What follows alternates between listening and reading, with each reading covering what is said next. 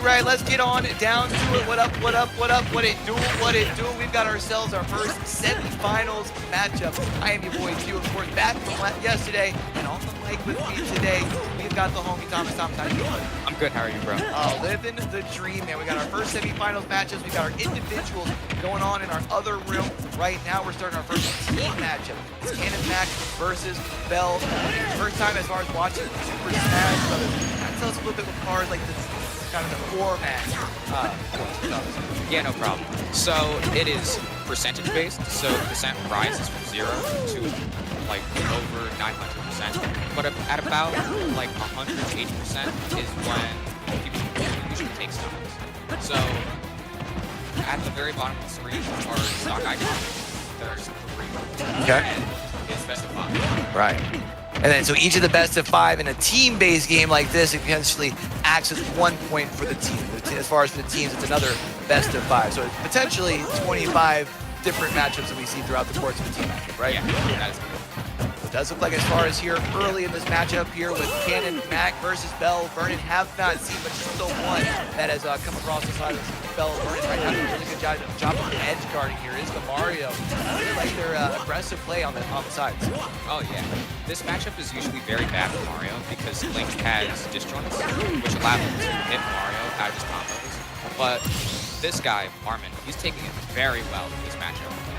Seems to be taking it to him, and I mean, now that we do see over that 100%, so it does have to be careful of any of the big hits. We even see just a simple kick there does send him pretty far off, so any big touches that do come across could potentially be sending them off the map for their first one. Yeah, so Link has good projectiles that he can use, but so far he's just getting absolutely all that. Mario, though, taking the stock of himself, not being able to cover there. Good job being able to control and at least get the first one going. Now, obviously, get back into it. Mario can play a little bit aggressive now, right? Because he's back down to that 13%. If they want to play a little bit of that closer battle, they can. But you need to see at this point, still using some of the projectiles to kind of start the combos, try and find an opening. And I really love the aggressive play forward, too, especially towards the edge of the stage. Yes. Mario has Fireball and Signature Special, so it's a good poking tool, and it's good for approaching as well. So Mario being able to get those Fireballs off can lead to very good percent gain for him. Can lead to of course, here does look like getting relatively close. It is actually makes some big damage getting thrown. Yeah. Oh, that's going to be as far as the first one over on the side of our Mario. Looking really good. He said normally not a matchup that favors Mario, but able to come on out here and really kind of put it down in round number 1. That was really fun to watch. Yes, very fun. So that's the first one of the best of 5. We got, you said, a couple more, right? Yep. First to 3, but you know, it could only be 3 matches, could be 4, could be 5. Who knows? Looks like we're going to Kalos Pokemon League. Very good stage for both players. Not very good for combos that go to the top of the screen because the blasting is higher. Okay. But the side blastings are closer, so it might be better for Mario. Is this where this is going to be a situation where they don't always necessarily need to play the same character for each of the 5 maps, or are they stuck with the same pick? Yeah, you can pick whatever character you want. If you're the winner, I believe you have to say who you're switching to. Okay. Yeah. But in this case, it looks like Mario going to go ahead and get picked once again. It actually looks like we're going pretty well with the same matchup. Same with the Mario and the Link, and you're talking about those projectiles there for Link, trying to be able to put at least some early pressure down. Oh, yeah. So far, Link is just getting combo, percentage with the boomerang, so Mario's having a harder time to get in, but looks like he's starting to get in a little bit, getting 17%. Oh, you don't want to let Mario get in, because then he'll do these combos. Oh. He is rolling right now. Yeah, look at that, 86% off of one exchange. That's how much you can just really kind of close the gap if you have that one mistake, especially against a player like this. I mean, they've been able to make it thus far here, and I mean, as for now, also doing a good job playing the distance, you know, avoiding those projectiles coming to Link now a little bit later in the match. Yeah, excellent shielding so far from Mario. Taking it real like slow, but then when he gets in, he gets in. Mario is going to be able to play that edge a little bit better and be able to get Link off, but Link here now going to be able to try and play the edge map, trying to edge guard just a little bit, but a reverse here from Mario, and that's a flip of the switch. Mario taking it so far. Lower percentage, but you could die at 0%. It is ridiculous. little troubles in the wall right now. Oh, that's the first stock for Belvoir. First stock going to come across here as far as the side of Belvoir. But of course, already still sitting at 131, so still have to be careful in their own right. I feel like at this point, for our Link player, you just try and play a little aggressive, get as much percentage as you can. You got 17, at least a start. That is nice. Boomerang getting a little bit of percentage.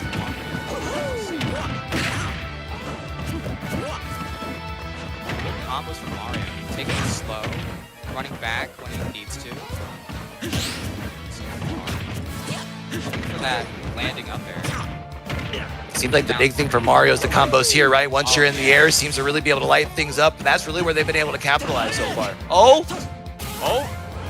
He's dead! Oh, he got footstool.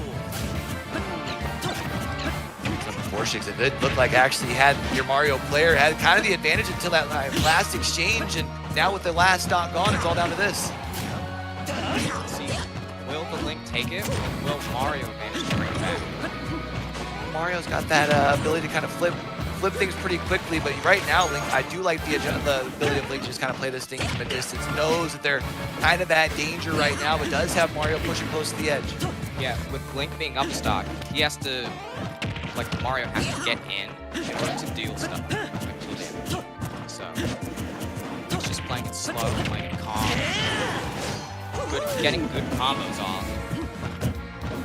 60% and rising.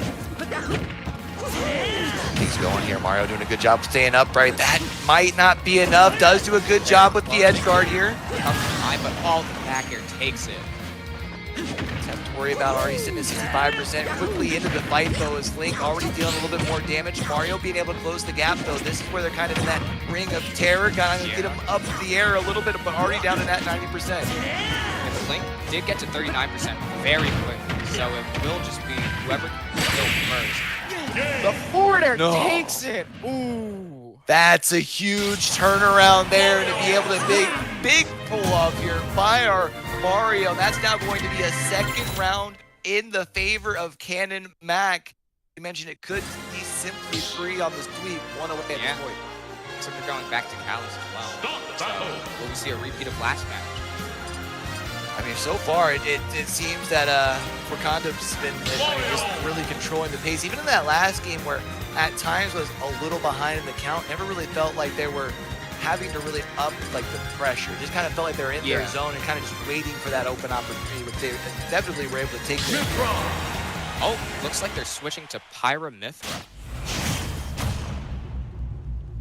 As far as you switch out there, you have 2 rounds that don't go your way on the Link to try and switch things up. And tell me a little bit as far as this matchup here, switching things out as far as for the PIEA Mithra. Do you feel like it's a more favorable matchup for them, or is it just kind of switching things away? I feel it is very favorable for PIEA Mithra because they also have the sword, so it's a good disjoint. But Mithra is very fast, the character that's out right now. Sword. Very fast, very good combos, and then PIEA is very good at killing, like taking good damage and then killing you at 50%. I'm gonna have to try and play on this edge here. Mario's kind of at some danger. Is gonna be able to get themselves a recovery back onto the stage here as well, and back into their sort of kill zone. Be able to get right up in there, trying to push towards the edge, trying to edge guard a little bit there, but does allow for the recovery. Went for the forward air off stage, but didn't, so he's just trying to get the back. 58 versus 97. Up smash. There it is. That's big there because you already going to get yourself your first stock. Already got yourself your first point on the board. That's a big damage right up off the rip as well. I mean, basically getting up almost back to the same percentage despite the fact that there's a stock down. Yeah. So let's see. Will this PIEA Mithra be able to take it? Let's see, do they go for the down air? Will they get the recovery? I like that. Very cautiously. They don't have any projectiles, but they do have the disjoints from their sword. So this, on paper, is a very good matchup for PIEA Mithra, but this Mario is just something else.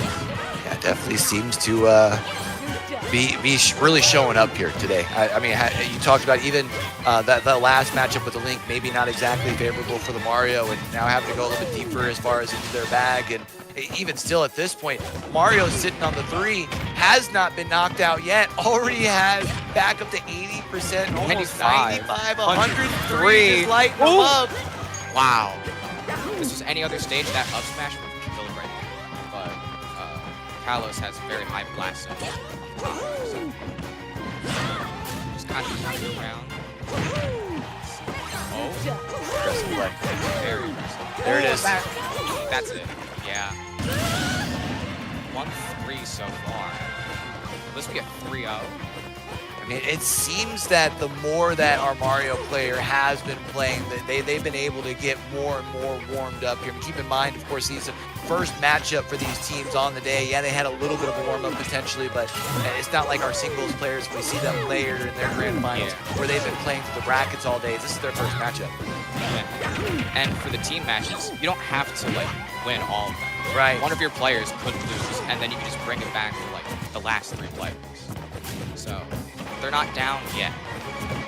The Big Macs, I mean, they're all off to a good start here as far as their Mario player, already closing the gap once more. I mean, already up to almost 50%, still sitting on the 3 stocks in their own right, but is getting sent to the air. 156 to 54%. Oh, we'll put that definitely 170%. Is going to be the first one here as far as the side of Mario, but already does have up to 78. They got to try and be able to protect that edge here. It's a quick switch around. Now Mario kind of misses up the position. Anything could happen right now. Pyramithra does have the rage, so their moves will go farther. But does the Mario get the edge guard here? Misses with the forward air. They're doing a good job of keeping the pressure there. I mean, they're not really giving them much room. They aren't really quite able to completely protect that edge, but they are making sure that the Pyramithra are not able to get back up and start doing damage. Of course, as I say it, the caster's curse comes across, and now all of a sudden Mario is having to play on the opposite side of the edge. Gets the grab off. Let's see. Patiently getting back up. Oh, there it is. Down air. Almost takes it. Oh, I thought that was it. Yeah, the red screen will kind of mess with you.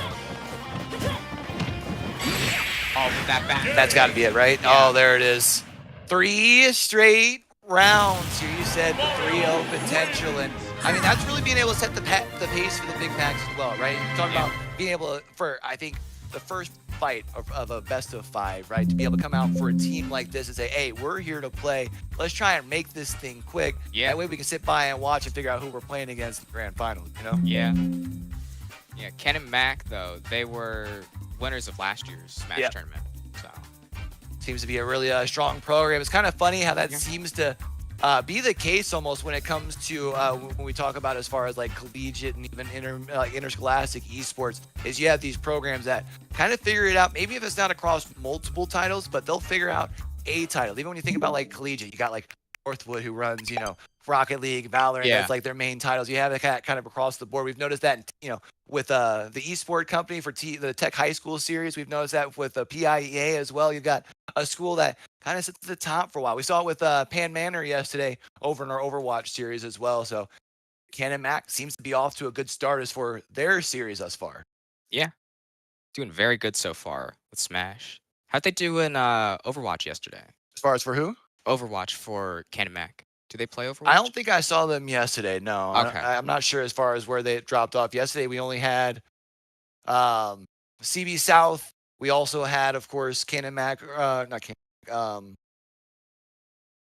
Penn Manor, who ended up walking away with the dub. Nice. Ephrata, and now I feel really bad for not remembering the school. So hopefully they're not sitting back and yelling at me here. I do definitely sincerely apologize. We had some really good games yesterday, despite the fact that a couple of them came across as like the 3-0s. So it like looks like a sweep, but some really good and fun competition. I'm really excited to see how things break down today, though, with the Super Smash Brothers.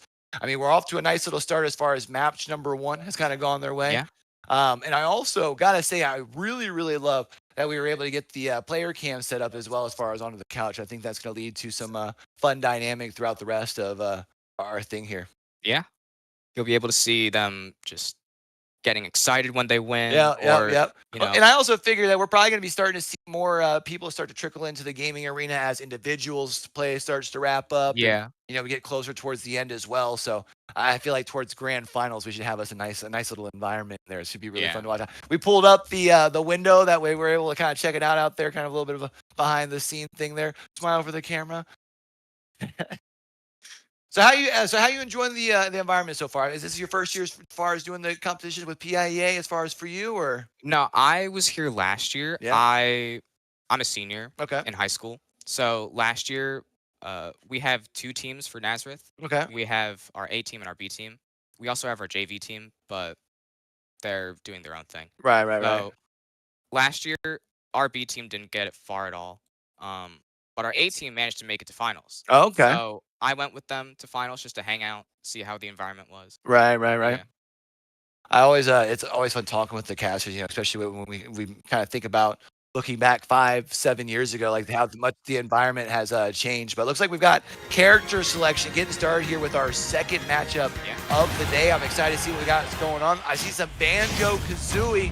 And always Terry. fun to see a little bit of Banjo and Kazooie. We also got some Terry matchup here. I love Talk Terry. about it a little bit. Yeah. So Terry's good because he's got he can auto turn around, which means that if the opponent is facing away from him, like on the opposite side, he can just turn around automatically. You don't have to turn around. He also has at about 100%. He can get access to 2 special moves.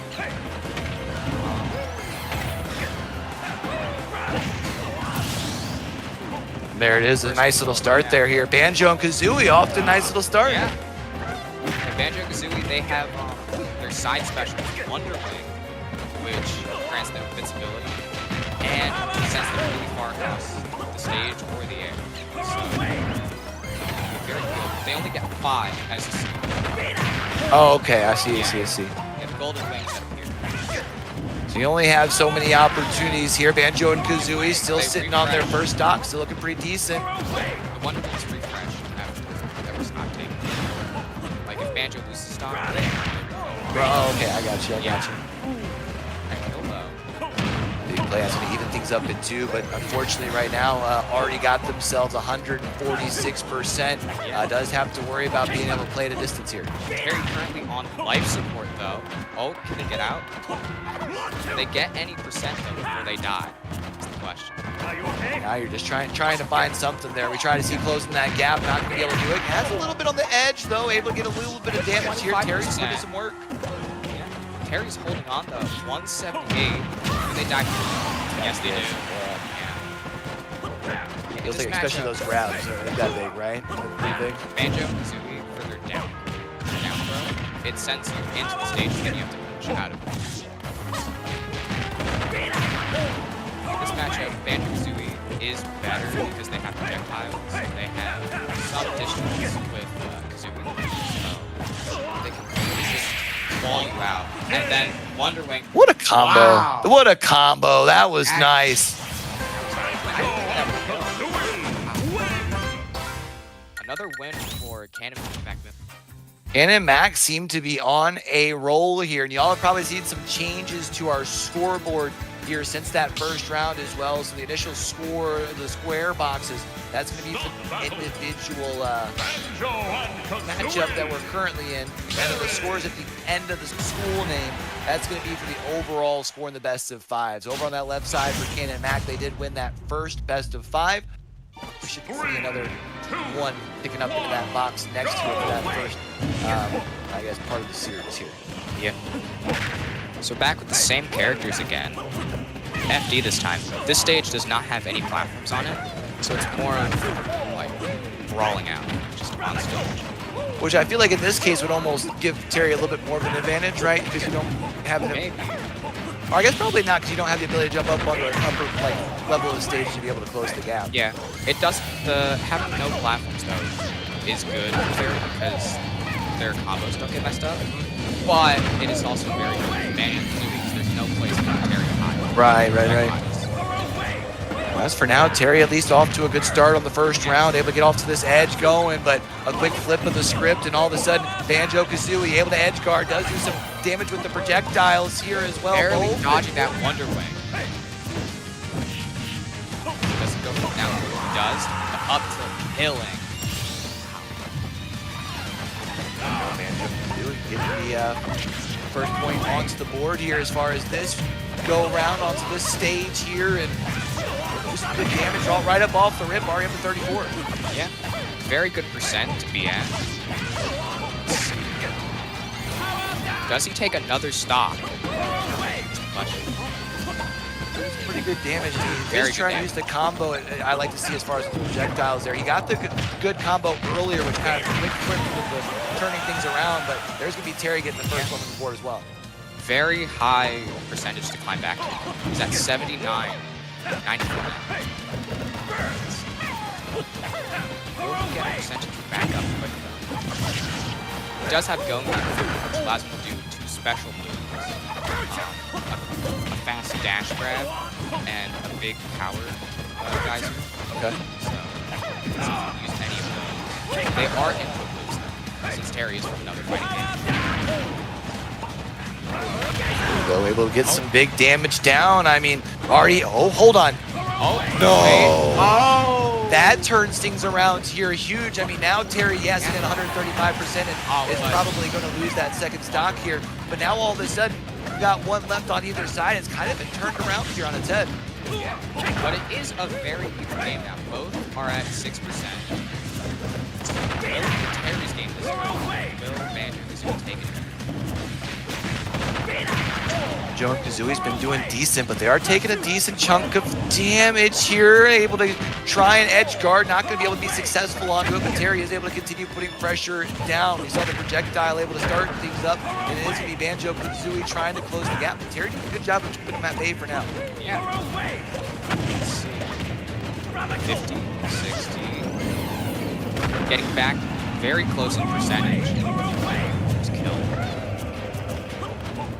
Not to be worried though, now you're in that red zone, right? You're at the 100%. You can see Banjo and Kazooie not really trying to get too close as for now. Also trying to use the aerial attack and at least puts them in an advantage here. Now they've got to pull off the edge guard, and it's successful. That's going to be another round in the favor of Kid. Yeah. Harry, though, he side beat the wrong way, so then he wasn't able to make it back. Just very unfortunate, but happens. 2-0 here. That's actually 5 straight rounds that they've won if you include the first fighter as well. That's pretty impressive.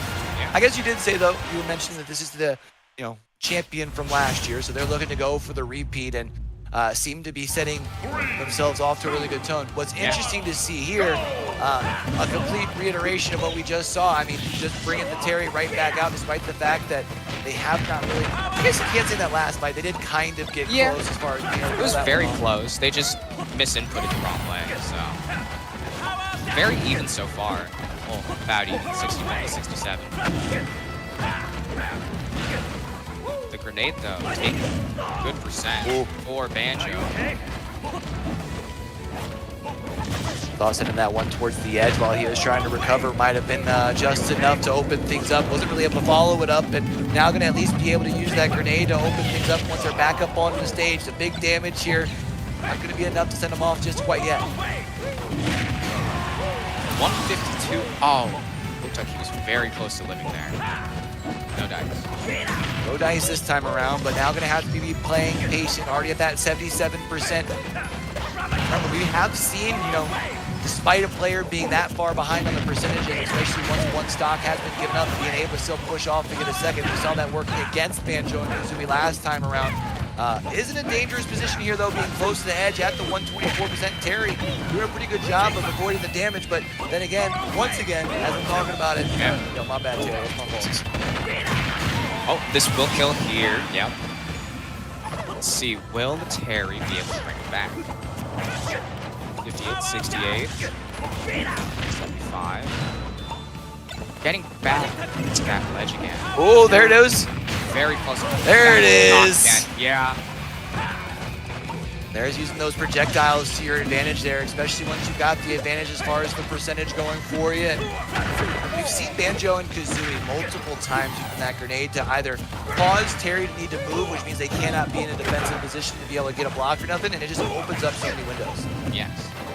Banjo and Kazooie are a bait and punish character, so grenade and their neutral special with the little pellets, it's very good for being able to bait your opponents with bad options, so then you can get these good combos. Still not giving up the fight yet is going to be Terry, trying to see if they can get this thing down to one stock apiece. And while still sitting at 53%, definitely would still be a pretty good fight. The grenade goes going to do a little bit more damage. Can they recover here? Going to be able to keep the fight alive. Let's see. If I get one good hit with Terry, then the Banjo's just dead. Like there that. It is. There it is. Is already at the 77% though, in a similar sort of window like we saw last go around, where yeah, it's down to one stock apiece, but playing a little bit of a deficit. If you can find yourself a big combo here, would be huge. But Banjo and Kazooie continuing to punish, at least until now. All the Terry has to do is just watch out for that grenade. Hold on. Close. Oh! No kill yet. At least send things back to neutral. The only thing, as you mentioned, that bait and switch that you can do with the grenade, send Terry towards the edge, but able to avoid the damage. Terry trying to make something happen, but Wonder Wing. Yeah. That's 6 straight games. 6 straight games from Cannon Mac here. The big Mac's putting in some big work, and Banjo and Kazooie also going to be busting out the brooms like we saw from Mario. So I always love seeing some depth when it comes to the character selections across the team. And despite the fact that maybe, you know, Mario and also Banjo and Kazooie didn't have to switch away from theirs, but kind of a different little bit of a pool. So, you know, for this squad, something to kind of work towards. Yeah. So it's now 2-0 in the favor of Big Max here. One more go around. This is going to be where Bell Vernon really needs to be able to step things up. Yeah. If you were at this point, what do you feel like is there anything that you feel going from, if you're watching and you're sitting, you're going into as the third fighter, right? Is there anything that you can take away from what the other team's first 2 fighter does, or is it really just an individual series by series basis? It's just player by player. Yeah. Like you have to, because everyone can play many different characters in this game. There's almost 90 characters in this game. Right, so, you know, all the characters play very differently from each other. So you can't really just watch one opponent to be like, oh yeah, my next opponent's gonna play this character. Right. You know? It's very, very random for they could play.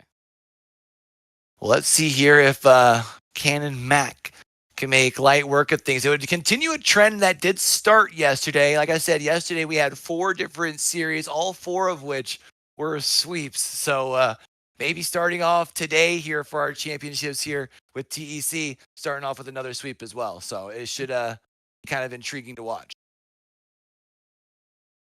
I feel like it's also going to be hard coming in as that third fighter for a team that's lost the first 2, right? Because it puts a lot of pressure on you finally. You know what I mean? Yeah. But then if the third player wins, then it's a lot more pressure for the 4th player. Because no, we've started winning. Let's see if we can keep things going. Yeah. Yeah, but let's see if they can get it to that 4th player. You have the option to be able to figure out, as far as like your strongest player, you can kind of slot them in any of the 5 spots, right? Yeah, it doesn't have to be ordered based off of power. You can game the system and put like, oh, that was embarrassing. It's fine. Don't pay any attention to the man behind the curtain. Send it to a different screen.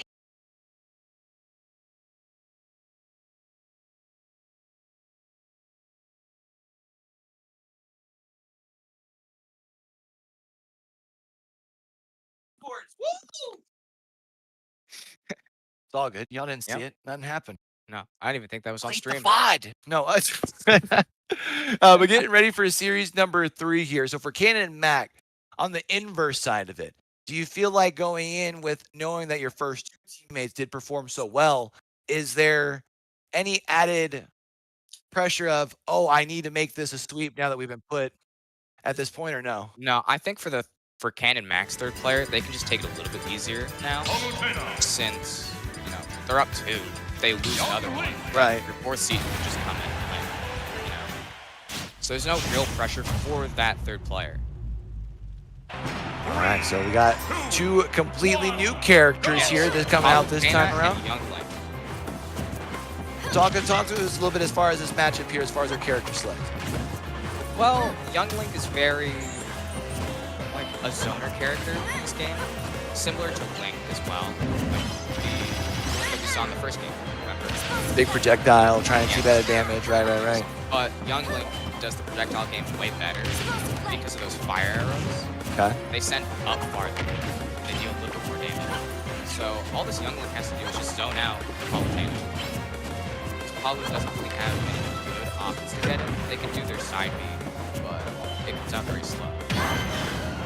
So in a sort of similar matchup difference, kind of like we did see with the Link and the Mario, where you have one who tries to play a little bit more up in your face and aggressive, whereas Young Link a little bit better as far as on the projectile. But I mean, both of them have been getting their licks in thus far. Yep. Young Link here gonna get knocked off. Wow.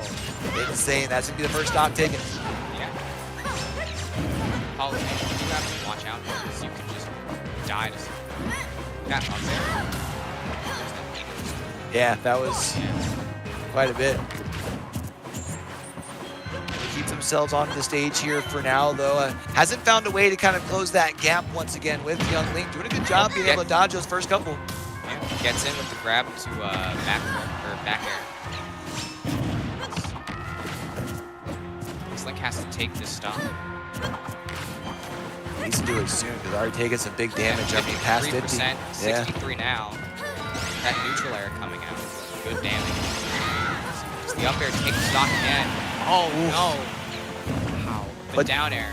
But does take big damage. I mean, already at 78, so they have to find a way to really kind of keep them at bay for now and put some damage down. I mean, right now you see doing a good job of getting right back in their face and already getting them back up off the stage. Yeah. Will this Young Link be able to recover? Does make it back to stage, but Palutena can very easily take you off stage again. 120%. Young Link just has to get any damage he can get at this point. Good job with the edge guard.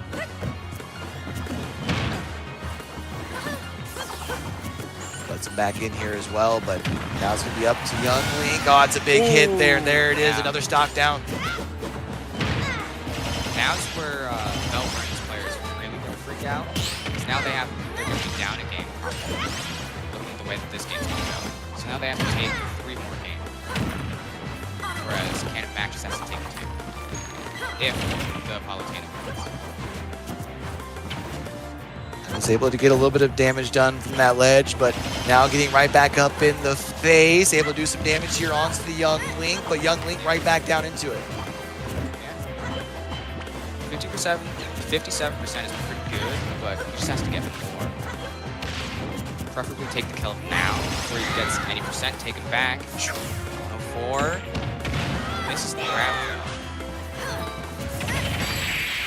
That's gonna be it. There it is. Yeah. That's gonna be the big game winner there. Able to knock him off, and Young Link put up a fight.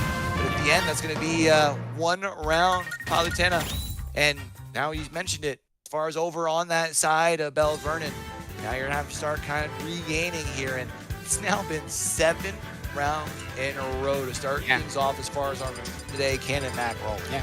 Let's see. Will Cannon Mac make it 9? If they can make it a clean 9, that's a really good start to your day. I mean, across any esport, one of the big words that always gets brought up is momentum, right? So to be able to start things off with 3 sweeps. I guess maybe you could argue that in the grand final, you're more than likely going to use all 5 people. But that means that right now you don't get to warm all 5 people up and only 3 people fight. Yeah. Looks like we are going to Battlefield. Palutena getting good percentage in so far. Young Link is trying to get way more in this time. As opposed to playing zoner, he is trying to just rush down at this point. Trying to make up for any lack of percent. Very even so far. Just mostly neutral. Young Link being able to take the additional platform. Oh! Doesn't take the kill yet, though.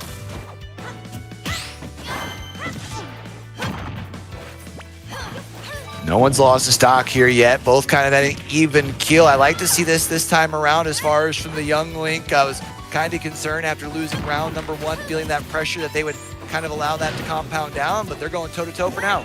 Yeah, Young Link has been very just in the Palutena's face this match, as opposed to last time where he was just taking it very easy in the back. with the boomerang and the arrows. A little bit of the bomb. Very even in percentage, though. Is off stage. Both players now really susceptible to one big hit. That's not going to cause it. Nice counter, though, by Very Link. close.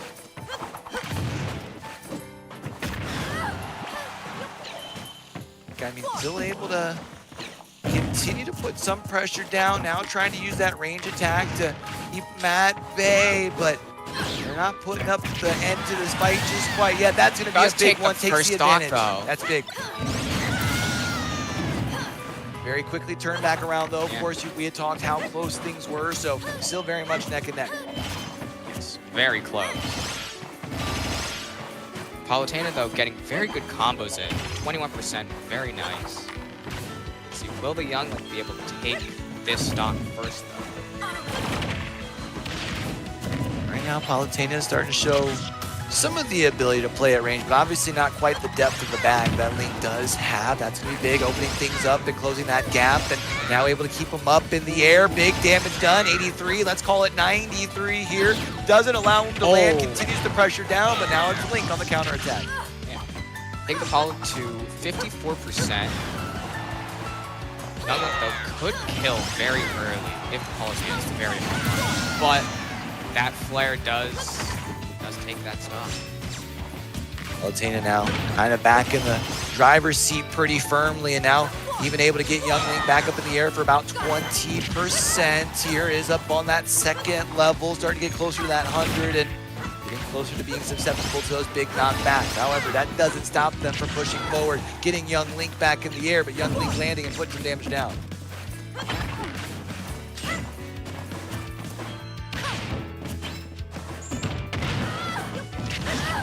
Get drawn back up to it, even on stocks here, and there it is.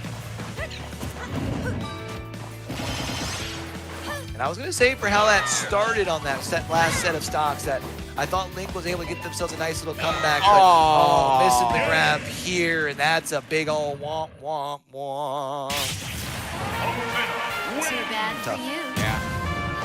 I mean, I do got to say, with the percentage that lead that they had, I think that was probably still how that was going to end out, right?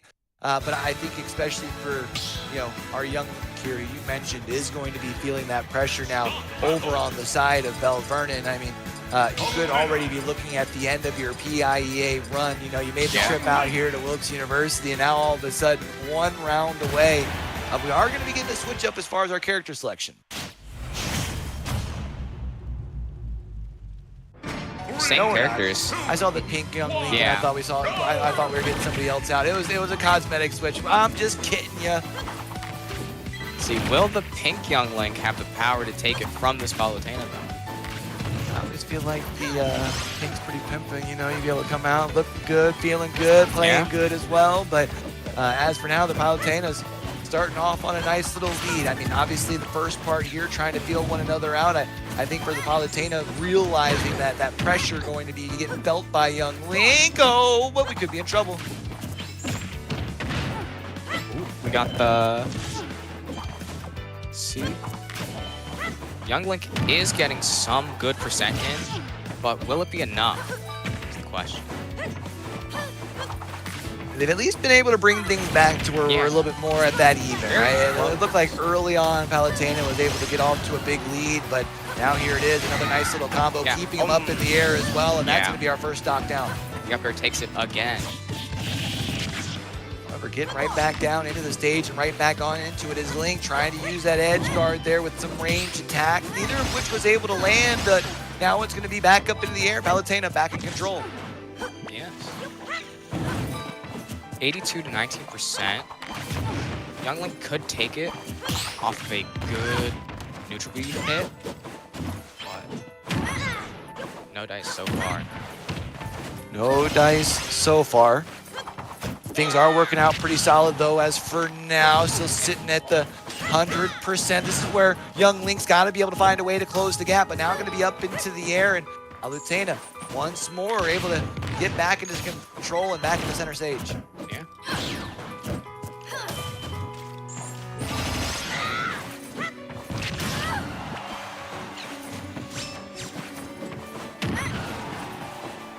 on by here now as well. Oh, it's another stock. That's big here. That's now a 2-stock lead, and this could be potentially the last go-round for Belle Vernon. Yeah. Young Link has to at least take 1 stock, though. Yeah, I feel like you can even just see in the gameplay a little bit more passive. I mean, really feeling that pressure there. Despite the fact that the opposition sitting at 146%, I mean, one good combo could send them off the map here. Yeah. But Young Link playing it very, very, very safe. There's the stock. Yeah. Starts with 1. He could bring it back. But will it be in the cards? It's going to be tough here. It's definitely going to be tough doing it from the edge as well, where Palutena is able to close the that little bit of room and has been able to get some damage down up to 74%. Does he make it back? No. Wow. What a play. That was big. 9 straight games in a row. 9 straight to start off our day. Palutena getting some big wins in there for Cannon Mac. And for them, not even needing to use 2 of their fighters here as far as into the semifinals. They get to sit by and watch our next matchup to figure out who they're going to be playing against. Yeah. So as far as watching how that one broke down, I mean, for Cannon Mac, if you are one of these 2 teams that's about to be stepping into this next semifinals, is there anything that you can take away from, I mean, 9 straight series to go, hey, you know what, this is where we got to have an opportunity to kind of strike? I mean, if you're the opposition against Cannon Mac, you have to rewatch the sets and just try to see how the players play to see how you can just like play better against them. So, yeah. Well, that was a pretty quick here series. I mean, that was a lot of fun to be able to watch it. I mean, I feel like it was one of those series, quite honestly, a lot like we saw yesterday in our Overwatch series for the PIEA Championships, where they were sweeps, but they didn't quite tell the story unless you watched to see just how close it was. I mean, we saw a couple of those fights. I would say more rounds than not were a difference of maybe 1 or 2 sequences changing, and all of a sudden it's a different scoreline. So a lot of fun to kind of see how that one broke down. We're going to have to see who's going to be facing off against them. We have one more semifinals matchup. We're also going to be getting some individual grand finals later on in the day. We got a whole bunch of champions that we're going to be crowning here. Appreciate you for hanging out on the mic with me here today for the first one. I know we're going to be watching how your squad does hanging out here in this next one. We're going to send this thing off to a quick break. We'll be back with semifinals number 2 right after this. At Wilkes, we know you're capable of more, and we know you'll achieve it. We'll emphasize the academic expertise, dedicated mentoring, and unwavering support that have made Wilkes the best for the first for 90 years. This is an incubator for whatever you find interesting, where you'll be asked one simple question above all: what do you want to do?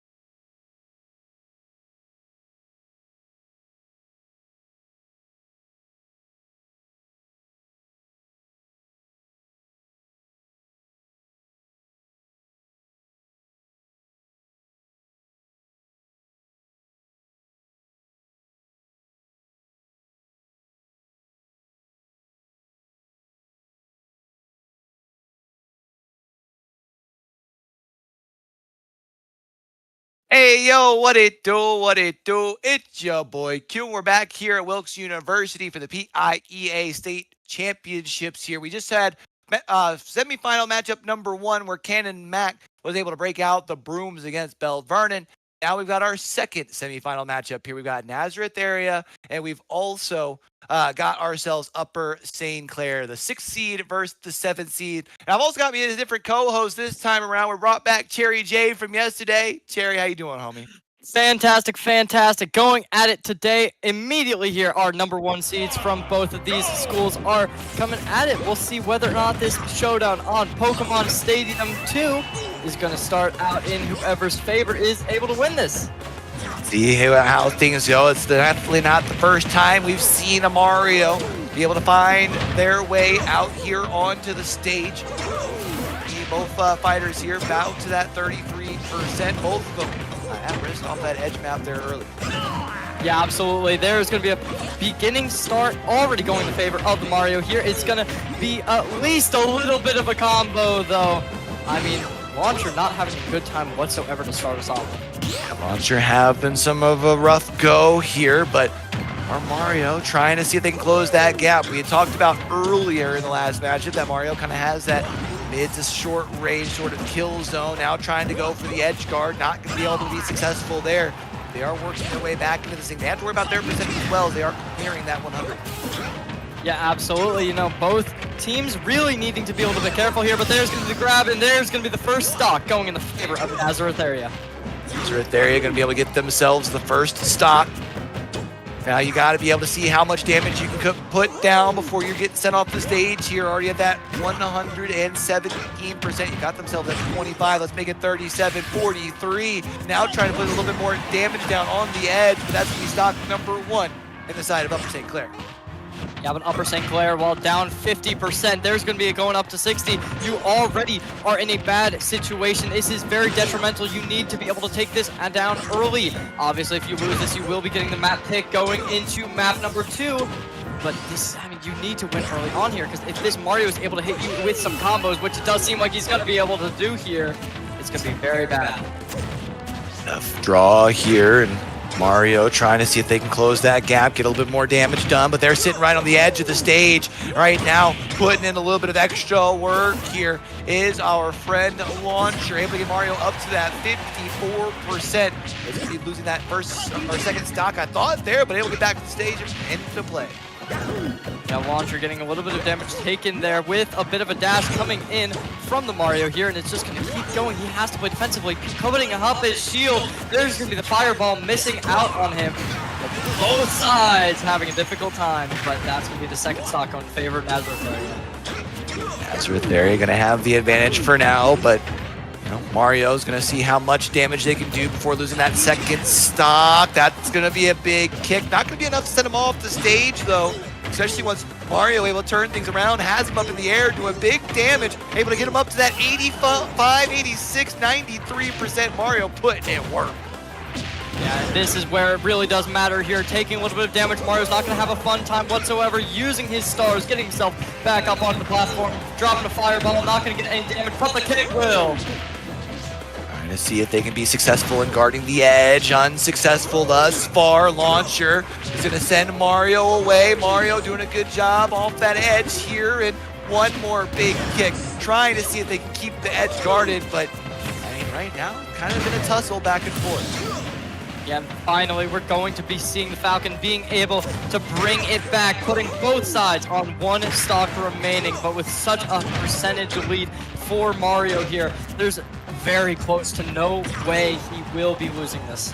Yeah, you figure, I mean, unless they can close the gap and get themselves a nice little combo here, I mean, it is susceptible, but there it is. That's going to be the big knock for Mario, and Nazareth area. They'll be able to get themselves their first point on the board.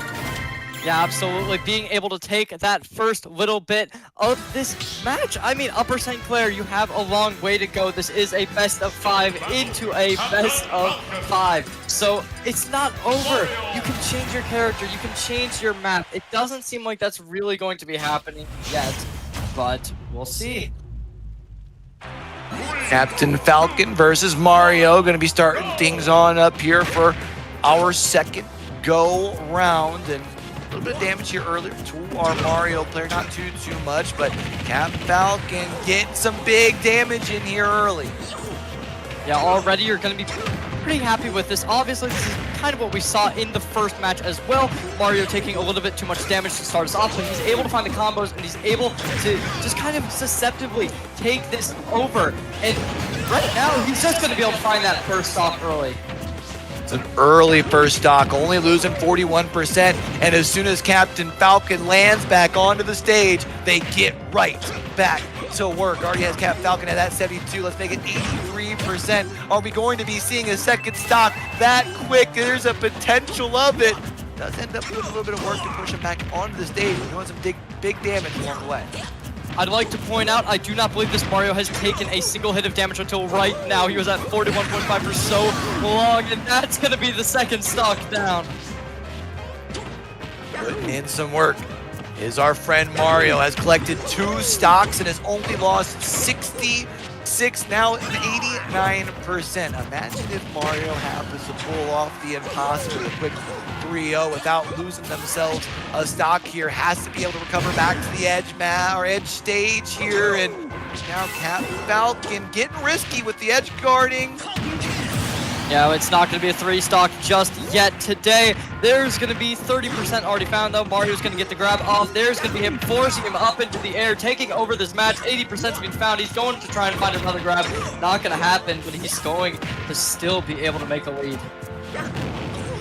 Nice play getting moved forward. Captain Falcon is starting to find their way back into it just a little bit, but as much as it looks like they're putting some damage down, already susceptible to the knockback over that 100% marker here, and that's a nice flip of the script, nice little counter to put Captain Falcon onto the edge here, and really right now, Mario just knocking him back and forth, sending him around like a rag doll.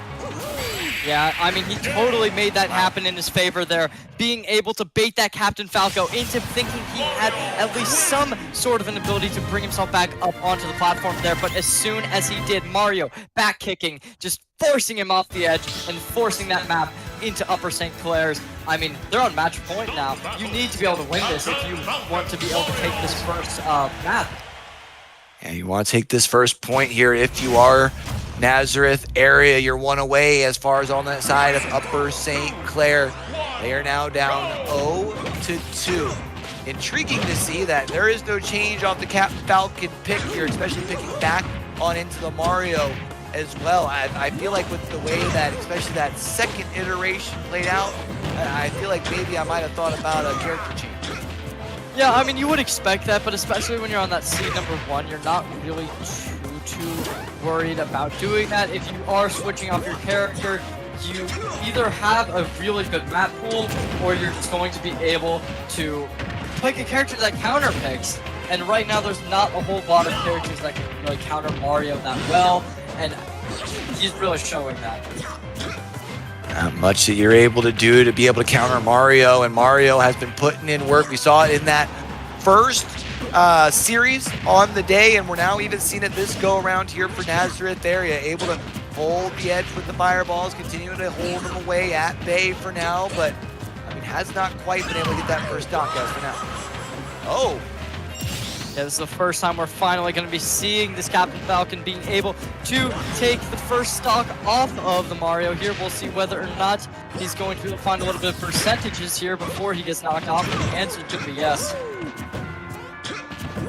Yeah, we get a little bit of percentage going here, but as far as for Mario, you got to worry about taking too much damage. Captain Falcon coming in here on a mission. That's a little bit of a risky play off stage there. I understand why you take the chance, but now all of a sudden back into a situation where for Mario, they've got control of the stage. They're going to push off to be able to get that first stock here as well. Yeah, finally we're seeing this Captain Falcon being able to show dominance here, bringing this Mario to 65% at a detrimental percentage. You bring him even farther, you're going to be so confident going into this match further on here. You take this next point here, you're going to be very happy bringing this to 2-1. But as of now, you still have to take it. You're down 60%, but Mario is a character we've seen who is very good at closing gaps. Especially once they close the gap, if they can get you up in the air, those combos can be deadly. Captain Falcon, though, looking to try and maybe get a first point onto the board here for Upper St. Clair. Able to do some more damage on the Mario, back off the respawn as well. Got him back to the 41%, one stock being left. And for Mario, now you've got to really be able to up the pace, up to 97 here as far as this time around, but you are behind the stock. You got to be able to edge guard, and not going to be able to do that successfully this go round. Unfortunately, this Captain Falcon is at a very low percentage. This could definitely go down to the final stock here, which, I mean, that's exactly how you want these final maps to end, especially when this is your #1 seed. He's going to be able to force him off the map. The fireball doesn't hit. There's going to be the recovery, and this is keep going. Keeping things going here for now, and Mario starting to sit low on that health, already to 81%. Yeah, you brought it down to 2 stocks apiece. But now you've got to be extremely careful. You've got to be patient. You've got to wait for those windows and be able to move on in and then right back out. Yeah, absolutely. This is where you need to be able to do it right here, right now. And as we're seeing, there's going to be the grab. He keeps going for more, forcing him into the air. Move on. Is this where Mario turns things around as much as it looked like there for a second? And that's going to be the turnaround here. And that's going to be a 3rd point onto the board for Nazareth area. Able to break things out, break out the broom with Mario. Not allowing anything from Upper St. Clair. Nazareth area already forcing themselves. I mean, they're just... He was down so much. I think he was down like 80% or something at one point, and yet he still came through and just completely forced that 3rd stock out of Upper St. Clair. Yeah, I think it was 81%. That was as that 2nd stock got done. And it's a tough hole to be able to climb yourself out of, and Mario, man, just was able to land some big combos and then the big old kablamo whammo there at the end to send him up off the map, and the broom's being busted out here. That's going to be the first as far as point of the full best of 5 in favor of Nazareth area. Now, we did see in that first matchup, it only took 9 fighting rounds. I think there's a chance that we see that here with Nazareth area being 6 away. Oh, absolutely. I mean, there's more than a chance that Upper St. Clair has something up their sleeve that's going to be able to shock Nazareth area. I mean, they're up. You can't deny that. But as of now, you know, I mean, Nugs, somebody who we've seen do a lot, is going to be coming in next. I like him. I like him. He's played good before. We saw him in the quarterfinals, and I'm looking forward to seeing how well he does here. Nugs is one of those players that does have a little bit of that pop-off potential, right? Maybe not all the time, but I think at times shows just how bright and how high that ceiling can be. And, you know, it's Championship Sunday here today. Maybe that's the time that we see that the ice really does really solidify in the veins, be Mr. Clutch here, and keep things moving forward. For Nazareth area, you got yourself 1. As far as in the overall best of 5, you're 2 away. If you can double down that pressure, then we get into that situation that we talked about in that last series where you're the 3rd fighter, and now all eyes are on you if you're Upper Clair. Yeah, absolutely. I mean, this is a match that is going to mean a lot for both of these teams here. This determines who's going on to the finals here to fight against this is a team that really is showing you're playing the #1 seed here if you win this fight. And that's got to shock them a lot. Yeah, I feel like right now, if I'm Nazareth area and I saw, you know, kind of how that first series went down and the fact that it was a sweep, I'm trying to duplicate that here just to show the opposition while we wait and watch, of course, the 3 grand finals, you know, just what they're in for, what they've got in store. But let's go ahead and get ready for our selection here in series number 2. So they're going through their picks and bans as far as for now on the stage. Is there any stage in particular you would love to see get played out today? Well, I'd assume if we're seeing Nugs playing, I think we're probably going to be seeing Battlefield, maybe Final Destination get picked. I believe that's what we saw him on earlier. Yep, there it is. It's going to be Final Destination in for us today. Final Destination here, and now it's going to be about figuring out what our character selections are. We've got Dr. Detroit going to be on the Inkling, Nugs, Ninja. Bringing out the Ninja. I don't remember this, but I do remember this Inkling. this is someone who we've seen be dominant. We'll see whether or not that's going to be replicated today here, but I'm excited to see how this works. Of course, being a flatter map here, flatter stage, you don't really have the levels, right? So who do you feel that would kind of favor as far as the matchup? Well, I gotta say, Inkwing's gonna have a little bit of an advantage here. You have such flat terrain to really play around with your ink.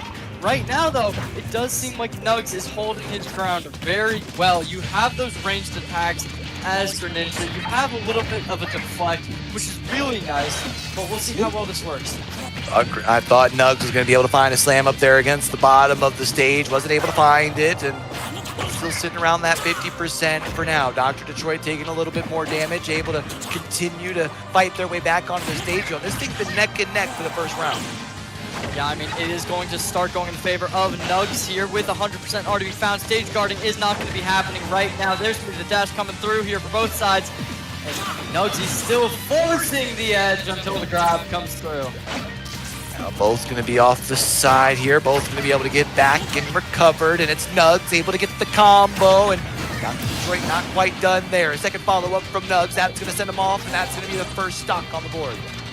Yeah, Nugs having a fantastic showing right there. There's the first hit with the... All right, the slide comes through, and he's going to start getting a little bit of damage in, but no, there's going to be a fantastic play from Dr. Detroit. I love that play from Dr. Detroit. Starting to bring things back in the combo with the range as well, using the utility to open things up, and has to find a way to get this first stock soon because... yeah, you're sitting at 158% over on that Nugs side, but they are going to put more damage down, already past the 60%. Yeah, Nugs playing this amazingly. There's the grab come through. He's going to be forcing him onto the edge, and he keeps going for more. The stock guarding's there. He's going to get even more damage, and at 166%, you have to be so annoyed if you're Upper Sinclair. If you're Dr. Detroit here, you got to wonder what it's going to take to be able to get your first stock, your first point onto the board, almost up to 190%. Meanwhile, Dr. Detroit going to lose a second stock in exchange for the first over on the side of Nugs as well. But I mean, right now, Nugs sitting in a pretty good spot when you talk about stocks. Yeah, he's having a fantastic showing right now. There's the bomb coming through. It's not going to matter too much. Both players avoiding it completely. Nugs finally going to be taking the disadvantage in this fight with 40% being found. He's going to be forced to use the shield. There's going to be Dr. Detroit right below him, unable to find anything though. Able to find anything just quite yet for Nugs. Trying to see if they can light up a nice little combo to pull things back even, but as soon as Dr. Detroit gets their feet back onto the ground, able to get back into this fight here as well. Back up to around that 65% in both of our fighters. Yeah, Nugs taking a little bit too much damage here. Down 10% against Dr. Detroit. There's the shield coming through, and he's stuck in the paint. That's going to be very detrimental, unfortunately, for Dr. Detroit. He's unable to find anything off that. You would have figured maybe once getting them stuck, okay, hold on, doing it again, and able to swing for the fences. All of a sudden, it's two stocks onto either side. The only problem, Dr. Detroit already at the triple digits, 170%. However, going to try and go and get them stuck in the paint once more. Not going to be able to land it. The guard going to be up once it's dropped. First 13% for Nugs. They've got themselves plenty of a lead. Yeah, and that's going to be the lead, translating to a win, and the first match is going in the favor of Upper Sinclair. Or, no, wait. Yeah, Oh. Upper Sinclair, that is correct. I was about to say, The Greninja here. I Going to at thought, least be able to keep things alive. It's not going to be 9 straight rounds this go around. I thought because the blue. Greninja thing was blue. Yep, the red and the blue are switched sides on that. Yeah, that was my bad right there. Okay. Well, I'm going into this next round. We'll see if there's any switches. Already, Nugs staying with his own character, and we're seeing a Kirby come out. Always love seeing the Kirby. I know my little man somewhere around here in the halls running around. Hopefully he gets to see the stream. Kirby's one of his favorite. And, you know, only seeing a switch up on the character selection after just one loss has me curious what we saw from for as far as for Dr. Detroit to make them think that it was a good call to go ahead and bring out the Kirby. Yeah, it is interesting to see this come through here. I mean, me, myself, I am a Kirby main. Gotta love it. I mean, he's already putting in the work, getting a little bit of an advantage to start us off. Still able to continue to have the control here, but Remember, Nugs was able to kind of fight things back after going down. I think it was a little bit early in that last fight, that last matchup as well. So kind of feeling out one another, no one really wanting to overextend. Here's Kirby getting back into the mix for Dr. Detroit, trying to see how they can edge guard and now past 100%. Yeah, being able to make that happen this early after a loss, he's going to be able to find the grab. There's going to be the damage coming through. Unfortunately, it will not translate to a stock just about yet. He's going to be making it happen soon enough by the looks of it. He's playing so aggressive. Playing super aggressive here, and I mean, Nugs still playing themselves into this fight. Going to be able to take the first stock as well. Right now, Nugs putting in work. And finally, Dr. Detroit, he's able to contest that stock that he just lost by taking one of his own. However, the percent is not going to be going his way to start us off here on the second stock of both players. Not just quite yet, and Nugs doesn't even need to get feet onto the ground to be able to get Kirby up off of theirs. And now it's Kirby leading the push forward off of the edge, trying to keep things going. But Nugs back onto the stage is going to be able to push Dr. Detroit back up against the edge of the stage once more. But Dr. Detroit still got plenty of fight left in him. Yeah, the edge of the stage is where Kirby will thrive, and he's showing that so well right now. There's going to be the uppy coming through. It's not going to find anything, but the fire will. Just a phenomenal ram into this Greninja, just going to translate into a stop pull. Now it's the story has been turned here. Dr. Detroit has the lead.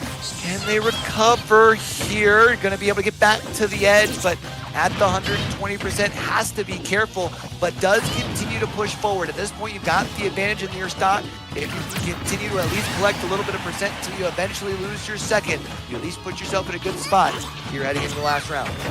Yeah, absolutely. Dr. Detroit taking a little bit of damage. He's still up a little bit, but there's going to be the grab. There's going to be the damage coming through here. Unfortunately, there's going to be a phenomenal counterattack being put through by Nugs here. Nice counterattack from Nugs, and this was where Nugs was able to thrive towards the end of that first iteration, that first round in this fight. It's going to be seeing if they can find the same sort of success against Kirby here. It's Nugs dropping on down up off of that higher platform is a disadvantage when it comes to the damage percent, but a big combo now evens the playing field.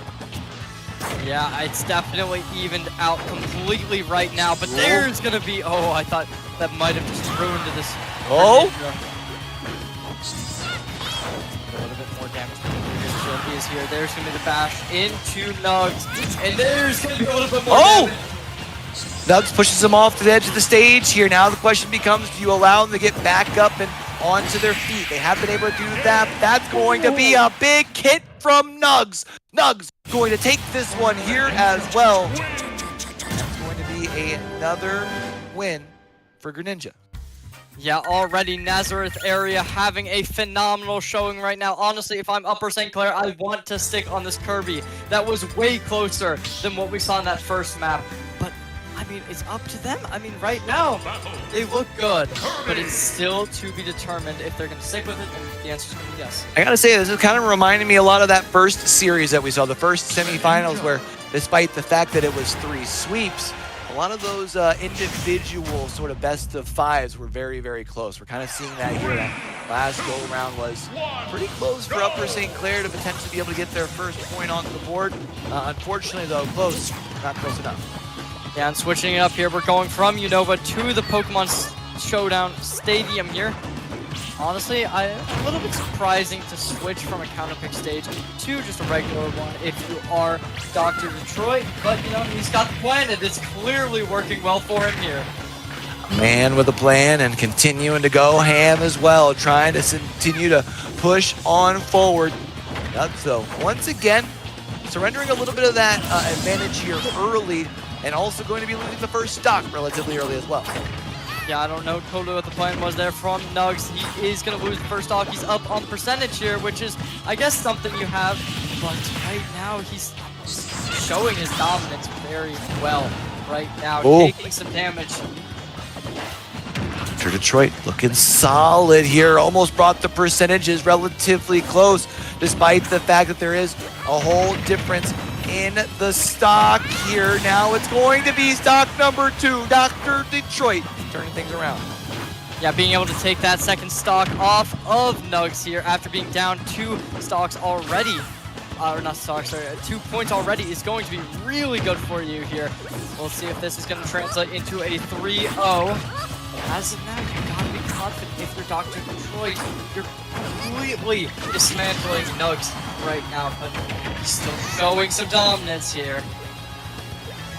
It ain't over till it's over. The one console, hold on. Both going to be able to recover here, but now it's going to be Kirby. Has the advantage of having the stage at their back. Trying to get up off of the edge is going to be Nugs up in the air here as well. A potential 3-0. No, not going to be the case. Nugs going to be able to get their first stock, but already sitting at 80%. Already in peril. Yeah, you gotta be happy if you are Dr. Detroit. 92% to be found. He's gonna try and go for more. There's gonna be the down smash. Unable to find anything. Greninja countering for him, but it's just not here yet. Dr. Detroit taking a little bit too much damage here, but one wrong move could be the end of Nugs' map. There's a big combo for Dr. Detroit. Not quite going to be able to get that last stock in exchange. And now it's Nugs. Push forward, trying to see if they can keep themselves into this fight, and that's going to be a big turnaround. 1 stock left onto either side. The only problem is Nugs already sitting at 140%. Yeah, it's gonna be continually up and up. Nugs having no chance of getting back into this. One wrong move, one misplay is going to be the end of him here. There's gonna be a hit. Somehow he's still alive, and he's going to try and play careful. He does not over-aggress unless Dr. Detroit does it first. But we'll see whether or not that's going to happen from now, as he's trying to make a hit. Nice play here from Dr. Detroit, rocking the curbster. That's going to be able to keep things alive here. No broom being busted out this time around. Upper St. Clair still has a little bit of fight in that left. Yeah, I mean, you gotta love it. Upper St. Clair, they're making their mark here on seed number 2 of their player roster. You gotta love it. We'll see if Nazareth area is gonna be able to make the comeback here. But as of now, this Kirby pick does seem to be enough. Kirby pick does definitely seem to be working out for him. Let's get ready for another round of selection here, changing the stage. Looks like here, always down to kind of change things up, swap things up just a little bit. But, change the vibe. Vibes have to change just a little bit, you know what I mean? Setting the mood for round number 4 here. It does look like Kirby gonna be brought back out. Does look like Nugs also gonna be bringing out Greninja one more time here as well. So same matchup as far as our character. Yeah, you know, this makes sense. Obviously, the Inkling was not working earlier, so we'll see whether or not, despite it being the same stage that we saw Nugs win on, if he's going to be able to replicate it against a different character. See if things can get transferred out here, but starting off on our first go round, it's Nugs taking some big damage. You talked about how good this Kirby seemed to be working for Dr. Detroit. Has a little bit of a lead, but Nugs fighting right on back into it. Yeah, there's going to be Dr. Detroit going for an aggressive play here. He's going to be using the dash, but it's going to get completely counterplayed out by Nugs here. Able to find that percentage. Dr. Detroit going to walk right into him, but it's just not enough right yet. Both of our fighters here looking for the first stock this go round, and Nugs trying to protect the edge. That was a very risky play.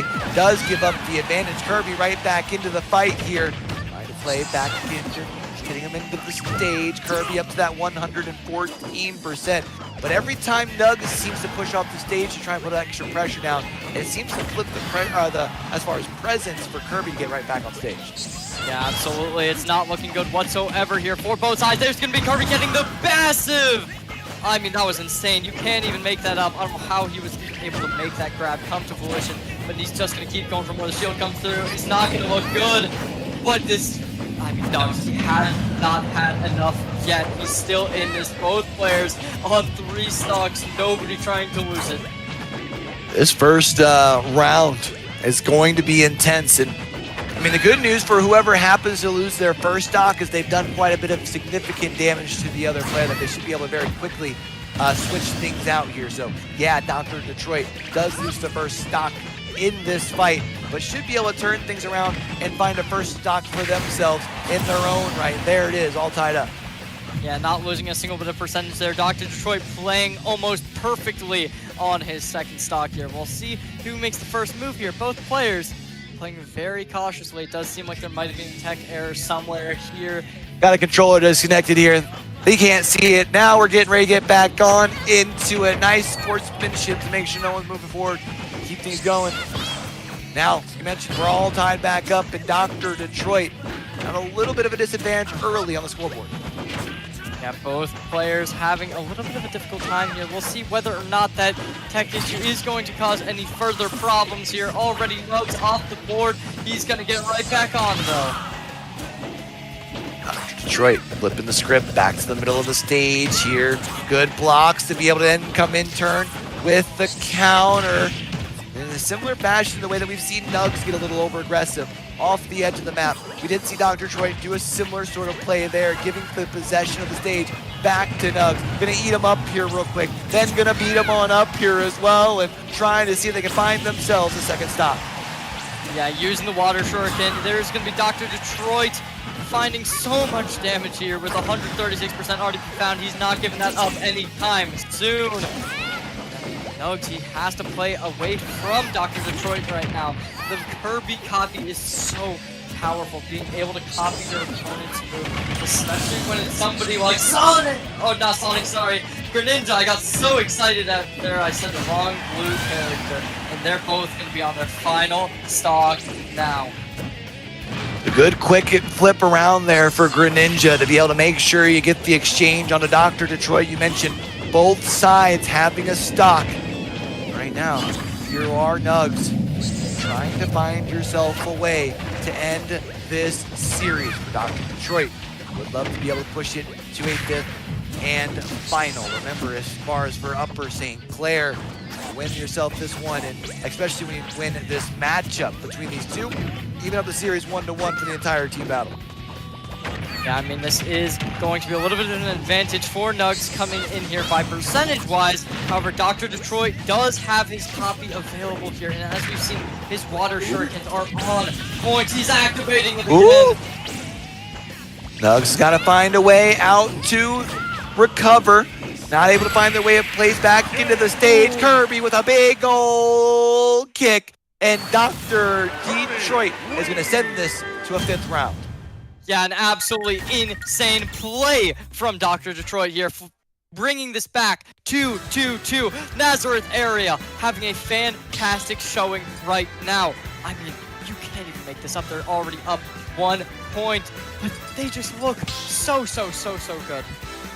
It looks so good here, and we get ourselves a little bit longer of a series as well. You know, we kind of talked about it yesterday. We had a lot of sweeps over in the Overwatch side of things, man. And it started off with a sweep in this, so I was worried we were going to have a lot of the same story, but we are going to switch things up for this fifth and final fight. Kirby versus Bowser.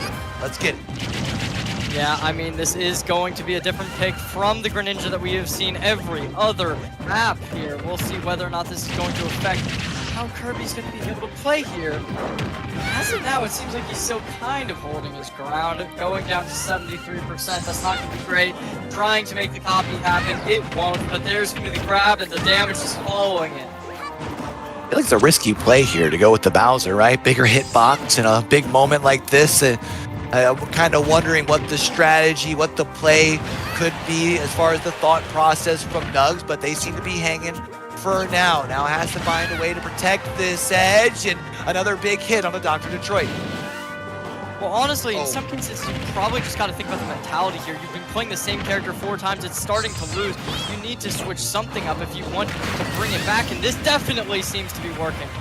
The body slam from the Bowser, and I know they can't hear it, but you and I, Cherry, we can. Starting to get pretty loud over there in the gaming arena. It's getting intense in our second semifinal matchup. Dr. Detroit going to be able to even things up, and it's 0% on either side after both sides have been able to get a stop.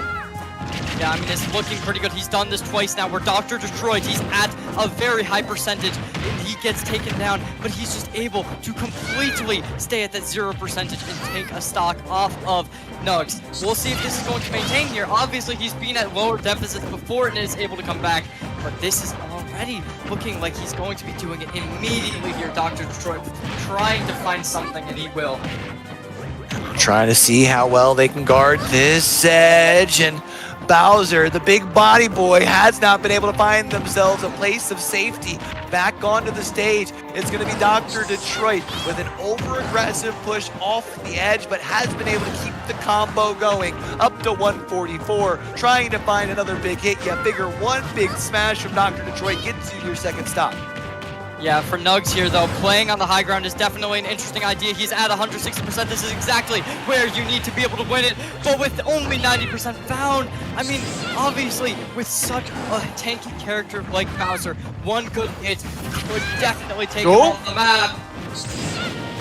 Oh, defending the edge here as well, and that should be a big grab, and that's going to be another stock. And Bowser, hear him roar, is going to be up, and it's going to be late in the series. Yeah, with 200% already being found, though, can you even expect anything to happen? And the answer is going to be no. Dr. Detroit, Nugs, 2-2, both at 0%. It's the final stock, but it seems like Nugs wants to finish it out right here and now. Nugs would like to keep things going, but it is, when we talk about momentum, over on the side of Dr. Detroit, the Kirby has not been figured out just quite yet. Nugs now going to be up to 89%. Some big damage has been done, but you talked about the tankiness of this Bowser character. Has the ability to take some big damage, able to take the abuse, but it continues to get dished out by Dr. Detroit. Yeah, there's Nugs going in for a body slam. There's gonna be the next, and it's not gonna happen. The reverse sweep is ended, and that's gonna be it. Nugs going to be able to pull it off here, and you can hear him celebrating. You can see him celebrating as well. Nugs pulls it off, able to pull out the Bowser. I had questioned the pick, the bigger hitbox, but the extra tankiness seems to have paid off. That is going to be a 3rd point on the board, and that means for that best of 5 for Nazareth area, they take that one as well. And they are now one best of 5 away from moving on to that grand final. Yeah, that was an absurd match. I mean, Nazareth area, how does that even happen? You gave 2 rounds and then just ended it off with a slam to the ground. Kirby couldn't do anything. Kirby couldn't get it done, man. And unfortunately, as much as it looked like Upper St. Clair was getting ready to steal one and at least guarantee us a 4th fight in the series, now all of a sudden we're going to turn things back. We got ourselves 2 more fighters to take to the stage, and the score's going to get reset back to 0. And now for that 3rd fighter, over on the side of Upper St. Clair, they've got all of the pressure onto them.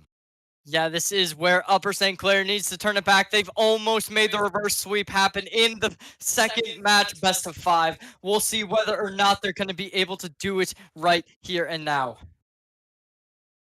It's going to be Jack Suss stepping up into play here. Seeing who, I'll be interested to see who they decide to pick up as far as their character selection. We've seen a little bit of a mixture of everything so far here today. I feel like if I'm trying to figure out a most played character between this and some of the individual play that I was sitting in and watching, definitely seems like Mario is up there for sure. Wouldn't be surprised if we see some more Mario over the course of the series. Yeah, absolutely. I mean, this is something that is going to mean a lot for both of these teams here. Nazareth area, they're on their way to the finals. Upper St. Clair, this is a match you really do need to win. Upper St. Clair, they're a very good team. Last year, they were in the Overwatch finals for the C Division, so we'll see if they're going to be able to translate that into Smash Bros. Here. Got ouchie up step into the stage. It was an exclamation mark and a question mark, so I'm not sure if it's very aggressively asking me if it's an ouchie, or if you're telling me that's an ouchie, and if I'm asked if I feel the same way. I'm not exactly 100% sure there, but we'll have to get into things and figure out how we are ready to get down into business for Nazareth area. All you need is 3. That's all you need. You've won yourself your first 2 best of 5s. If you can win a 3 in this next best of 5, it's all over. You got yourself your sweep done. They were able to end the reverse sweep on the last one. And it feels like for me, I think if Nazareth area, if we see that their fighter is able to come out here and able to put down that same sort of pressure here early, I don't know if even the potential of a reverse sweep will be on the table. Yeah, absolutely. This is where you need to win it. I mean, ladies and gentlemen, how do you not... I mean, this could be anyone's game. You're not seeing the past 2 players from either of these teams, but you have 2 scores down. Upper St. Clair, you have to be feeling that. You have to have the motivation down here, but we'll see whether or not they're going to be able to translate this 3rd match into their favor. Oh, there's only one way to find out. We do apologize for the turning of the camera. But we are going to be getting ready for matchup number 3 here. Getting ready to go into game.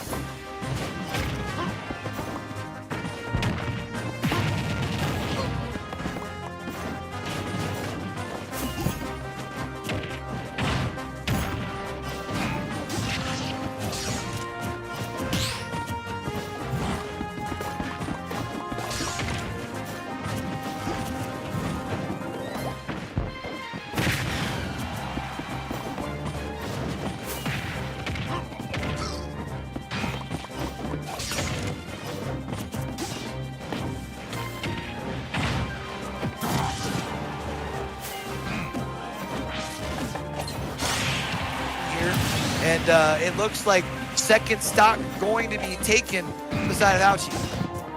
Yeah, you gotta love that. You gotta love that a lot there. 120% being found on the wolf there. There's gonna be both sides going down to 1 stock remaining here. Minecart gets pulled out. There's gonna be fire coming in, able to find a little bit of damage onto the wolf here. A little bit of damage from projectiles as well. It seems like both sides just trying to make their own little bit of damage come through. You know, I feel like all I ever hear about is how OP Steve is. And seems like Steve right able to keep him out at bay. Steve gonna be fighting his way back into this thing though. It is close, 73% on one side, 52% on to the other. Yeah, the minecart's gonna come through here, not able to find a whole ton, but there's gonna be the recovery here from the wolf. We'll see whether or not that TNT's gonna blow up on him, and the answer is gonna be yes. And the first stock going in favor of Nazareth area. Steve wins.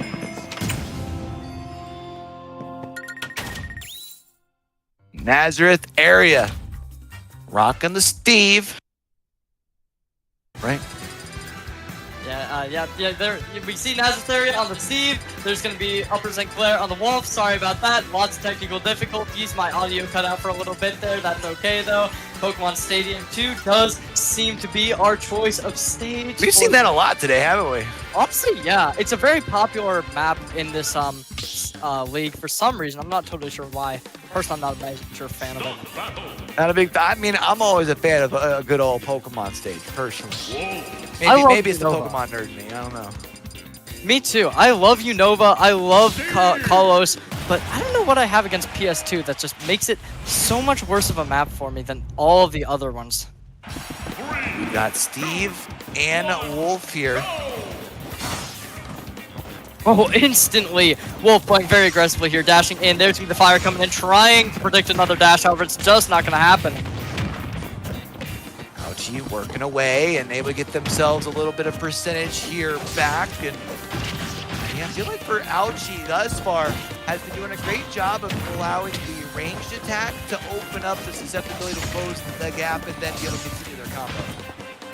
Yeah, absolutely. I mean, this is exactly what we want to see, and a little bit of damage coming in from Steve here. There's the dash coming through, and it does seem like Wolfie just is not letting anything happen here. He's just playing so defensively, not allowing these anvils to hit him. The fire as well. There's going to be the fireworks coming in. It's just not enough to really finish him off.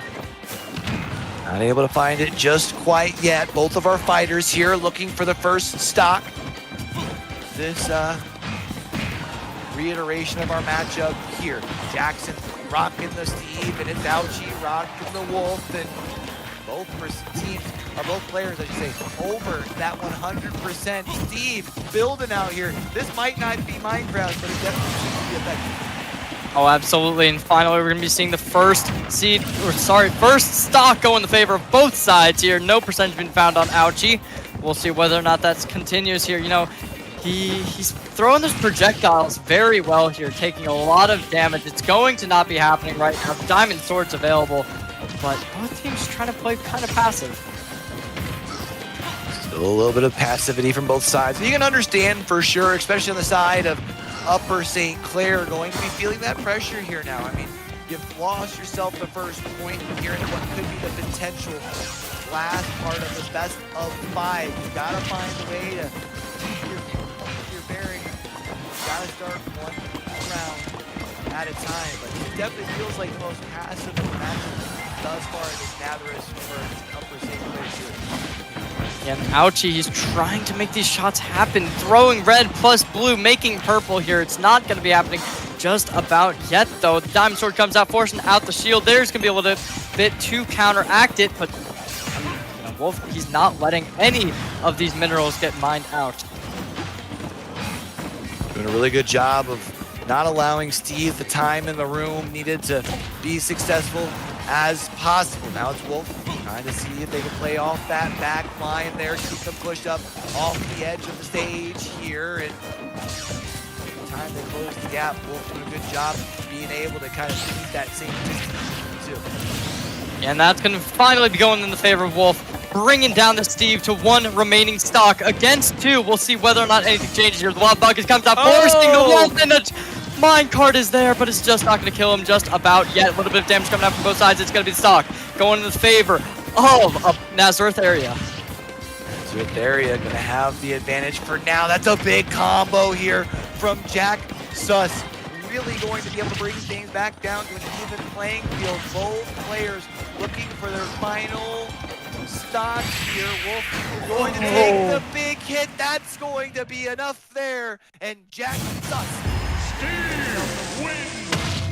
Yeah, bringing it to the second point of this matchup here. You are on your match point for Upper St. Clair. We've seen this so often. As we saw in the previous one, though, just because you're on match point doesn't mean Upper St. Clair has given up. They definitely have the chance to bring it back here, but you need to start it now and here. Time to bring it back. You'll have your back up against the wall from Upper St. Clair. Let's not forget, in that last matchup, we saw them try to pull off the reverse sweep. And we're unable to do so. Don't worry, we're not bringing in a third player, although that could be a little bit of fun. Oh, and they're starting up here. Yep, 2v2s for this next match, I guess. I mean, obviously a fun little thing that would not be happening here, since, you know, we need to see this Steve finally be able to take down this Wolf once or for all. Kind of intrigued to not see a change as far as in the character selection. I feel like with both the last two going in favor of Steve, maybe you try to go for something different here. However, that last one was definitely very, very close. Came the distance up on the stage here for now.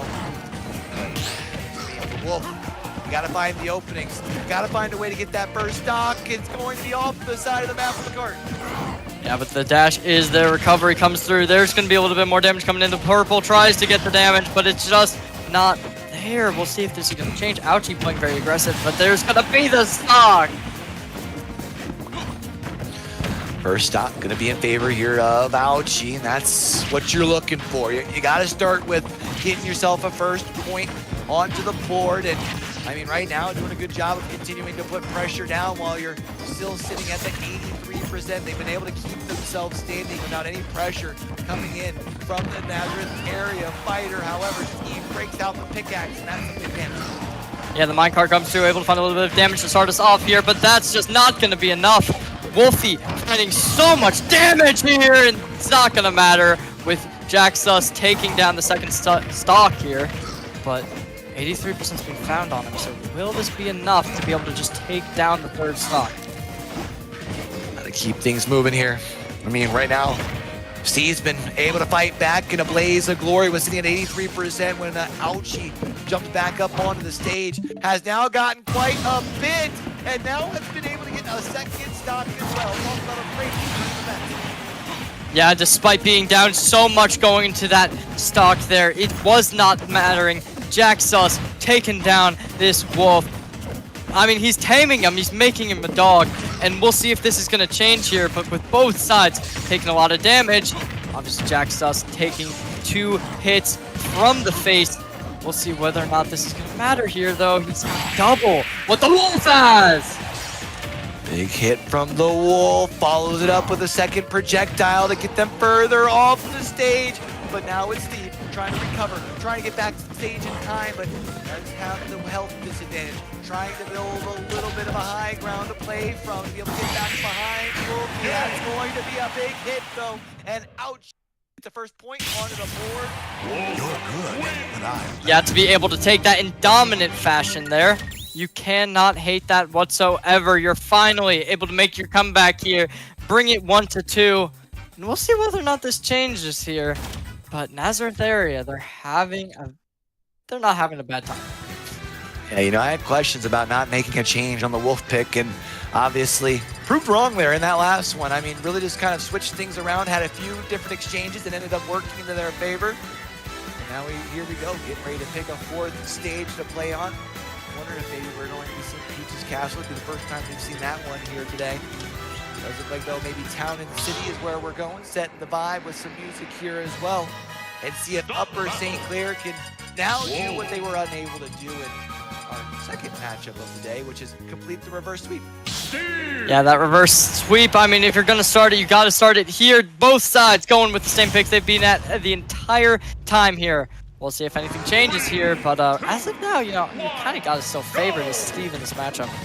I feel like that definitely favors Steve just a little bit, but of course, momentum being a big thing right now. I think Ouchie got to be feeling good with the way that last exchange has gone. Steve, though, going to be using the pickaxe to try and find their way back into this. Big damage being done, and Wolf already being passed 100%. Well, I mean, momentum is something, but as we've seen before, momentum does not mean everything. With the Bowser able to completely stop the momentum that did happen from Upper St. Clair. We'll see if this is going to be happening. As we can see, though, this Wolf already at 130%. That's a little bit intriguing, to say the least. Definitely a precarious situation to be in, and there's going to be the fall from above with the big hit to follow it up from Jack Sus. Now going to allow for Ouchie to land right back into the stage, and be able to just break on down with more damage. Able to get Ouchie past the 30%, now past the 40% as well. The card's going to be big damage. That might just be enough, taking the second stop. Yeah, already it looks like a 3-stock might even be in the possibility right now. Honestly, I don't think it's going to happen with 105% already being found. You really do just need one good hit, and that will end off Nazareth area. But I mean, the 3-stock, it's still definitely more than possible here. But yeah, right now it's just not going to happen. Not going to happen this time around. Not going to see a 3-stock here today at Wilkes University for our state championships, the PIEA. But Jack Sus back up onto the stage, trying to get the damage flowing over onto Ouchie, who is most definitely feeling it for now. And for Ouchie, you gotta find a way to turn the pressure around. You're able to get some big damage here. You gotta find a way to get that second stock out. Yeah, that's exactly what you need to do. Both teams trying to figure out their way to do it, but if you are Ouchie, you cannot be allowing this to happen. You're taking way too much damage than you should be. Obviously, right now, he's playing a little bit more passive, not going for any too aggressive plays. Right now, though, he does need to do it. 120%'s being found, and he's going to be able to find the stock. Just below the 70% though, so it doesn't take too long for Steve to be able to have that potential threat of ending things with one big shot. However, a nice little combo. Up to 59% is Jack Sus. Ouch, all of a sudden has made this thing interesting. However, they gotta open up another combo.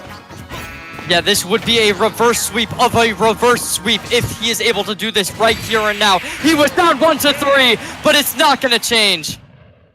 And Jack Sus says, hold this for me, please. Breaks out the cart, sends him up off the stage. That means Steve. Wrap things up here for Nazareth area. That's going to be now another series one. That's a 3-3 for them now there, right? Yeah, that's a 3-2.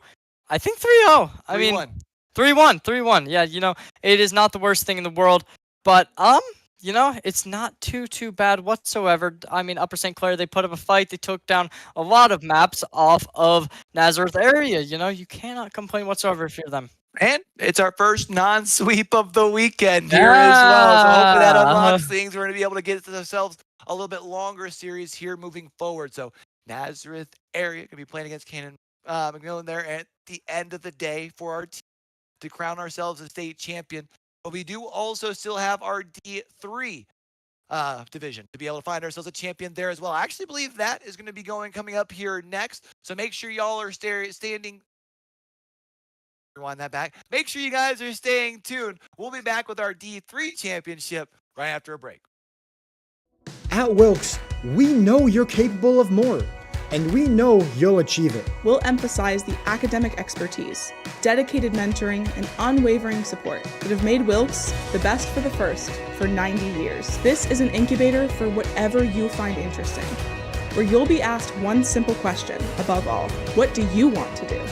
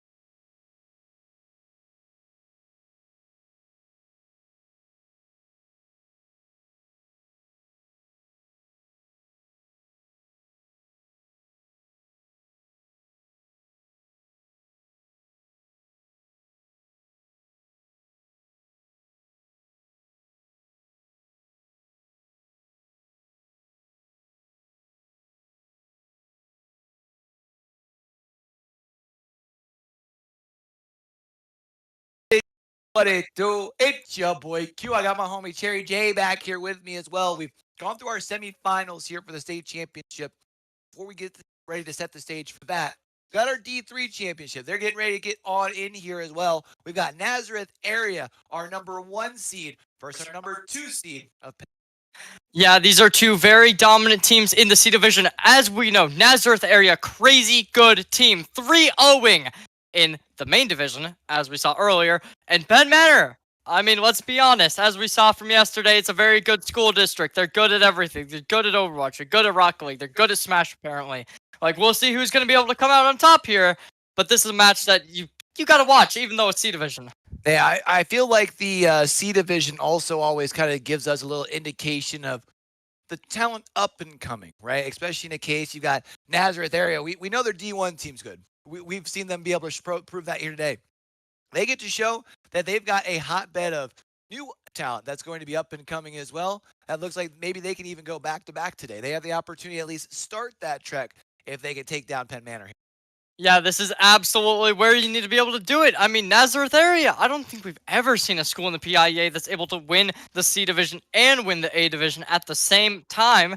But, I mean, this is a school that, as we've seen in the past, is able to do it if anyone can. If anyone can do it, they would definitely be the ones who are able to. So things are going to be a little bit different here. Might be seeing just a little bit more of our faces in between the fights. I hope y'all are okay with that. I know I'm kind of okay with that here, but we're coming down the home stretch as far as the weekend. We crowned our champions yesterday, Cherry J, for both D3 and as far as our top division for Overwatch. We get to start crowning state champions here today as well. And I'm kind of curious, who do you feel like is going to pull this thing off? Do we see the #1 seed Nazareth area able to take home a victory, or do you think Penn Manor pulls off the upset? If you can call it an upset. I mean, 1 versus 2 is hardly an upset, but you know what I mean. Yeah. Underdog.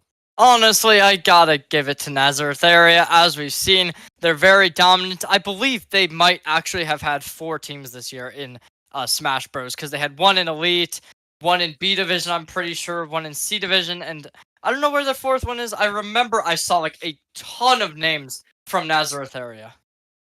Nazareth area definitely seems like over there they love to play themselves some Super Smash Brothers. They've secured themselves a spot in both of the grand finals here. And I feel like knowing, kind of the little pizzazz that we've seen from the team as they've walked into the arena in here, I think Nazareth area seems to be feeling good. They seem to be feeling pretty confident here as well. I'm going to be intrigued to see what our character selects look like. We've seen a couple of repeats here today, but I don't feel like we've seen one like really big standout. I think we've seen Mario twice. That's about it. Yeah, the Mario's been a popular pick here. I wouldn't be surprised if we see a King K. Rool come out. I know it's a pretty popular pick in this league. We haven't seen it yet. Wolf, same thing. I don't know. I personally don't know anyone on either of these teams, so I could not even begin to give you an idea of what we might see. Those are just my personal guesses. Some personal picks here. Kind of been surprised at the lack of Steves. Not gonna lie. I feel like I always see this discourse about how Steve's so busted, how Steve's so broken. We've only seen 1 Steve here today. So, I mean, maybe we'll see a couple more Steves as well. I feel like Steve is one of those characters, though, that even though is known for how good they can be, does have a little bit of a learning curve. Well, I'd assume one of the reasons that we don't really see Steve as much is because, you're usually going to play characters you're more experienced on. And since Steve was banned last year in the PIEA, it kind of just makes sense that not many people would even attempt to pick him up, assuming that he would be banned this year again. But unfortunately, Steve is here. Some people learned him, some people did not. And the ones who did not are now paying the price. They're paying the price as far as for now here. I'm trying to take a quick peek out there into the arena, see how close we are to getting things started, because I know we got some people who are anxious and ready to see who our D3 champions are going to be. Also, I did want to make a correction because you pointed it out once we went to break on the last one. I said we didn't have a sweep for the first time this weekend. I was lying. I lied. It was not a sweep as far as the individual matchup. When we talk about for the team matchup, it was a 3-0. So it's still been brewed all weekend long. Let's see if that changes here. Yeah, I wouldn't be surprised if it does. This is going to be the #1 versus #2 seed. It's not like either team had a crazy upset journey to get here, but we'll see. I mean, maybe this is going to be close. Maybe it's going to be a 3-0 sweep. You never do know. Been surprised to see how well Nazareth area has been performance here as well. Does look like we've got ourselves a pick. We're going to have Kirby versus Kazuya. Kirby, a player that we have seen earlier. That's going to be another one that we can now say that we've seen on a couple of different occasions. First time we've seen Kazuya, though. Yeah, I mean, honestly, I've played this matchup way too many times. I have somebody on my team who plays Kazuya. Obviously, it is a very strong character. You know, you have a very good control over your percentage. You don't get taken down easily, but we'll see whether or not that's going to be the case here. Kirby going to be able to handle out some damage here. Was taking some big damage early, but has found a way to kind of turn things around. Going to close that gap. Does have Kazuya now up off the edge of the map. Going to be able to recover, get back towards themselves, up onto the stage, but doesn't take too long for Kirby to get back in control. Yeah, taking this percentage lead by the Storm. I mean, we'll see whether or not that's going to change. Dash comes through for Kazuya. There's his shield coming in. Kirby playing on the edge here. He wants to go aggressive, though, and he will get value from it. However, that's going to be traded out very quickly. Quick trade out, and now it's Kazuya doing some big damage. I mean, Kirby having to find a way to get back towards this edge, able to get just to it. Big damage coming across from Kazuya, still has the edge, has the control. Can Kirby recover once more? Yes, they can. Some big damage as they get their feet back up onto the stage. Still a tussle in the back and a forth. Yeah, you know something you got to remember though, Kazuya, when both players are at a high percentage, he will have a bit of an advantage here due to him I mean, he has a very good chance of just not getting killed, and it's going to happen right here. So, I mean, obviously, it's going to be coming in right now. Yeah, as soon as the death comes through from the Kirby, he's going to have a very good chance of killing him early, but Kazuya having a fantastic showing right now. Yeah, it's a good trade out as far as for the stocks, but once Kirby got beat down onto the ground, I thought that might have been a little bit of a dangerous overextension by Kazuya. However, Kirby keeping themselves alive, and 35% onto Kazuya, going to lose stock number 2. Yeah, already though, I mean, this Kirby having such a difficult position to be playing in right now, with already being put on one stock, with having barely an advantage percentage-wise. He's getting spiked into the void, and he's going to be over. I think we might have been wrong. Head Manor, they look very, very good. And Manor looking solid, man. Able to take that first one. Kazuya looking relatively strong here. Character that we don't always necessarily see picked, but we are going to be getting ready to get things started here with our second go around. Just got to change up the sides as well. Like I said, we're going to be seeing things a little bit different just because the way things are set up this time around for this matchup. And Penn Manor, they got their first point on the board. Yeah, I mean, you know, Penn Manor, they got to love it. Currently, we don't see any actual wins coming through here. We'll see if the stage gets changed. We'll see if the characters get changed. Honestly, I think Kirby into Kazuya is one of the worst matchups that Kirby has, to be honest, besides maybe Incineroar or a couple other ones, honestly. But Kazuya, it's so annoying. You basically lose any grab contest you try and make. It's hard to play it, but we'll see if they continue to try it. Obviously, as we saw in the previous one, they played it very well at the start. It just kind of, like, they lost momentum, and towards the end, they just got spiked into the void and couldn't do anything. Well, it's definitely kind of tough there. So do you feel like for Kirby, our Kirby player here for Nazareth area, what do you think would be a good pick to try and come out here if you were then to in turn try and counter the Kazuya pick? I mean, I don't even know. I think that Sonic is a decent one, since you basically can't void them anyway once they get over 100%. So if you're just going to be able to farm percentage, that's probably going to be a pretty good pick to do it. In the Sonic pick potentially here. If you see me keep peeking out over my shoulder here, chat, I'm sorry. Got a screen over here trying to see if I can catch a glimpse into how close we are to jumping into this next selection. But while we also kind of talking about what we've got going on here today, we did, like I said earlier, we handed out some Overwatch championships.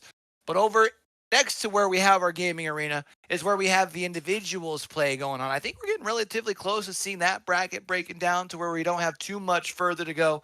But I do know we have a couple of those players that have been in the Nazareth area team games between that Division 1 and now Division 3. So has slowed that thing down a little bit. But kind of hoping to see if we can catch ourselves a little bit of 1v1 action over on the mainstream. Yeah, that's just something we're going to have to wait and see. But going at it right now, right here, ladies and gentlemen, same matchup coming through here. Kirby versus Kazuya. We'll see whether or not this is going to change for Nazareth and potentially bring it back here. But Penn Manor having a lead to start us off.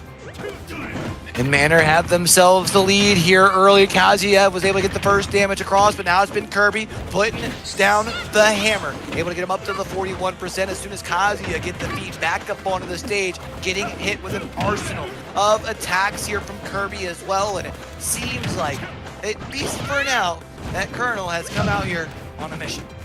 Yeah, absolutely. Here they're going at it very strong. And you can't even...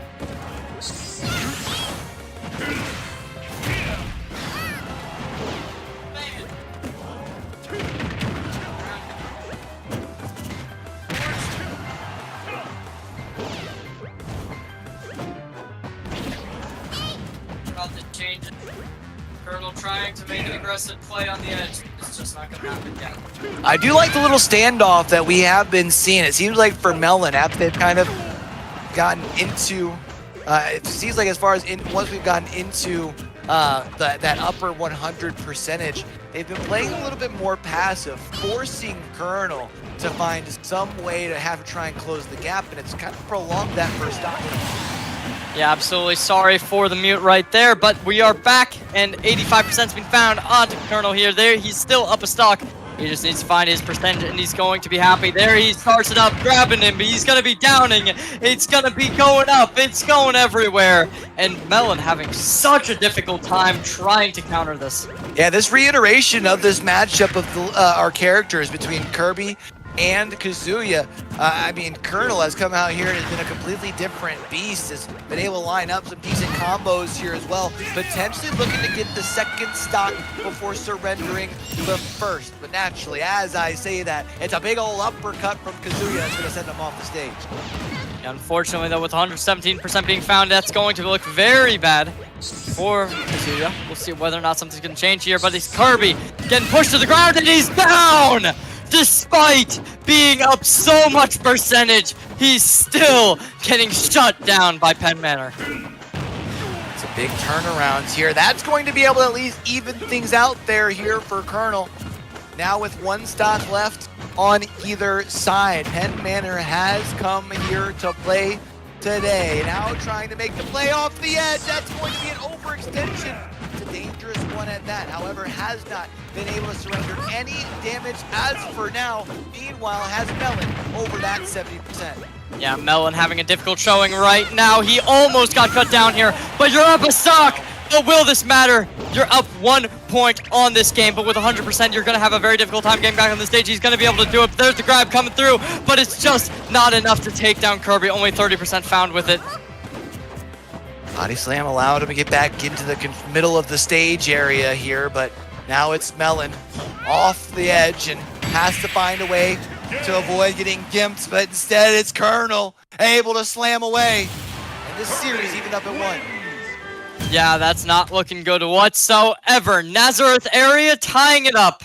And Penn Manor, they're going to be on their feet in this matchup here. Best of 5 now has been turned into a best of 3, going to the rubber match here in game number 3, all tied up here at 1. And I felt like there was a little bit of a change there. What was it? After that first stock had kind of gotten surrendered, where all of a sudden Kazuya gets the 2 back-to-back. But then for Colonel to be able to have that like composure, right? To be able to still kind of keep one foot in front of the other, keeping a steady trek forward, still able to walk away with the point. Yeah, that looks really good from Nazareth area right there. You gotta love it for that Kirby. We'll see whether or not they're going to be able to bring it forward in match number 3 here, or whether or not Penn Manor is just going to come back, dive into him head first, and win it all. Here it is. Now we've got to wait and see as far as for our next matchup rounds, as far as how things go down. We got a little bit more time here until we go into that third iteration of things here. But, man, I mean, what a day we've had here so far. Hopefully this is just a little bit of an indication of what we're going to get in this 3 championship, because I am all for seeing this thing go the distance, not just in each one of these, individual 1v1s, but as the whole team aspect. Let me get 25 rounds. You know what I mean? Honestly, yeah, we're going to be seeing whether or not this is going to be changing throughout the state final, because in this main division, as we've seen in the Overwatch League, it can be very one-sided, despite two teams 3-0ing to other teams. You think both of them are going to be putting up a pretty good fight, but then CB South does CB South things and then fail miserably. Unfortunate here, though. So getting ready for number 3. Looks like they just got a map picked, or a stage, I should say, picked. Not so much a map. Might as well stick with the terminology for the game here, right? But it does look like we're ready to load on in. Let's get sent on over here, as it's still going to be the Kazuya versus Kirby matchup. How this thing plays out in the 3rd iteration. Yeah, this is what we do need to see right now. There's going to be both teams pushing in and pretty aggressive here. There's going to be the block coming in. And Kazuya already forcing this Kirby off the map, trying to bait him with him. But still no damage found on this Kirby. He goes for even more. There's going to be the fire. And it looks very, very strong starting us out here.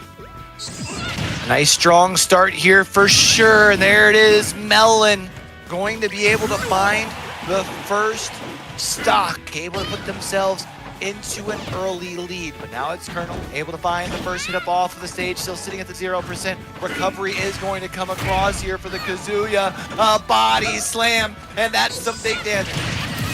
Yeah, this has happened 3 times, where despite being at a higher percentage, this Kazuya is still making his dominance heard. And we'll see if there's even a chance that this could be going in the favor of Penn Manor. But as of now, I mean, come on, what are we doing right now? This is insane. Or I'm sorry, Nazareth area. They are having such a difficult showing. I mean, the Kirby, it looked so good last map. But as of now, I mean, how do you make a return from this? Yeah, I mean, it's definitely been a big turnaround, but you just gotta go round for rounds here if you're Colonel. I mean, you gotta find 2 more stocks. That's some big damage here. A nice little combo. Able to find their way back up on the stage. Able to find a little bit of susceptibility on the backside here. Can you guard the edge? Not going to be able to finish things off. And Kazuya takes 1 more big hit. Not going to be able to get the laser blast here, but again, up to safety.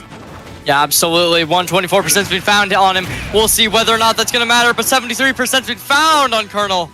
This is so close. Colonel's using that up smash. He's going to be able to find a little bit of damage. They're both on the middle of the stage here. There's the high ground being found from Kazuya. But, I mean, Colonel, he's keeping his composure completely clean right now until he just goes and he says, I don't care about composure. I want to destroy you.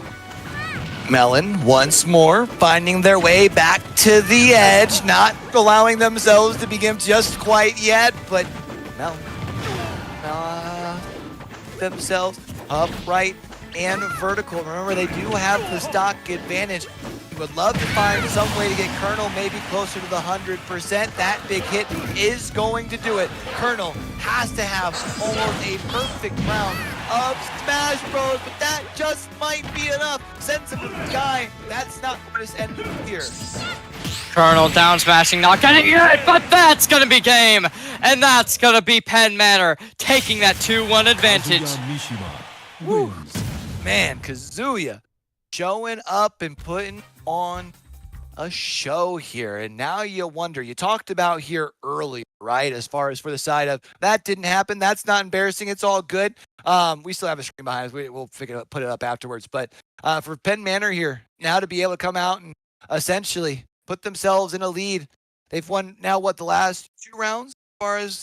I know, this would be Penn Manor winning the first and then losing the second. Has been both teams playing ping pong here. First goes to Penn Manor, then it goes Nazareth, and Penn Manor says, let me clean up, sweep it, going. Nazareth, they need to win 2 in a row here. As we've seen, it is possible, but getting 2 there is where it is going to be difficult. And Manor has put themselves onto that series point, right? As far as on the first match here, has been able to get themselves a point. So they're getting closer to being able to add themselves another tally onto the board here. But we had talked about the potential of finally being able to maybe see some more rounds of Super Smash, right? Those last couple of series got done pretty quick. We're off to a nice start here, and I think that's all you can really ask for. Yeah, absolutely. This is exactly where you need to be able to change something here.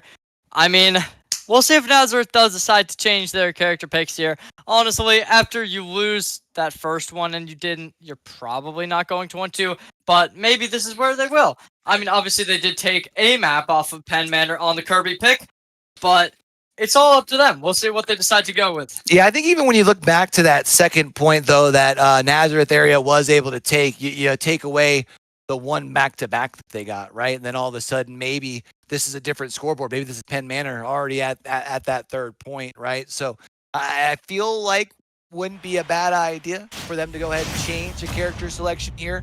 But we're loading on in. Y'all can see nothing's changing. It's going to be Kazuya. It's going to also be Kirby. One time for the one time here. And Kazuya starting off with a big grab, but that gets countered by Kirby. Yeah, immediately here, Kirby going for an aggressive play, unable to make anything happen off of it. There's going to be Kazuya dashing in, but it gets completely found out. And Kazuya getting shut down completely here, taking 46%. He's just going to keep losing his life force. This opening kind of sequence over on the side of Colonel. Melon in some trouble, now past the 85%. Should be able to recover towards the edge of the stage here, but Colonel kind of flipping spots, putting themselves in a precarious situation. Is going to be able to close that gap, but Melon still has plenty of fight in him. Yeah, Melon not, he's activating his final form as Kazuya, not getting shut down too easily here with 130% being found out on him. We'll see whether or not he's going to be able to make a comeback, but by the looks of it, the answer is just going to be no. At least as far as for now, the answer has been no, but that's going to be the first stock off the board here on the side of Melon. Colonel still sitting at the 34%. Ruben feeling plenty fine. That's going to be a nice big hit, but did you overextend a little bit? No, not going to be the case. Back onto the stage and continuing to put the pressure down. Yeah, Colonel, despite being on match point here, he's still going, and he's trying to make it so Nazareth area does not have a bad showing today in any match. C Division, A Division, it doesn't matter to them. There's going to be 85% found for Melon, but he's still in this. He's going to be able to find that laser beam onto Colonel here. Keep going for it. Oh, did he just did that. Oh, he swallowed him up, and even though he sacrifices his stock, he gets one in exchange. What a brilliant play here from Colonel. Colonel now just needs one more stock, and we're going round 5. Honestly, I don't even love that play by Colonel, though, because I'm pretty sure he was up on percentage. I think, at least. I don't know. Maybe I'm wrong. But I could have sworn Melon was at, like, 85 and Colonel's at, like, 50. But I guess this was the correct play, since he's just going to completely roll Melon away with it. He keeps going for more. There's going to be the dash into him, and he keeps finding everything he could possibly ask for. Melon now up to 123%. Big hit here from Colonel. Colonel's going to extend off the map. That's going to be able to get the third stock as well. A big round here from Colonel. That makes 2-2. We're going to get to go the distance here in our first matchup. Yeah, Nazareth area bringing this to 2-2 right now, right here. I mean, it wouldn't be a reverse sweep, but it still would be impressive to be able to bring it back right here. It'd be pretty big for him here. I mean, you kind of got this back and forth on a seesaw sort of matchup thus far. I mean, we saw Penn Manor able to take 1 and 3, Nazareth area able to take 2 and 4, and you know, I've been asking the question of when you decide to maybe change one of your characters. It doesn't look like either of these two players are going to be doing so. I mean, I think you've seen at least enough success. Both players being on that match point here, or that series. I feel like both of them have shown the type of success that changing up here would just kind of put you behind and having to get the used to the flow of whatever character you choose. You know. Yeah, absolutely. And I mean, I think that Nazareth is so confident with this pick. They have won matches despite being on match point now right here. I mean, Penn Manor, who knows? Maybe they'll be thinking like, okay, I kind of lost this. I mean, maybe I need to make some kind of change. So who knows? Maybe we'll see the Kazuya switch. But I think Nazareth area, they're going to be sticking with this. There's no way they don't. feel like you have to stick with it. I mean, they've been able to find themselves some success. I think the one play that I really hope that we get to see again on a clip or something, whether it's on, Twitter, social media, or something like that, was the Kirby play. You swallow up the opponent, you fall off the stage. You were already close enough to losing your stock, but you get another stock and the awareness to be able to pull off a play like that, definitely really, really fun. Yeah, that definitely looked really, really good. Nazareth, I don't know who taught that to him. I've definitely had that happen to me multiple times. But, we'll see whether or not they're going to be able to make any changes, because Penn Manor, they're playing Kazuha. That's a character you'd expect to be able to recover from that. But unfortunately, it just was not the case. Yeah, we've seen quite a bit of how much recovery tools Kazuya has in that bag. I mean, we've seen kind of an arsenal across the way, which has allowed them to have a little bit of extra sustainability at times where maybe other characters weren't quite able to do so. I believe we've got ourselves a stage that has already been set. We're getting ready to load in for this last lobby for this first best of 5. So again, if it's people anybody has in, maybe they haven't really watched themselves a Super Smash battles, right? This is one matchup. This first best of 5 have been 2 players, but there are 5 players on either team, essentially 5 best of 5s. Both these teams are going to be the first. Yeah, we are going to be switching up the point here. We'll see whether or not this is going to matter. They're just changing up at least the background here. We'll see. I mean, right now, already advantage going for Kirby to start us off. A slight advantage, but an advantage nonetheless. A nice little combo here from Kazuya, and now it's Colonel fighting back with a combo for themselves here as well. And it's going to be up to Kirby to be able to edge guard, try and see if they can find themselves a little bit of an advantage, doing some damage before they're able to recover. For now, Kazuya's over the 100%, hasn't lost that first stock yet. Yeah, there's going to be the slam coming down, putting Colonel at a pretty even percentage as him. We'll see whether or not that's going to stick the case. But it does seem like the answer is not going to be yes, because with 130 being found on Melon here, both sides going for some shields, but it's going to be the favor of Melon here, being able to hit some good damage. Colonel trying to find a way to safety onto the stage here, able to do just that. Going to be able to avoid the laser beam here, and Melon finding their way back up onto the stage. A barrage of punches coming across here from Colonel, sending Melon to the sky once more. Melon trying to find their way back on the stage, not going to be able to do it. The drill kicks coming in from Colonel, and that's going to be the first stock on the board. Yeah, unfortunately, the 110%'s been found for Colonel here. We'll see whether or not that's going to be enough to make anything happen. I mean, you can definitely be able to use that up smash. It's got some decent range to it, but that's like the most range Kirby even has. All you want to do here is find percentage. You don't even need to really play for the stock win, although it does seem like he's going to be able to even this out pretty well.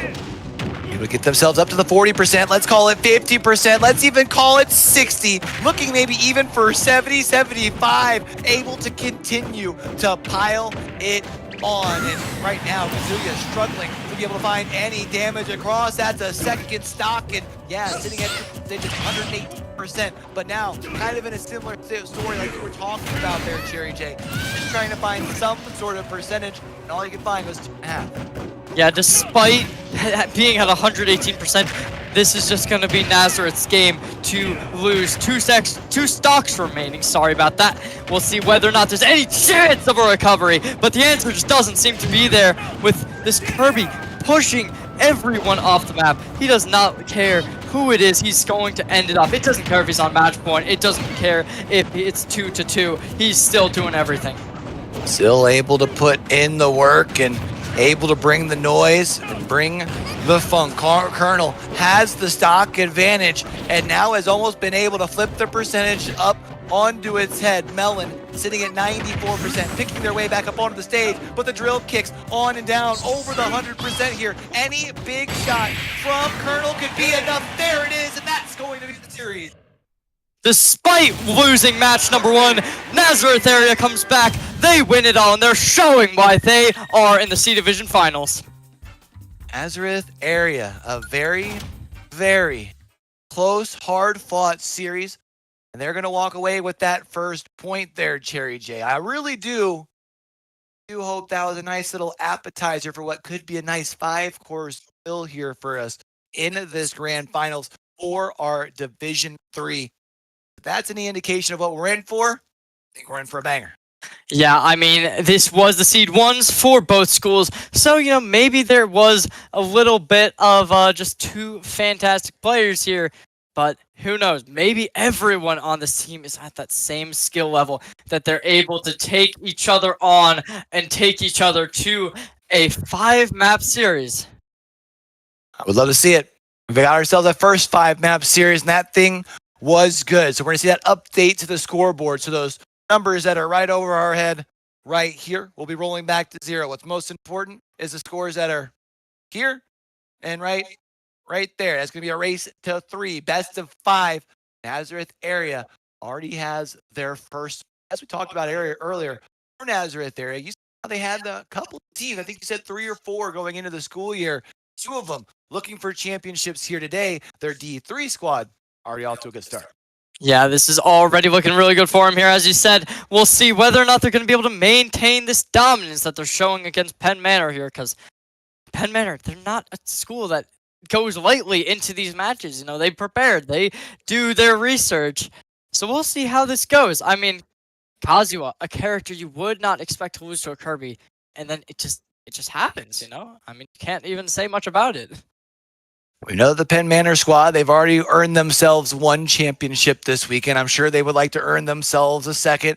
And it'd be almost kind of a little bit of extra sweetness as well, knowing that you'd be preventing a team like Nazareth area, who has a chance to be able to get 2 over the course of the weekend, stopping them short before things really even get started here in Division.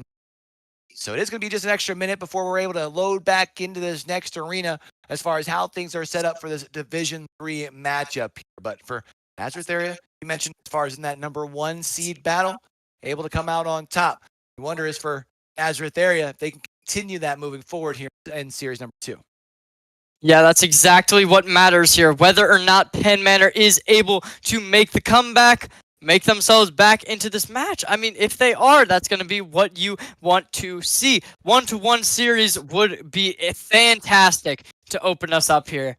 But, I mean, to be fair, at the same time, a reverse sweep is something everyone loves to see. Reverse sweep is always definitely a blast to watch when it happens, for sure here. So as you see now, the scores have been reset back to 0. I see we're getting ready for some more character selection here in just a moment. So now we've seen Kirby twice, we've seen Mario twice, the only 2 that we've seen on multiple picks. So I kind of want to personally just kind of keep an eye on that and see what which one of our characters ended up being selected the most throughout the course of the day, because I feel like everyone, again, I always hear everyone talking about Steve, man. We've seen Steve once. Yeah, it's actually kind of unfortunate. I mean, to be fair, I doubt we're going to be seeing it that much in the C Division finals, since, as you said, it does have a skill curve to be able to pick up on.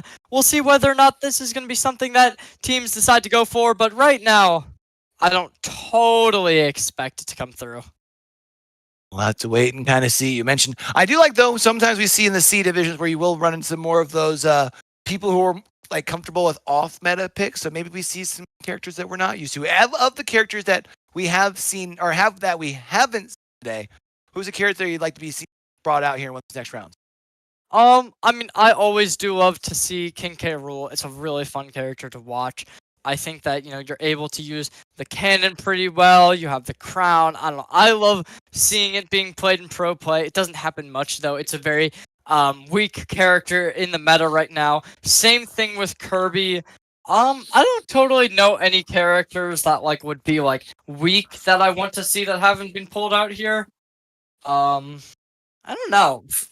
Specifically that, though. King K. Rool would be really fun to watch. King K. Rool is always a fun one to watch indeed here. And I also feel like that we've kind of seen a nice little variety on the stages. Wouldn't mind seeing a couple more as well. I mean, you got 90 different characters. I mean, how many different stages? It's like 30 something like that. I wouldn't even be surprised if it's 40. I mean, there is way too many stages in this game. But right now, though, I mean, I kind of expect if we do see a Kirby to come out, just go to Unova. It's such a popular map. It's so good for Kirby. You wouldn't be able to do it this map since you are on your main stages. But after this one, if you lose, you would be able to pick that as a counter pick. We'll see how this decides to go, though. Have that little bit of extra time, of course, going to be going through the picks and bans, figuring out where things are going to be going over the course of this next matchup here. I know as far as for now, we talked about it, Nazareth area, be in that lead. They're feeling good. We're hearing them in here. They seemed pretty pumped after that first series, hard-fought series for them.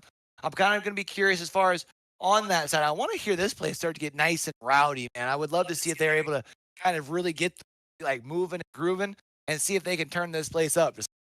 Yeah, I mean, you do only have half the teams playing in here with Penn Manor playing from home, so it's probably going to be about half as volume as one would hope. But we'll see how this does decide to go. It does seem like we might be seeing a technical difficulty potential. I'm not totally sure what's happening over there. Pokemon Stadium does seem to be our choice of map potentially, which, I mean, that's a fun one. We've seen it a lot tonight.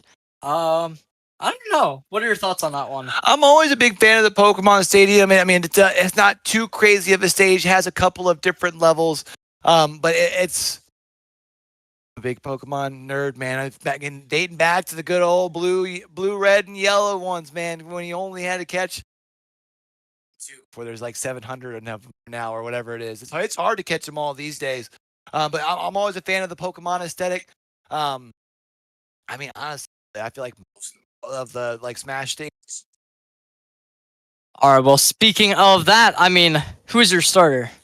Who is my starter? I mean, I'm kind of simple. I like to either go with a Kirby or Mario. I like to keep things pretty relatively easy.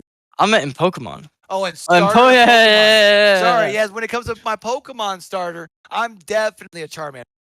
Okay, bro. Squirtle is all Squirtle's the way pretty the cool. best. Pretty cool. I feel like it's always been those, which is always so sad for the Bulbasaur fans because like they kind of don't really have a man in the fight. Like he's there, but why would you pick Bulbasaur when you can pick Squirtle or Charmander? I don't see why you would.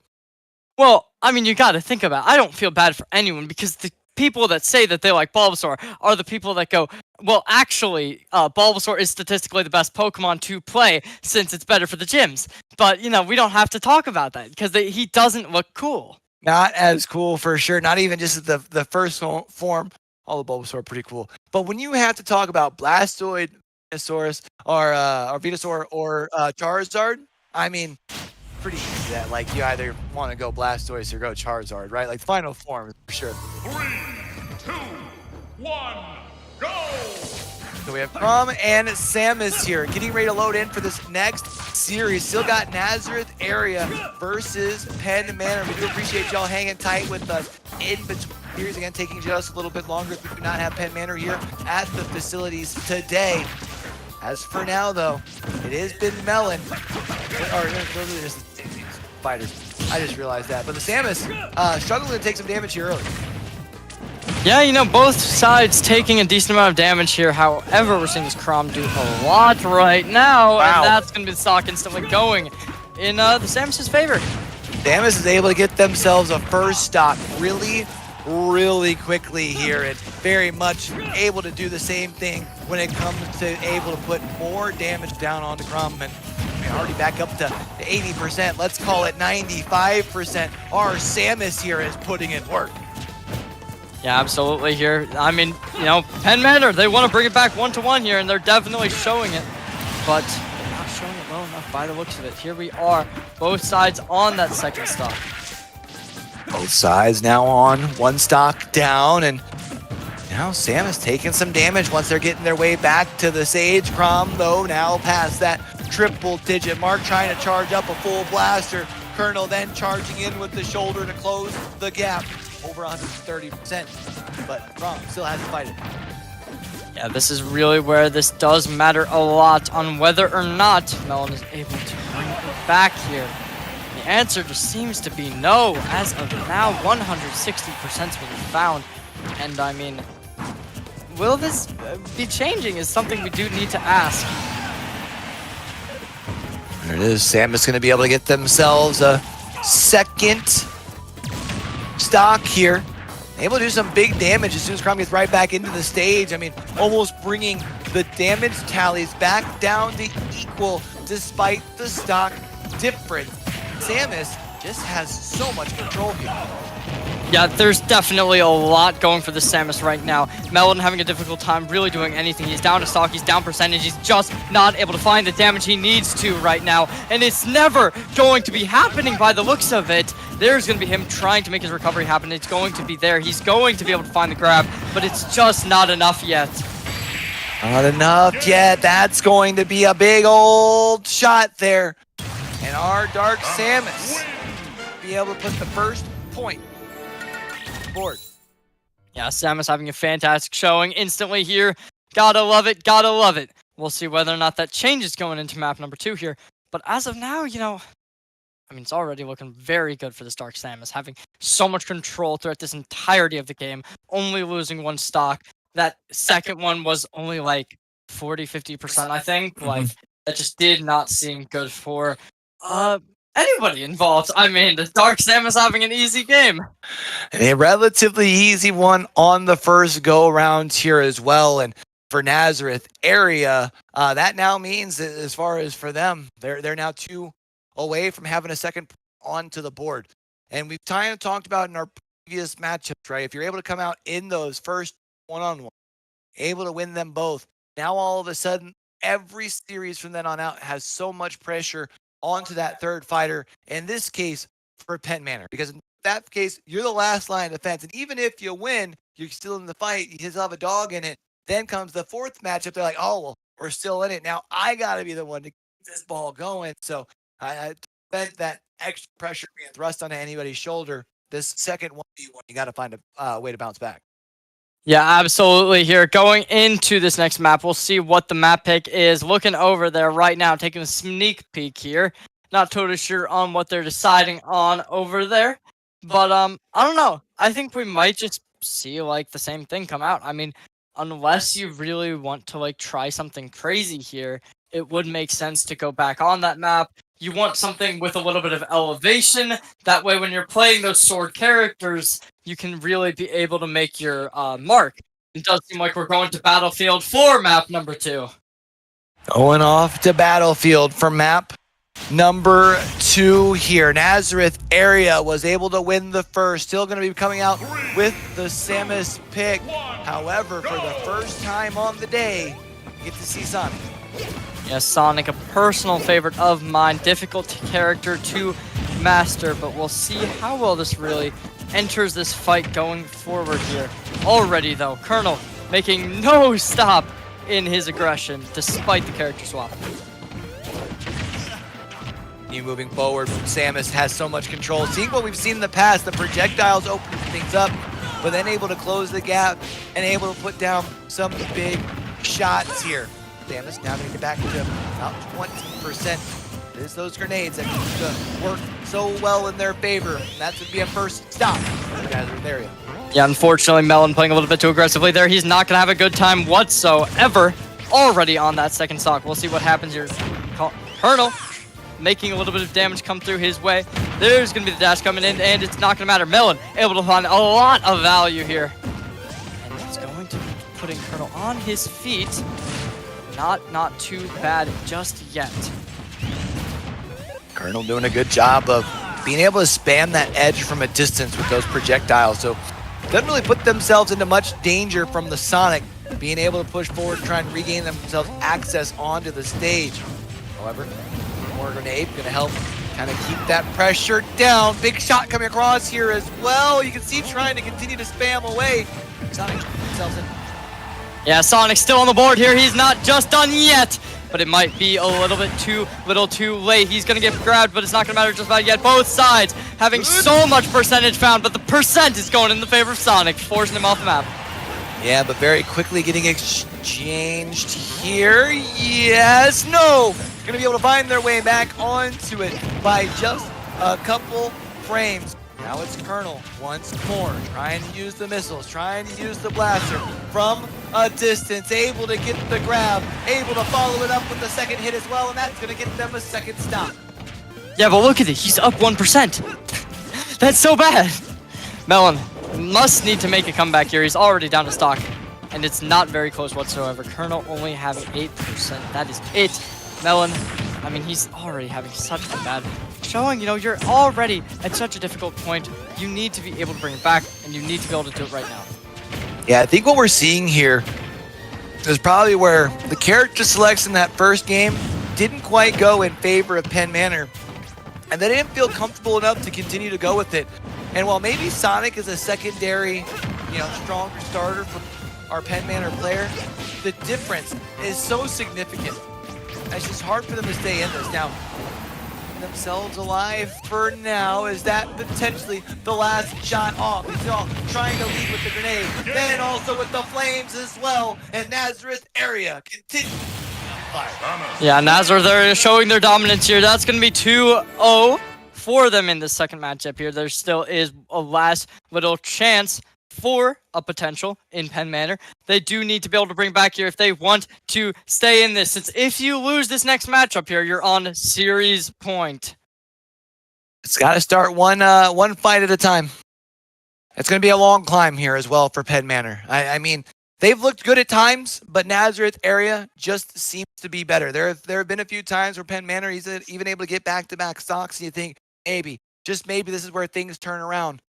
The experience from Nazareth area has just seemed to be a little bit better here. And now, one round away in this best of 5, overall team best of 5 into series for Nazareth area. I mean, that first series we talked about maybe being the potential of what we could see.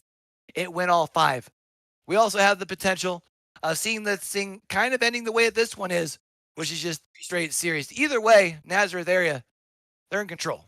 Yeah, swapping again every single map. We've seen a swap going on to Joker for our potential final map of today for Penn Manor here. We'll see whether or not this player in Melon, whoever is controlling this right now, is going to be able to make the comeback here. But Sam is still alive and strong. Starting things off, let's see who's going to be able to get the big opening here for now. Joker's gotten a couple of taps. Let's get it closer to 20. Let's make it 30. Let's even make it 35 before we see taking their first set of damage. Salmon, a little bit of a struggle for now, but Joker's only gotten 3%. While you can't say, yeah, they've been able to kind of avoid any damage, not like they've had anything threatening quite yet. That is interesting that Colonel is fighting while this Shikigami is activated here. We'll see whether or not that's going to really be a detrimental idea for Colonel in this matchup. The answer seems to be yes, going at it right now, but I mean, this Joker already finding this first little bit of damage and finding the first stock here. Joker off to a good start. Now trying to find some more advantage on this second stock here to Samus. Nice little axe kick comes across, leading with a couple more combos in the sky as well. And now all of a sudden, Joker over 100%. Samus needs to find a way to get this first stock. They've got to be able to do it sooner rather than later. And that might be the opening they were looking for. Big charge on up. We're not going to be able to find them off stage. Yeah, it's not looking good whatsoever. There has been the buffs activated for Joker here. We'll see whether or not there's even a chance of Colonel being able to take this next stock off. But as of now, I mean, I don't know why Penn Manor wasn't playing Joker earlier. They're looking fantastic on this pick right now. Joker pick definitely seems to be working out in their advantage. There's going to be a second stock.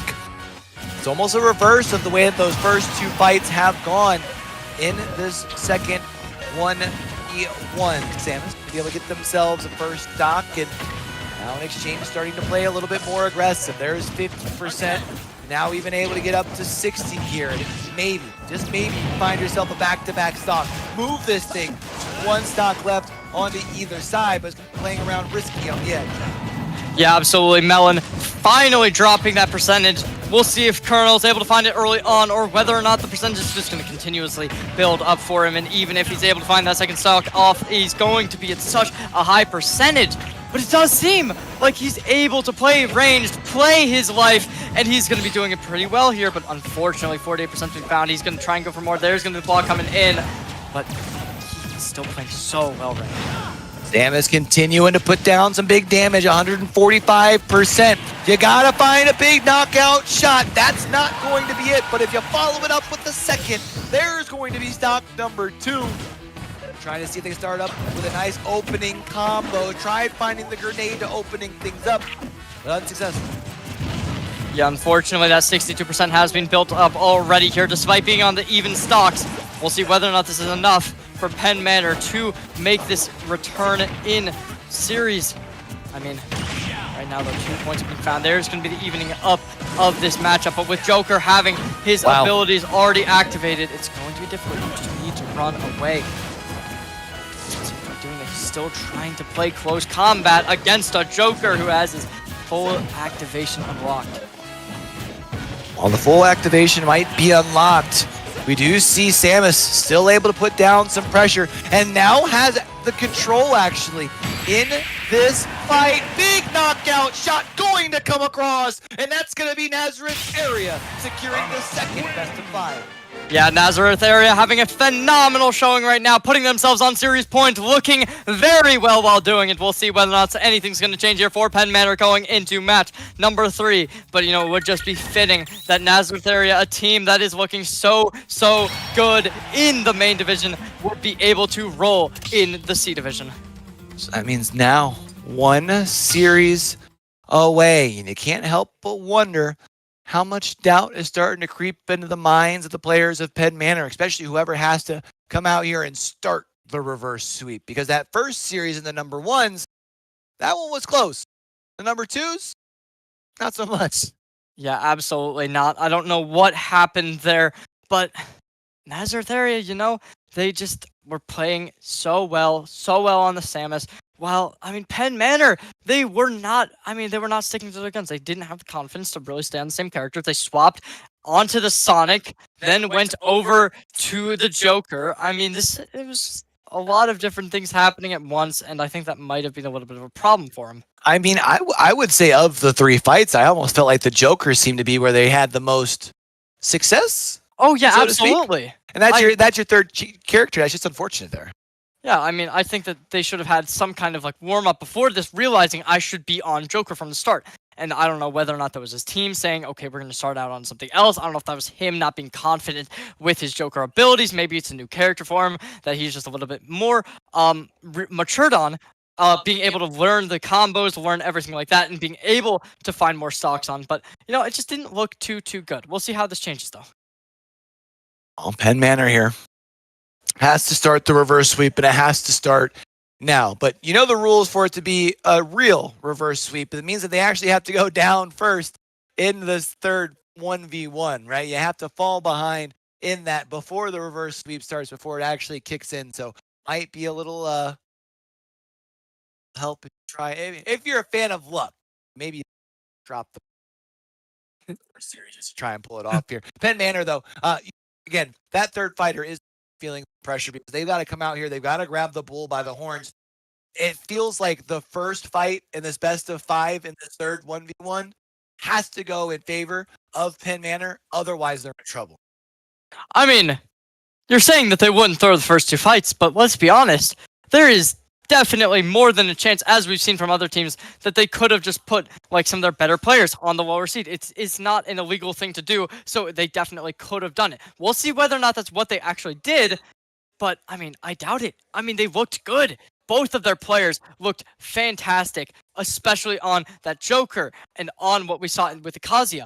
So maybe that's what they did, but I kind of doubt it. And I think that Penn Manor might just have a rough showing here. Samus is going to be played again against a Ganondorf, though. So Samus now being another character that has now been picked multiple times. Ganondorf, that's going to be a first pick this go round. And that we may have some issues with the server here, maybe trying to figure out what's going on with the feed. Do apologize for that. I love the players also kind of react there with the slower server, but unfortunate here. Probably gonna have to run things back if I had to guess. Yeah, the lag is here. Unfortunately, that is just the case. That is what happens when you have so many people cheering on their teams. You know, it's gonna crash the servers and everything. But as of now, we're going to see whether or not the pause comes through, whether or not they're just going to stick through it here. But, yeah, it's unfortunate to say the least. You say a pause, it looks like it's getting paused every 2 seconds. You know what I mean? Like, it seems like I've got a bunch of pauses going on. I'm not exactly sure, but unfortunately, this is kind of one of those Nintendo things. I guess as far as for now, I'm not sure if we said afterwards or what, but this is kind of funny to watch, not gonna lie. Yeah, you are having a difficult time here. We'll see whether or not this is just going to be something where they continue to push through. It probably is.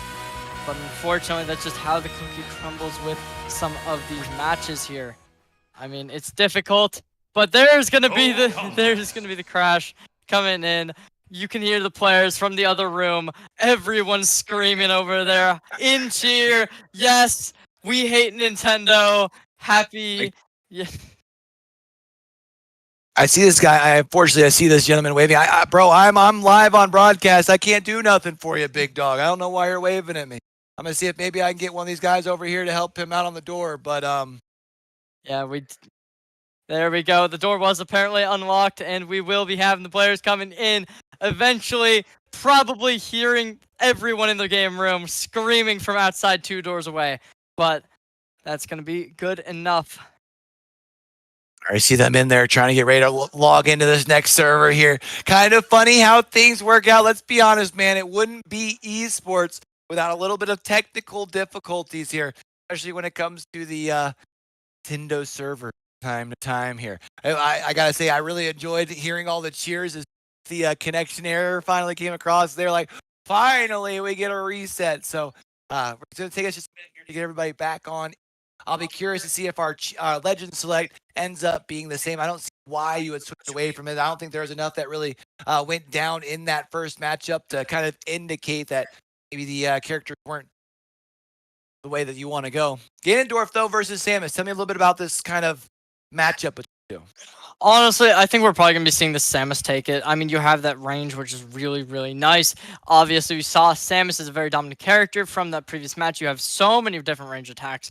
And honestly, I mean, maybe if you're good enough at Ganondorf, you're going to be able to win it. I think any matchup is probably going to be winnable if you are good enough, especially in a game like Smash Bros. Characters are pretty even. I mean, maybe if you're a really top-tier Steve, that's going to not be the case. There's some probably matchups with Sonic that you can't really win. But especially Ganondorf and Samus, there's not really any, insane potential to win there. Looks like here, I think we've got our stage selected back once more, getting ready to load back on in. Again, we do apologize for. Yeah, we are going to be having one of the microphones actually have a little bit of a technical difficulty again here. Even more. At least it is better than last spring when we had so many technical difficulties. I think we were at least 8 hours off schedule, which was so much fun to be a part of. Getting to just sit for 12 hours straight. This time we're standing for 12 hours straight. Hey, you know what? It's only been about a couple hours here, getting to stretch out the legs just a little bit here. So getting ready to head back in again once more into this third 1v1 for Nazareth area. They're one more series away from being able to call themselves the champion.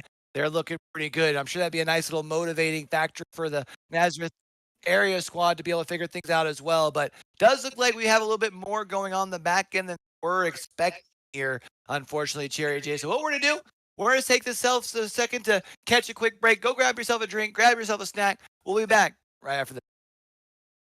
At Wilkes, we know you're capable of more, and we know you'll achieve it. We'll emphasize the academic expertise, dedicated mentoring, and unwavering support that have made Wilkes the best for the first for 90 years. This is an incubator for whatever you find interesting, where you'll be asked one simple question above all: what do you want to do?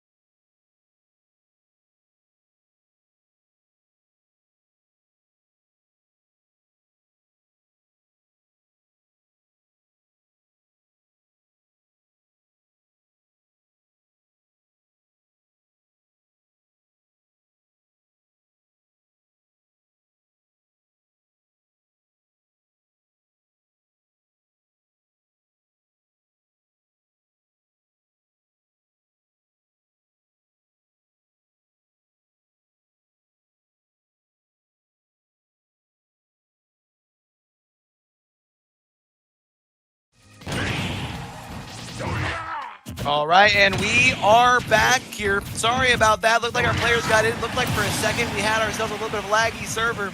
So we thought maybe we were going to run things back instead. Already jumping on into it. And over on that Penn Manor side, Ganondorf currently off to a lead. Yeah, you gotta love that a lot here. Both teams having a little bit of difficulty, but there's gonna be Samus bringing it back 1-1 here, 17% in favor of Colonel. We'll see whether or not that's gonna keep going up. The answer's gonna be yes right here and now. Right now, Samus gonna have to try and play from behind on this final stock. Down by about 40%, able to get back down onto the stage, but having troubles getting both feet back down. Is gonna be able to get back on up. Flamethrower gonna lead the way here now, trying to get the combo going, able to push him towards the other side. Should be able to get the recovery, but has closed the gap. Yeah, looking really good here. There's gonna be Melon with a little bit of a daisy over his head, and that's gonna be game. Colonel taking it over with a fantastic showing coming into it. Ganondorf gonna take that first point, and that's another round in favor of Nazareth area. And figure for them, it almost sounds like how excited they are in there that they had a point to prove after the long wait. It was like, nah. Y'all don't get to try and freeze us out free. We're still gonna come out here, take control of that fight. Able to get a point up on the now best of fives away. Send them, call themselves state champions. Yeah, it's looking really good already for Nazareth area. I mean, they already have so many points up on Penn Manor. They need to be able to make a comeback. Penn Manor wants to be able to call themselves, Smash Bros. Champions and Overwatch champions. But right now, you've got to beat this Samus twice. I mean, you're playing two different people on the same character. It's not looking good, though. Not looking good as far as for now. I like also seeing the change. It's like, oh, you want to play our Samus? That's fine. I'll just play someone else, and I'll find some way to still put a beat down on you. First time we've seen Ganondorf out, able to take quite a bit of that control. So now I'm going to figure out which stage we are going to be moving to here next. The good news is it seems like the server will be in control. So let's go ahead and get ready for it once more. Samus versus Ganondorf. Let's get it. Yeah, this is where you really do need to bring it back here. We're going to be seeing this stage once more as we saw in previous matchups. We're going to be seeing whether or not this changes anything. Sam's taking a little bit of a lead here. Ganondorf going to be able to find that first grab, going to be able to get a kick in as well. Multiple. The combos are here and the combos are good. Samus taking way too much damage immediately in this matchup. 80% found. Ganondorf, however, he's just going to keep going in for more, trying to dash in. He's going to get hit a little bit, but that's just going to keep going for Samus here. Samus, at least able to fight their way back into it, getting a little bit of damage done on to Ganondorf. You see, though, trying to catch him as soon as they get back onto the stage. Going to be able to avoid the blaster. Shield's going to come up. Not going to be able to get the grab there. Not going to be able to get some more damage. But that's going to be a big old front kick pushing him off the edge. Yeah, there's going to be the grab coming in. Ganondorf making the spike come through and being able to take this first stock off the Samus Nazareth area. Be trying to play from behind on the stock count. Has to find a way to continue pressing on forward. And now Samus taking some more big damage. Almost a full swap. Oh, Nazareth area. Fighter here. Pretty good. Now trying to close the gap once more, but isn't able to get it done. Yeah, when you're already up so much of a stock percentage, if you're Ganondorf, you just kind of have to be expecting to win this match. You're already up a stock. There's 100% found for Melon. Even if you lose this stock, you're still going to be in such a good position. A very, very good position for them indeed here. And oh man, now it's Ganondorf trying to put on the pressure. Able to use the side and the bottom of the stage as well to get a second stock. And I doubt that free stock is possible here. They're already at 150%. They've got themselves plenty of a lead. Yeah, you definitely don't even need to be able to win this. But with how much they're giving Melon here, I just don't see a way that Nazareth area really does this just looks insane. Finally we're gonna be seeing Melon take the stock, but that's just not enough. It's too little, too late. Ganondorf not going to be able to hit him with the big sword, and now it's Samus able to keep this combo alive. The flamethrower opening things up. Ganondorf going to be able to get to the backside, finds susceptibility angle. He'll throw up the shield in time here as well. Keeps going for the big hits, the big knocks, trying to go for the final blow with the knockout with Samus. Already over 100%. You definitely understand why. Trying to figure out the edge guarding. Not able to do so successfully. Yeah, it does seem like it's over though, and that's gonna be the game. And you gotta love it, a phenomenal showing from the game. Big here, and now Nazareth area. Just need one more. That's it. It's close. And as much as Penn Manor has been able to put up a fight in a couple of these 1v1s, they have not been able to put themselves up onto the overall scoreboard right up above my head here. And they're getting loud over here next door. The squad that made the trip out here to Wilkes University, Nazareth area, sound like they want to end this thing here, and they want to end this thing now. Yeah, that does seem to be the case for them here, up 2-0 already in this series. We'll see whether or not something's going to change here. But Penn Manor, they're on that match point. Not even just that anymore. It's also going to be the series point. Switch over to Mewtwo here. We'll see whether or not this can be swapped good enough to really win. Almost looks like we had the script. We were talking about Pokemon heading into this, and now all of a sudden we've got Mewtwo out here on the stage. Might just be a coincidence. I don't know. Chat, y'all let me know. However, Mewtwo is going to be the last line of defense here for Penn Manor. And it's kind of tough out here. I mean, right now, Ganondorf proving why they've been able to have control in this third 1v1. And that's going to be the first stock here as well. Yeah, we're just going to be seeing this Mewtwo teleporting into the chopping block here, and Penn Manor already off to a phenomenally bad start. They need to be able to make the comeback here. 75% found, make the 100. It's not going to be too bad right yet. You need to be able to make it. You need to be able to make it fast. That's going to be exactly what Penn Manor needs. It's exactly what Penn Manor was needing there. Able to get themselves a point, get themselves a stock here, and now they were able to do so without surrendering a bunch of percent as well. Yeah, that's not going to be looking too good whatsoever. We're going to be seeing a little bit of an advantage coming in here for this Mewtwo, but unfortunately for him, let's see whether or not that's going to be continuing here. There's with the Destiny coming in. It's going to be a stun and a phenomenal for the Mewtwo coming into us immediately here at Manor. They want to be able to bring it back here. They're down 2 already. Teleporting past that rock. There's going to be a decent amount of damage. Ganondorf having such a high percentage. You need to be able to change this. You need to be able to change this now. Fortunately, though, Melon is going to be able to, they're closing the gap here. We'll see whether or not that's going to change. Yes, now, both sides having such a high percentage. Oh, there it is. It's going to be another one here down, and all of a sudden, Penn Manor have themselves back in the fight. But a quick turnaround here from the Nazareth area. Fighter, 1 stock left on each side, and very minimal percentage down for the side of Ganondorf. Now actually able to take the lead as well. Yeah, there's going to be Ganondorf taking a little bit of a lead. As you said, we're going to be seeing whether or not that's going to stay. It does not seem to be, but the dash comes through. There's maybe Mewtwo getting a little bit damage as well, but not massive. Wow. Finish the blade, finishing us off with a 3-0 for the side of Nazareth area. Every time it looked like Penn Manor was able to start squeaking their way back into this series, whoever happened to be at the sticks for this Nazareth area squad, they were able to have the figured things out.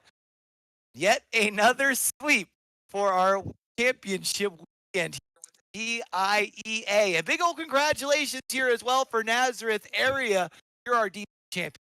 Yeah, being able to take it in a 3-0 fashion after a very strong start from Penn Manor, able to lose 3-2, just was not enough to really close it out. And unfortunately for them, I mean, maybe it was a land diff. I mean, that could definitely be the problem, but it just didn't seem to be working. The Penn Manor Mewtwo looked good, but it just wasn't enough to finish out the match. I mean, you say the land def. Let's not forget that when Penn Manor was here yesterday on land, they walked away the champ for the second time, not able to do so this time around here. So again, big shout out, big congratulations to our Nazareth area squad being able to bust out the brooms they are well. I'm not 1,000% sure if we're going to be doing an interview with the winning squad or not. We'll be figuring that out, as well as also getting ready to set the stage for our final state championship as far as for our team play here at the PIEA Championship here at Wilkes University. We're going to take ourselves a quick break, and either we'll be back with an interview or we'll be setting the stage for that final championship matchup. At Wilkes, we know you're capable of more, and we know you'll achieve it. We'll emphasize the academic expertise, dedicated mentoring, and unwavering support that have made Wilkes the best for the first for 90 years. This is an incubator for whatever you find interesting, where you'll be asked one simple question above all: what do you want to do?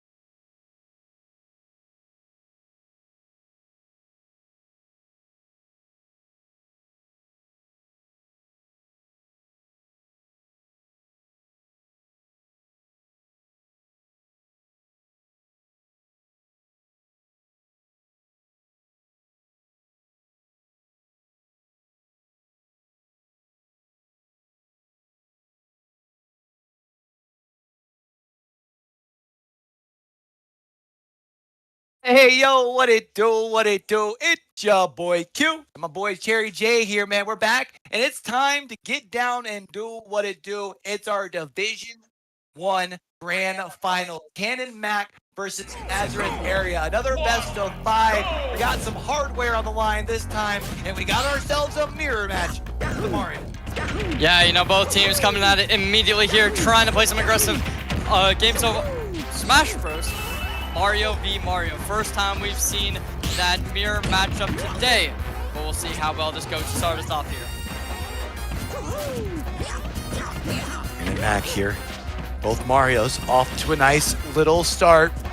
Remember, for Condub, we did see earlier, was able to have great control over the Mario play. Does have to worry about getting met with the same sort of fighting style. But as for now, it's 75% to 78% off to a nice match. Yeah, you know, Nazareth already taking a little bit of this. I mean, it's not a great lead here. You know, 70%'s been found, but Nazareth, they're still down a stock. And if you just keep taking down the percentage, you're really not going to be losing anything here. Here we go, away we go for Condub, trying to see if they can find themselves a little bit of extra damage before losing this first stock. The fireball might be enough to keep them off the edge. However, able to find their way back onto the stage here. Able to close the gap as well. Nice little combo up in the air, up to 80%. Could they potentially find 2 stocks unanswered? That would be a huge start. Yeah, that'll be a phenomenal start. As you said, you know, I mean, 96% is already found, even if you're going to be able to lose this stock if you can Mac. You're still not going to have too much of a trouble here with 124% already been found. You're basically in a 1v3 situation with your stock. And that's going to be it. Gives him the boot ski off the side of the platform here.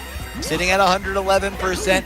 I don't know if the 3 stock is possible here, especially now getting moved up to that 130%. Wakanda still off to a great stop. First stock now going to come across here over the side of Nazareth Area. Yeah, you know, you gotta love it. It's definitely not over yet. Being able to find 2 stocks before one's dead is definitely something we've seen before today. So we'll see if it's gonna happen once more. Nazareth Area coming in for an aggressive push already here, using the shield. It's not gonna matter too much, and it's gonna be a counter play. There's gonna be a push up. Either side getting too much damage. Nice little combo coming across here for Nazareth Area. Able to put Furconda back over there onto the edge of the map. Not able to edge guard too much. Does allow him back up onto the platform. Now has to worry about Furconda having the control. A big combo. That might just do it. No, able to find their way back onto the platform for now. Yeah, that's actually so unfortunate. 86% found it. It's gonna be a good hit for him right there. 105 is here, but it's not gonna be just done. Yes, 100%. Finding 2 stocks is going to be difficult.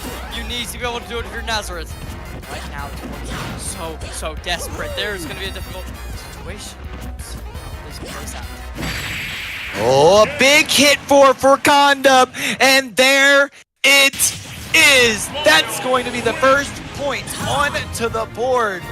Hey, you know what? I told you, Mario. Yeah, you know, we did see a lot of Mario today, and the first stocks are already. Oh, I think we were wrong. My bad. We had that backwards the whole time. That was Nazareth Area in the lead. Yeah, you know, that's my bad. We were just playing games to see if they were keeping up. That's all. Yeah, honestly, yeah, you know, Nazareth Area. They're just that good. Didn't see one person in chat correct us. I didn't either. It's unfortunate. I mean, to be fair, we didn't see the chat, but you know what? They Yeah, didn't you know what? It doesn't matter. If we didn't see him correct us, they didn't correct us. Mario being played again from both sides. We'll see how well that's going to come translating into this. I'm so confused. I saw 8-4. Like, I didn't think I saw it. But I know I cast it to Nazareth game, so no one was going to go into this. Go into another run back of the Mario v Mario. As you can see, it's going to be a little bit of a slower start off the rip once more. Yeah, it's not looking too good for either players right now, but there's going to be this for Condub. Able to find a little bit of damage, get that aggressive play. Both sides trading out punches here. As of now, it's looking too good. Still trying to find that first stock here as for now. And I mean, for Condub, been playing a pretty nice game. I mean, kind of a little bit of a stick and move. Going to be able to look and send for Rhines. Able to get them up off of stage here, but only briefly. Yeah, it's not looking too good whatsoever here, but I don't even know. I mean, both teams trying to find their way onto this, but yeah, this is already a crazy matchup here, but we're gonna just.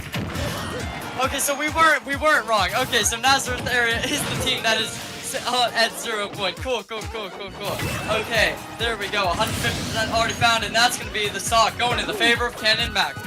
Sorry, we were literally just searching it back in the background here, trying to figure out the order because it seemed off to us. But it is Cannon Mac that does have the 1 point lead, and now it's Conda has the first stock here as well. Going to be able to move on in 50%, make it 55, 65 here as well. And for Conda continues to put the pressure down.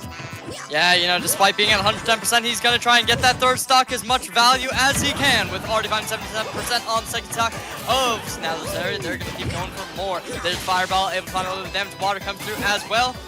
It's just going to be so much damage coming in, 127%, and he still cannot be found out, and that's finally going to be the stock. Able to find the exchange there, but already at 100% is our Mario for Nazareth area. Conda rocking the white tux. Try and get fancy with it early with the footwork. Now trying to keep them up off of the edge at the stage. Going to be able to do just that. This limits the amount of percentage that has been handed over. Matter of fact, going to be able to open up with a combo. Leaves him at 45, 50, 63% to start off this final stop. Yeah, that's going to be so much damage coming in here for the side of Cannon Mac. They're already at one more stock remaining for Nazareth area. They need to be able to make something happen here, but that something is not going to be happening just about yet. Finally, they're going to be able to make the bug happen here. But now, Cannon Mac, they're at 74%. A little bit more than what we're seeing from Nazareth. Since that stock is already up for them, Cannon Mac, there's nothing to worry about. You can see just doing a good job of continuing to allow zero space for the Mario from Nazareth area. Is for Conda, and now throwing some fireballs as well off that edge to try and allow for a little bit of a closing of the gap. Hits him with the cape, hits him with another fireball. Continues to keep them off of the edge, protects it oh so well. Yeah, Cannon Mac showing why they're the #1 seed in the PIEA, going against #6 in Nazareth here. You know, Nazareth, they were the underdogs coming into this today, but still, it's just not enough. And going to Pokemon Showdown for our second match, we'll see. Mario! Teams are going to come in, both teams going for Mario once more. Nazareth's last chance with their #1 seed. It's me, Mario. Picked up on both sides here.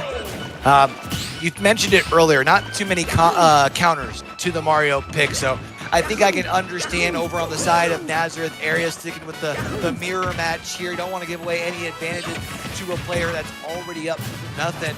Not going to be, I can't really sugarcoat it too much. It just seems like the better Mario player, at least thus far, has been for Conda. They've had control this whole time. Yeah, it really has been just them dominating the field, showing why they're the GOAT. And right now, it is not seeming to be changing in any way, shape, or form. Kind of in a little bit of struggles here early on, sitting at the 76% as opposed to the 54 on the opposite side of the stage. For Conda, though, going to be able to find themselves a combo to bring things a little bit more to an even keel. Back and forth as the pendulum swings here for what could be our third and final point of our first one. Yeah, there's going to be a little bit of a tussle coming in the middle of the stage. There's going to be finally for Conda, and a little bit of a problem. You know, he's finally at a point where Nazareth area looks like they have an advantage. Whether or not it's going to stick like this is to be determined. There's going to be the damage coming in for Conda. On the edge once more, the fire comes through, but it's not enough to force them off the edge just yet. Oh, matter of fact, gets back onto the stage here, able to get a little bit of magic going, and going to be able to find the first stock and able to put themselves into the lead. Yeah, that's going to be the second seed going down. Look at that. The second stock over for both sides, but Already for Condup is up a little bit of percentage. He's gonna keep spiking down despite his 47%. He's gonna try and bring back this game. However, it's not done yet. Not done just quite yet, but Condup doing a good job with the edge guarding here. Does allow for the man in white to be able to find their way back up onto the stage, but now is over 103%, opening up with a nice little combo in the sky. Now having to find their way back onto the stage, having to find some way to keep themselves alive in this fight. Yeah, there's gonna be 126% already found for Nazareth. They're gonna have a bad time right about now, but finally, there's the grab coming through. There's gonna be the water coming in to try and keep him off the stage. The cave tries to come in, but it's not gonna matter too much because the fire misses anyway. And it just looks like Cannon Mac has everything in control. Oh, wow, that's an aggressive play. However, a good recovery here from Condup here. And right now, both of them are susceptible to the big knockout blow that could give themselves a second stock. It's going to be for Condup. Going to be able to pick this one up. And now just one stock away from opening up this grand finals with a dub. Yeah, Nazareth really does need to be able to finish this out and close it out quickly if they want to be able to continue to dominate in this match as they have been for the rest of today. Right now, though, they have to stock down, and that's going to be the trade. 15% is all they're going to be giving, and they want to make the comeback, and they want to make the comeback now.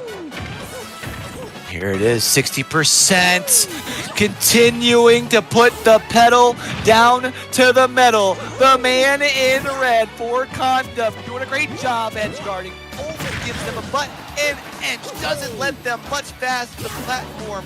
From there, over 100% Condup just to be able to find themselves one more big shot, one more big combo. That could be all it takes. That will send them off the stage. Not quite enough to be able to find the stop. Yeah, unfortunately, this has been a crazy matchup, but with 134-0, there's no way, there's no chance, and that's going to be it. Cannon Mac in a 3-0 fashion, finishing off game number 1. You love to see the good sportsmanship, too, between the two players down there in that bottom left-hand corner, shaking hands. What a matchup here to start things off, the mirror match. Cannon Mac, it'll be up 1-0 in the overall series score. Yeah, it's already looking so desperate for Nazareth, being down 3-0 already in your match number 1. Obviously, they might not be relying on their seed number 1. They might have new plans in store to try and come back in match number 2. But, you know, if you lose 2-0, we've already seen what happens when teams do that. They can potentially make it back and go to 2-2, but it's very difficult to be able to make that 3-2 happen. Especially as a team like Cannon Mac. I mean, this is a squad that got to hoist the trophy last season, right? They've got that experience. We know that they know what it takes to be able to cross the finish line. They've got themselves that first point on the board. They're in that number 1 seeds fight. As close as it was at times in the mirror match, I mean, Cannon Mac just always seemed to have the control after all. Yeah, absolutely. There just was no... I mean, Nazareth, they looked good. At one point, they were only down 15% on final stock. Unfortunately for them, it just was not enough to bring it through and bring it to their own match win and attempt to bring this series back. Well, talking about trying to attempt to bring this series back, it's now going to be up to the second fighter over on that side of Nazareth area. Because if you don't, then that trek up the mountain becomes even steeper. We always talk about how hard the reverse is, especially in a scenario like this where you have your teammates in that arena with you getting louder and louder, the closer and closer that you get to being able to hoist that trophy on up. I almost can't help but wonder with the fact that trophy sitting next to the TV where they're playing right now. Funny enough, over on the side where Cannon Mac happens to be sitting, they're so close they can taste it. Yeah, absolutely. It's just a little bit of a metaphor where that is, showing how close they are with already this first match going in favor of Cannon Mac. Getting ready to get started with our second matchup here. And it's like the calm before the storm in the arena. As much as there is cheering and all of that heading into that last matchup and throughout that last matchup, things have kind of subsided for now. It's calmed down. but something tells me that if Cannon and Mac wins this second series, it'll be a start to be a little bit of a rumble over in that series. And Oh, then it's going to absolutely. start to grow the closer and closer that they get to wrapping things up. Yeah, 100%. I mean, I could just feel the energy coming in as match number 2 starts off for our teams here. Greninja versus Banjo and Kazooie. Banjo and Kazooie, Greninja, Nugs had such a good performance on the Greninja last time out that we saw him. Frelpsis also had a good performing on the Banjo and Kazooie. Saw some really nice combos, being able to open things up with the grenade. Kind of doing similar things here to start things off. Greninja struggling to counter or to get some big combos here early. Yeah, Nug's a player that we've seen so much recently, showing so much dominance on this Greninja pick. We'll see whether or not this is going to be his map to claim. Obviously, Nazareth area, they need to be able to do it here and now. Unfortunately, 100% being found is already looking good for him. In some trouble here right now. Nugs would like to be able to at least get Banjo and Kazooie a little bit closer to that 100%. Who knows? Maybe even find the stock. Trying to use the grenade to open things up, though. Is Banjo and Kazooie going to be able to find the first one here? And Nugs, that first one. Yeah, the answer was yes for Banjo and Kazooie, and finding that first stock is going to be looking very, very good for him here. Unfortunately, it's just going to keep going in favor. There's the surge coming in. Unfortunately, though, dash comes through. Banjo and Kazooie showing everything, grabbing out. They're keep going for everything they can possibly ask for. Breaking down the shield, and that's going to be the stock. Good counterattack there from Nugs. Had the shield up just long enough to be able to find the opening. Then being able to get the stock. Now has kind of had Banjo and Kazooie on their back foot, at least until now. Opening up things, though, is that Banjo and Kazooie player able to get Nugs up towards the edge, up over 85%. But Nugs now scratching and clawing, fighting their way on back. And this seems to be neck and neck. Yeah, unfortunately, though, Nugs at such a high percentage, one wrong move could be the end of this first map of... Let's see how this goes here. Both sides gaining percentage, and that's going to be Nugs taking the call. Of course, Banjo and Kazooie already sitting at that 111%. One big shot could bring this thing down to a final stock on either side here, but to lay down some damage for now is Banjo and Kazooie. That's going to be a big hit, and that is only going to be one stock surrendered in this first map here from Cannon Mac. Yeah, Ken and Mac having a fantastic showing immediately here, taking down this first little bit of a map here against Nugs. Somebody who, I mean, he's been formidable. He's been showing dominance throughout this entire year. But we'll see. We're going on to Battlefield for our second map here. We'll see how well Ken and Mac is able to fare onto Nazareth map. We are going to be seeing ourselves a change this time around. Cannon Mac still going to be rocking the Banjo and Kazooie. Can't say that you're surprised as far as that. We are going to be seeing Falco coming out here for Nazareth. Yeah, we'll see how well the Falco pick does go. Already disadvantage, however, it's not big enough to really worry just about that. One good combo is going to ruin your chances, and that's going to be enough. 41% going to give you the lead here, and he's going to keep going and run with it. Starting off here for now, both sides feeling one another out. I thought that grenade was going to be able to find this point, but quite able to do so there. Falco able to get up out of the range of that charge, but that doesn't prevent Banjo and Kazooie from slowing down, holding forward, continuing to put more pressure down. And it's going to be Falco at 95%. The slam gets them up over 100. Any big shot could be able to get that first stock here in the series. Yeah, that's going to be exactly what you want to see, and that's going to be Falco dropping down the first stock here. As we've seen previously, it happens a lot where we're seeing Nazareth dropping the first stock. Unfortunately for them, they do not have the fortitude to just be able to completely ruin the Cannon Mac players before they get the damage. They do need to be able to continually push through this with 55% already being found. It looks over.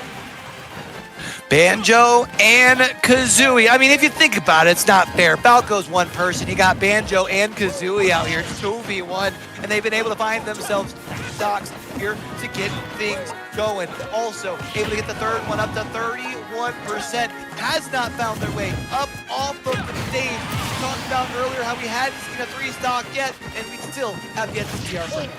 Yeah, 3 stocks are not something we see too often. Unfortunately, it's not happening right about now. 40% been found for Nugs here, but fortunately for him, he's got it in the bag, and he's going to be able to level this out here. Fortunately, being down a full stock, he needs to be able to find this out, and he needs to be able to find it out fast. Nugs trying to find a way to recover, get back onto the ledge, and actually got to center stage. However, Banjo and Kazooie doing their best interpretation of Scorpion, says, get on over here, launches him off the stage, and that's going to be Ken and Mac putting themselves another round up in this second. Yeah, bringing up in a 2-0 situation already. Nazareth has to be feeling it now, being down so far. I mean, if you lose this, you're going to be going down and hoping that you can make that third map happen. If you can't, though, you are going to be in a very difficult position indeed. Definitely a spot that you don't want to be in. We've talked about it so much here today, going back to Pokemon Stadium once more. Banjo and Kazooie going to get picked up. It looks like that last time around didn't like what they saw in the change of the players. It could be finding Greninja out here once more instead of Falco. Banjo and Kazooie, they just need one more round. Well, you know, you do have that home turf. If you are Greninja here, you got that Pokemon Stadium. Unfortunately for Banjo and Kazooie, that is not going to be the same case for you. Whether or not that's going to affect this. Now, Nugs is going in aggressively. It's just not going in his favor. They're going to be going in his favor, at least not just quite yet. Banjo and Kazooie trying to keep their distance for now. Same thing could be said for Greninja, though. Continuing to just kind of backpedal here, trying to see if they can catch Banjo and Kazooie, overextending and might be able to find an opening. There's a little slide kick to get one, but returned with another one. Has their back up against the edge here. Now it's Nugs behind. Yeah, and that's going to be a fantastic hit from Banjo and Kazooie. They're going and getting even more with the bombs, and that's going to be the stock. Going in the favor of Banjo and Kazooie once more here. And Mac having a fantastic showing right now. They just need to be able to finish out this final stock. Such a prominent lead. Got themselves a nice little spot with where they're looking right now. I mean, this Banjo and Kazooie player, they've been phenomenal, both iterations that we have seen them here today. This time, of course, being no different, and I thought Nugs almost put themselves into a pretty tough spot. I mean, still kind of did. They've got to find a way to recover. They've been able to do so here for now. Be able to find the first stock, trying to play aggressive here. Going to be able to find their way back onto the edge. The grenade finds an opening here as well. Might be Nugs acceptable, but Nugs still staying upright. Yeah, fortunately for Nugs, he's gained a little bit of a percentage, but he's at least getting closer and closer to taking down a stock from Banjo and Kazooie before he reaches his last stock. Oh, nice little slam coming through. Looks like it got countered. Nugs didn't take too much damage, but Nugs has to find a way back to the stage, uses the side of it to be able to get themselves a stock. The only problem was Nugs already was sitting at 150%. If Banjo and Kazooie says, get up on out of here, they only need one more stock before they are able to put themselves on the grand final. Yeah, this is going to be exactly what you need if you are Ken and Mac right here. You know, you're hoping that Nugs cannot make anything happen. However, that's not the case. And he's already making such a prominent domain in this, making 90% already happen onto Banjo and Kazooie. Good news for Banjo and Kazooie is they do still have an extra stock at hand, an extra stock to be able to play with. That grenade doing some big damage, gave him space on the stage to be able to get back and in control. Flipping the script was Nugs doing some big damage, but Nugs now falling back is taking some big damage. That's going to be a slam to open things up. A combo potentially coming in here for Banjo and Kazooie, also with the grenade. They're staying alive. Yeah, that's already looking so fantastic for Nugs here, being able to bring him to 140%. Unfortunately for him, that 90 is going to be difficult, and that's gonna be it! Greninja falling to the front of the stage! Shoo-wee! Another sweep here. Banjo and Kazooie able to get it done. You can hear them yelling in that gaming arena next to us, man. Starting to turn it up, starting to realize just how close they are being able to call themselves state champions. Yeah, they are definitely showing a lot of dominance here today in this facility. We'll see if Canon Max, third seed, is going to be able to finish it out here against Nazareth. But I mean, it's not like it hasn't been close. Nazareth, they've been on the edge every single time. Unfortunately, they just have not been able to secure a map. Haven't been able to take a map yet, but you know what? I got faith that we aren't going to end our entire weekend on full sweeps, right? We can all agree, chat. Yes, everyone nod with me for the content. Let's get us a couple more rounds here. But for Canon Mac, they've been in from the word go. We saw it in their semifinals matchup. We're even seeing it once more in the grand finals. As much as it does take teamwork to make the dream work, it's now going to be up to that number 3 seed here for Nazareth area. They've got to be the catalyst to turn this thing around. Yeah, absolutely. It's just been looking so dominant from Canon Mac this entire time. You need to be able to take this forward. You need to be able to ruin the chances of Nazareth. I mean, if you're Canon Mac, that's exactly what you need to do. And unfortunately for Nazareth, they just haven't been able to find the firepower, haven't been able to find that dominance that they so desperately need to take this forward. I feel like for Nazareth, it's got to start in the first round. I mean, I know each time you get a new 1v1, it's kind of like a little bit of a refresher because that fighter has not been up onto this stage yet. So it's not like when it's first and you're going into like a third map or like that in a game like Valorant or like Overwatch, right? You do get that little bit of a refresh every time you get another matchup out there. But I think with as loud as we have been hearing, especially from that Canon Mac side, it gets louder with each and every win that we've heard, right? So for them, I just can't help but wonder. They come out here and they win another one unanswered. We talk about just individual fights. The buzz starts to grow in there, and I think it's all but inevitable that they want to raise that trophy. Yeah, absolutely. It's just been looking so good for Canon Mac this entire time. We'll see what they decide to go with here. I do believe that they are picking the maps right about now. We'll see what they decide to choose on for potentially our final map of the day and final map of the weekend. Small battlefield. Looks like that may be the choice here. No? Maybe going to Final Destination instead. Still. We only have one more after this. Even though I know on our screen it was showing that we had 4 team matchups, we are still going to have our individuals grand finals as well. All right, so one last one. Be able to sell all of them. So we get to crown 2 more champions. We have one more team champion and then one individual.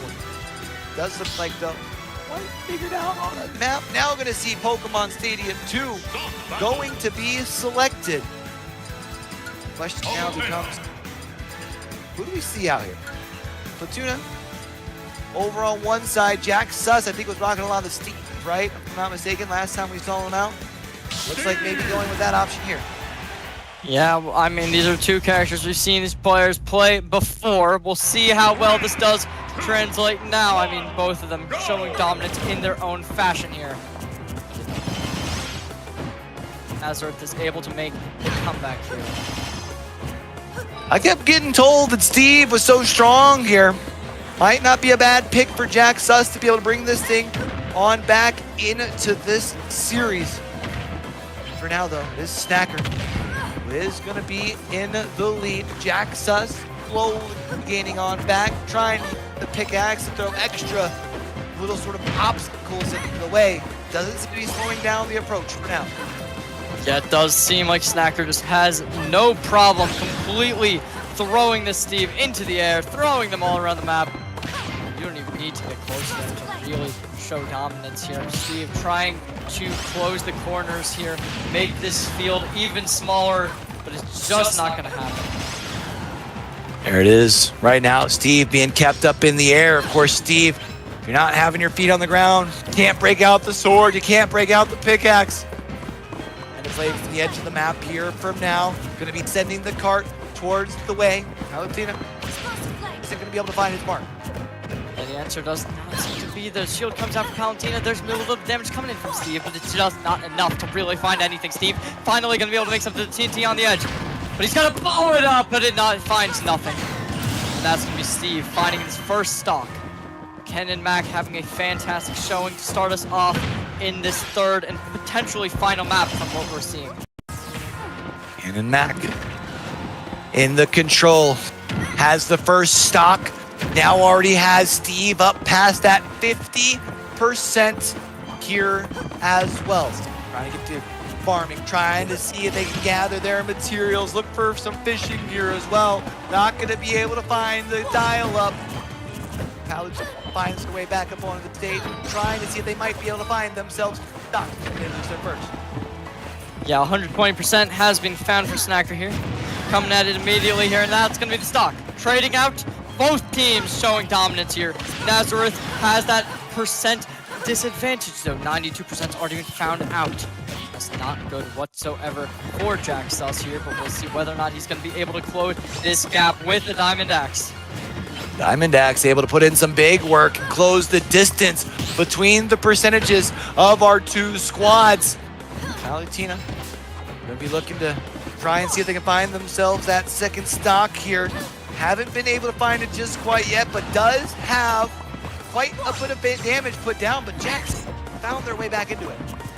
Yeah, it's been very good for Jack Sus being able to bring himself back into this fight. Unfortunately for him, though, that's going to be a fantastic hit from the side Snacker.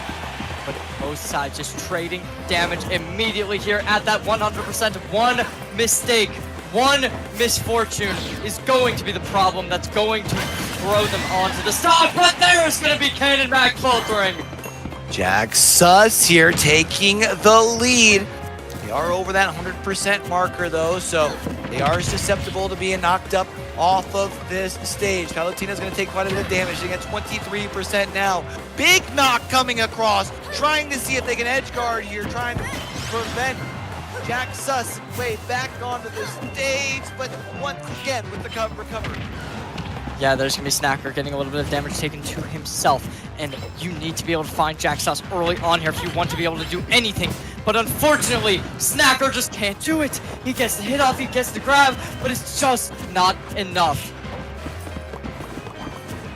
Palutena has to find some way, somehow, to get this next stock, and there it is. But Snacker already 6% points away from 100. Pretty much where they're at now. Any big blow could end this first round of the 1-1. Able to get Jack Sus up, though.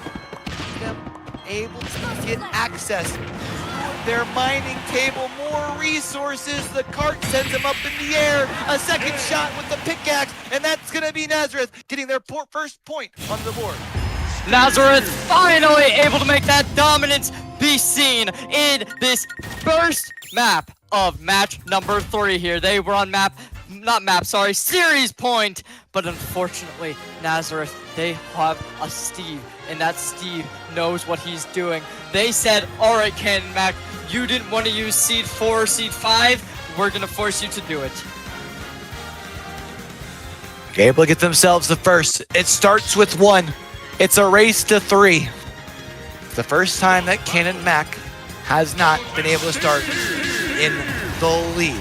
Not going to cause a change in our character selections at all. Still going to be seeing the Steve versus the Palutena. For Ken and Mac, you got to find some way to put your thing down, flip it, and reverse it here in map number 2. Something we have to talk about is we are on Lilat Cruiser. This map is insane to be choosing on in the Grand Finals, but I guess this is just what they're going to be going for. You know, something that we don't see a ton, and it's a kind of crazy map to be seen here.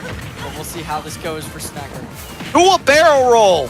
He's going to be going into map number 1, kind of at a 50-50 standstill here as for now. Snacker trying to chase down Steve, trying to continue to put the hammer down, keep the combo going up in the air. Steve going to be sending the cart forward to be able to at least slow down Snacker now. Yeah, you know, both teams really do need to take it here. Already Jack Sus having a little bit of a percentage lead of 60%. Right now, though, he needs to close the gap. If you're on a character like Steven, you think that this map would be very good for him. It is a little bit odd that Smacker did choose to go here, and there's Minecart.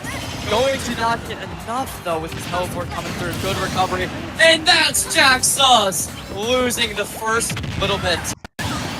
But There it's it not is. gonna matter. Quickly turned back around. That's a stock for either side. And man, if you guys were in here where we are, you can hear them getting louder and louder in the gaming arena. Nazareth area trying to show that they've still got plenty of fight left.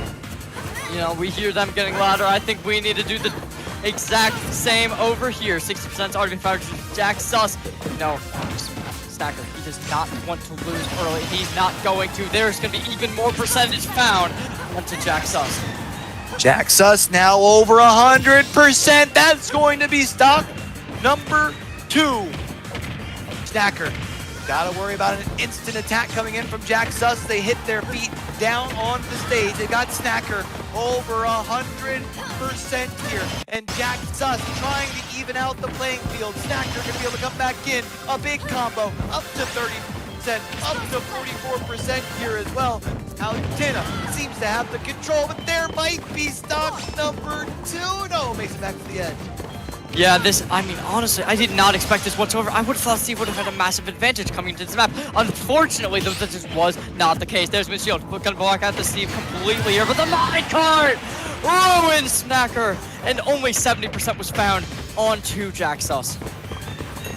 Sus able to get a quick 23, 29% as soon as Snacker hits the stage for the final go round. Already up to 84% though. Let's make it 90, 103, susceptible to being knocked off the map at any point in time. They've got to find some way, somehow, to keep their fight alive into this. Otherwise, the best of 5 all of a sudden gets turned to a best of 3. A big shot from Snacker. Jack Sus still hanging on by a thread. Oh, not anymore. That's going to end things here. And instead of Nazareth looking like they could have brought it back, it's going to be Cannon Mac forcing a 1-to-1. And now we are going on to our third map of this best of 5. I mean, you can't even imagine Nazareth had that in store. I mean, who would have expected Violet Cruiser? Best of 5 now becoming a best of 3 for Cannon Mac. They just need 2 more maps for Nazareth area is able to get their 2, and they will be able to call themselves state champions once more. We'll be handing them a little bit of hardware here in just a few minutes. Palutena's going to get locked in. Looks like Steve going back and forth with options, trying to decide if that's where they do want to go. That is indeed the option. Yeah, we're going back to PS2. As we saw earlier, this was in favor of Cannon Mac, so it is interesting to see it come through once more. Or sorry, it was in favor of Nazareth. So we'll see how well this works now. And that's going to be Snacker already completely, I mean, caught off guard to say the least. Caught off guard and close to that 100% officially into triple digits here as well. Jack Sus was given access to the workbench, able to get more tools at his disposal. The anvil gonna come down, and that's gonna be stock number 1 in favor of Jack Sus. Yeah, Jack Sus, he's taking a lot of damage here, though. I mean, this could potentially just be a clean stock for Snacker. Only losing 13% is a possibility. And as we've seen from this team, that is a possibility that they're more than welcome to be taking. That's a quick turnaround because there had not been much damage put down onto Jack Sus when that first stock came across. So to be able to grab that, that's going to be big here. But once Jack Sus gets 2 feet back down on the ground, it's back into a barrage of shots against Palutena. But do you know what? Or Palutena. But you know what? It doesn't matter. Palutena's going to be able to turn back around in their own right. This thing is neck and neck. Yeah, Snacker at 64%. He's got a decent amount he needs to climb to be able to bring this back. But he's gonna do it! Finding 2 hits on this Steve. He's gonna be able to get one in the low ground. He's gonna be able to find even more. But Snacker has not finished everything yet. There still is a Steve. And this Steve is named Jack Sus. And he's got that potential to ruin this day. Tina finds their way back up onto the stage. The cart gonna hit Snacker, pushes them away, buys some additional space for Jack Sus to find their way back up onto the venue. But now it's Jack Sus over the 100%, vulnerable to a big shot. Both of these two players looking for the kill blow. There it is from Jack Sus, and Snacker only has 1 stock left. Jack Sus said, all right, you want to play from range, I'm gonna ram into you real quick. And he did just that. Snacker needs to be able to find this early on if he wants to be able to stay in this. Finding a little bit of damage, Jack Sus is going to be forced off the map. The Elytra comes through, he's going to be pushed into the air. It's not going to matter because he's going to be able to find the counterattack onto Snacker. And the Diamond Pickaxe is here. Diamond Pickaxe is going to be making some big plays. Another play with the cart, and there it is. Another stock side of Snacker here. And Snacker going to be able to hit them with their own TNT, turning things around, but Jack Sus with a big shot in their own right. That's going to be the cart, and that's going to give Nazareth area another point on the board. Nazareth going on to map point here, bringing themselves to 2-1. Ken and Mac has not faced this in a long time, but we'll see if they're going to be able to bring it back and bring it to a map number 5. This is going to be map number 4 for us right now, obviously. You do have 2 bans if you are on Nazareth area. If you're able to ban out Lilet, that is exactly what you need to do. We talked about the pressure that would be shifted onto our 3rd fighter here for Nazareth area. And you know what? They have not seemed to be phased one bit. Jack Sus has come in here. Cool, calm, collect. Some might even say cooler than the other side of the pillow. Steve has been able to keep the fight alive for Nazareth area. Doesn't look like we're going to be seeing any changes on the character select. Tina is going to be the option that is necessary to force a map 5. Yeah, immediately Palutena finding a little bit of damage to start us off here. Jack Sus not having any luck, but there it is going to be that first little bit of damage he needs. The minecart's going to be able to find even more after that. Shield comes through for Jack Sus. He used the minecart again, getting the wooden sword out. He's going to find a little bit, but it's not enough. The magical spells are here, and they're finding damage. A little bit of damage back and forth here to start things on off. Palutena trying to find a way to find that first devastating blow. Has been able to get Jack Sus up to 60% here. Oh, but it's big. Jack Sus has some walls that have been built back behind Snacker here. Had an opportunity to find a combo. Nice. Yeah, this is already looking very good for Snacker here. Able to find so much value onto Jack Sus, forcing him off the edge with the grab, destroying the crafting table, and the fires here, finding a decent amount of damage. No stock has been found yet, though. Trying to go for a slip and slide here is Jack Sus to push forward and try and get Snacker up off the edge. Unable to do so, however, and forward. Snacker, a quick throw off of the map, trying to see if they can keep Jack Sus in the air, not allowing them to find a way back up onto the platform of the stage. Another throw here as well, but not enough to get Steve on the dust. And the first stock going in the favor of Snacker here. Ken and Mac, they're not done yet. They're still showing that they have something left in them here. And, you know, Snacker, he wants to be able to find as much value as he possibly can. And that almost looked like a stock might have been found early on here. The fire comes out, forcing out the shield. There's going to be a little bit of damage coming in from Steve. Minecart comes through, but it's just not enough. Palutena doing a great job this time around for Cannon Mac to be able to potentially force a 5th and final map. Has gotten the first stock. Looking for a second. Minecart not going to find its target. The Anvil will. And that's 1 stock apiece. Yeah, Jack Sus, though, on 73%. That's not going to be good whatsoever. The grab comes out. There's going to be a little bit of damage. 91% has been breached. The Elytra's here, though, but the Elytra's still going to cause the damage! And that's the stock. 1 to 2, both at 0%. The Anvil comes out, though, and it looks like there's a little bit of an advantage coming out from Jack Sus immediately here.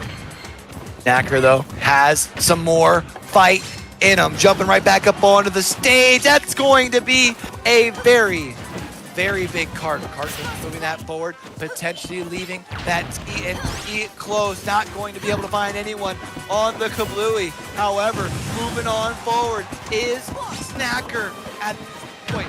Got yourself a stock advantage. Like to be able to get Jack Sus down to maybe 50% or so before you get to your final stock, and at least got 7 for now.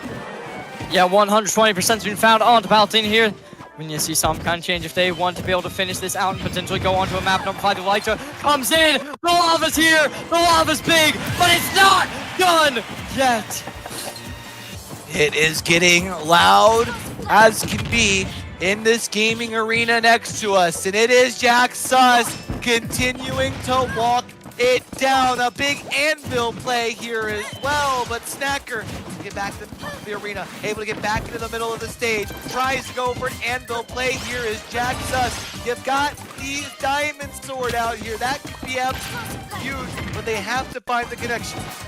Yeah, Jack Sus evening this match out right now, right here. Only a little bit of damage away from being completely even, if not winning. Unfortunately, though, Paladin has other plans in mind. There's going to be stone coming in immediately here, but there's the diamond tools. Oh! And Jack Sus going to be able to use the diamond tool as well as the wall that had been built. And Nazareth area going to be able to get themselves a series onto this board and extends it to a 4th 1v1. This officially means, ladies and gentlemen, this weekend, not every single match is a 3-0.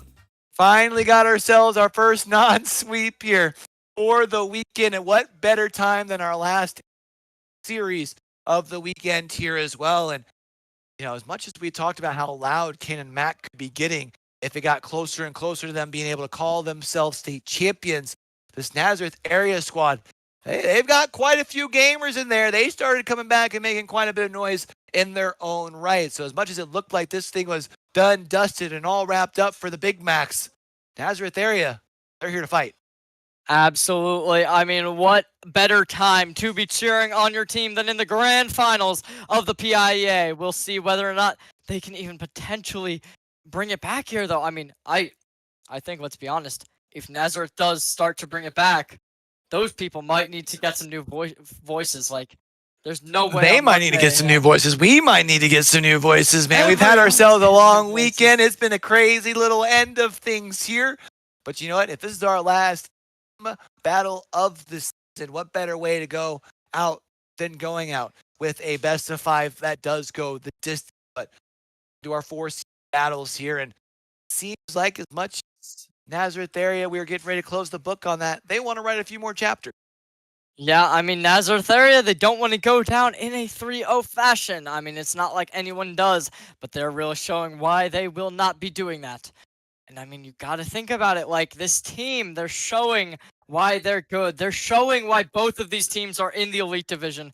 And I mean, right now, you know, they both look very, very good here. 1-2, Ken and Mac. Will they get reverse sweeped? That's the question we got to be asking. Here's going to be where things get truly interesting, because both of these two teams, when we saw them in their earlier matchups on the day, we only saw 3 of their fighters. We didn't see seeds 4 and 5. You wonder how warm they are, how comfortable they are, especially in a land setting where they maybe haven't even played yet today. So, see, we're getting ready for character select, at least as far as for now. I'll be intrigued to see what our options are here going into our 4th of potentially 5. I see a hover over Banjo and Kazooie. I would like to say that we've potentially seen a Dark Pick. That would be a first timer on the day. First time we're seeing Dark Pick brought on in. Banjo and Kazooie, we've seen quite a bit of success from them. Yeah, I mean, you're saying you don't think they were warped. But let's be honest, probably both of these players have been playing in the individuals bracket for some time now. So I doubt either one of them has that going for them. I mean, I don't know who is in the individual finals. We're going to have to see that later. But right now, I mean, both teams look pretty good. Still kind of neutral here as far as for now. Crypto rocking the Banjo and Kazooie, sitting more central stage. It's been Jam who's trying to keep him away with the projectiles and been able to do so there. Trying to throw some grenades. Here is Crypto. Crypto continuing to punish here early. And there's going to be the slam into the ground. Jam taking a little bit of damage. Already, you know, Nazareth really does seem to be showing like they have what it takes to bring this to a map number 5. Best of 5 series, so we'll see how well this works. The dash comes through, able to find a little bit of damage in onto Jam. This first stock has been so back and forth. Each side taking damage after damage. There's going to be a smackdown, but it's not enough. Back and forth as the pendulum swings here. Crypto now closing in on that 100%. However, Crypto going to be able to find the first stock, and that's going to be in favor of Nazareth area. Yeah, it does seem like Nazareth is showing their number 4 seed has what it takes to be able to find out. See that 144% has been found, and 0 damage has been gotten from back yet. We'll see whether or not this is going to be continuing here. Obviously, with the ranged attacks, you'd think that they'd be able to find something. It just is not happening. Has not been able to happen yet. There's going to be the stock onto the other side. And Jam able to find that first stock without surrendering any more percentage across. So pretty well even heading into stocks. Here it's Crypto who's able to take themselves a little bit of additional time and trying to find a little bit of additional damage, but Jam has a slight advantage. Yeah, Jam able to get a lot of damage done here. After that first stock was found, he really just said, okay, time for me to show off. And after one massive attack, getting a decent amount off of Jam's percentage, Crypto just doesn't seem to be finding anything here. There he finally is able to go. Jam off the edge, finding their recovery on back, tries to lead with a charge as Crypto to catch them as soon as they were done being invulnerable. Not able to time it just quite right here. Jam able to jump on up, get a little bit of damage, now able to push Crypto close to that 100% mark. Another dash on forward, not going to be able to find his mark, but a big old body now puts Jam. Yeah, Jam having a difficult time at this point. He looked very good during his second stock at the start of it, but now, you know, he's just not able to find the damage he desperately need to. And Crypto barely able to make his way back onto the platform. There's going to be a little bit of damage coming in as well, but it's not enough to find the stock yet. Just hurling grenades at him, man, trying to see if they can find the Kablamos and the Kabluis. Haven't been able to do so just quite yet. Jam to see if they can edge guard just a little bit, was not able to do so. Crypto now continuing to spam away with those grenades.